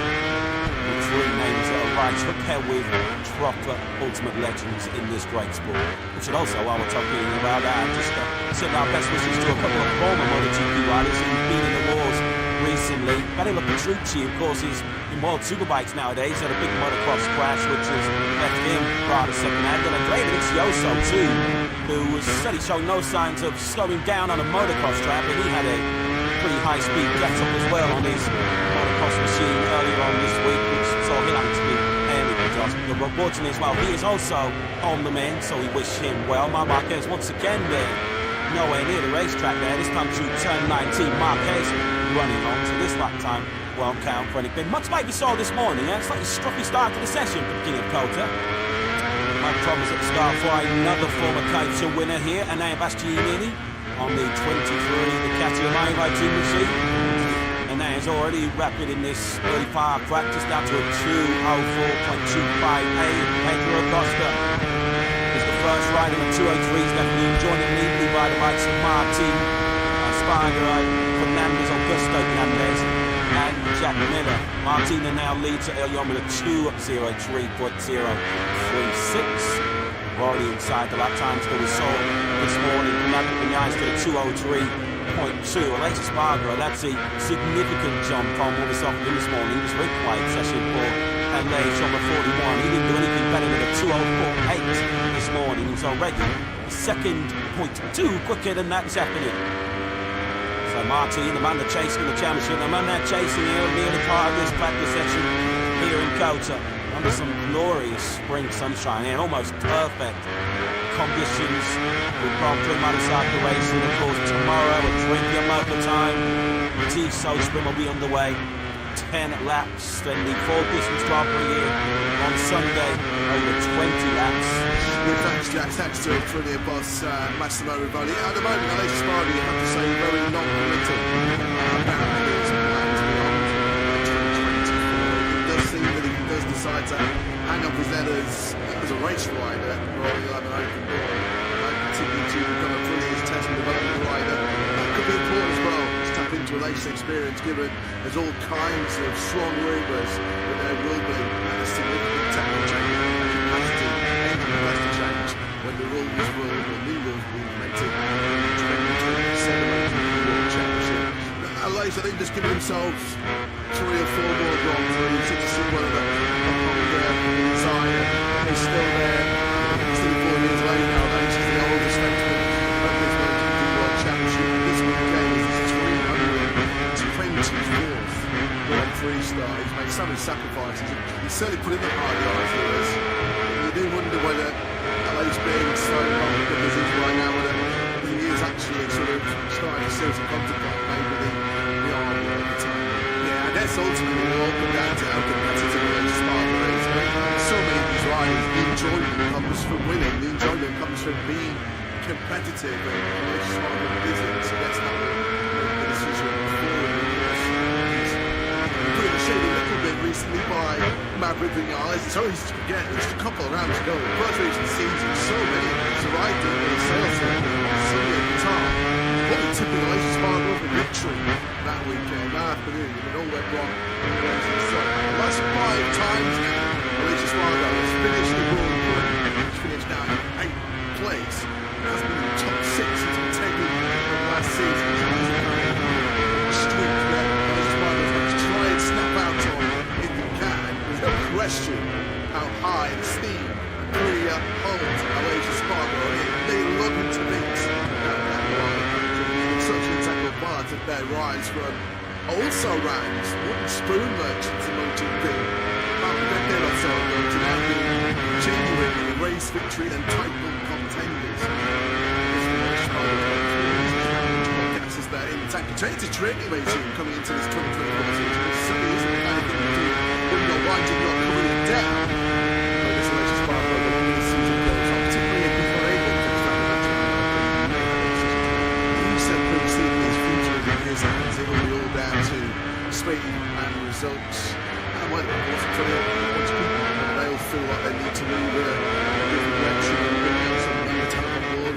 What is not on the plate is that putting it somehow keep the latest Sparta in the fold. Taxing the back right along, which is a role his brothers fulfill. Doing well at the moment in Cage, I think Paul Sparta was in Jerez, wasn't he, early this week before he hopped on the plane across the Atlantic to carry out his latest duties as what told us a phenomenal pundit and analyst that starts coming to that side, which is what to a number of attributes. So we're still doing this going to job of action for KTM. John Zarco, like I said, with the team looking up in this very Grand Prix here 1 year ago when Alex Rins was sat on top of the LCR Honda. It's a really, really cool weekend. Actually for last year was really sitting back by the team show screen as well. Talking about the back the factory team. Let's see how they're faring so far here in Kota. Former kind of winner there, Mastini's 4th. One place out of back nine in 3rd place. Let's get some thoughts of Rogassini, the Ducati team was. Who is with Jack? Yes, it is. Best opportunity to get the chance to be anyway, to chat with Mauro, and a pleasure to do so.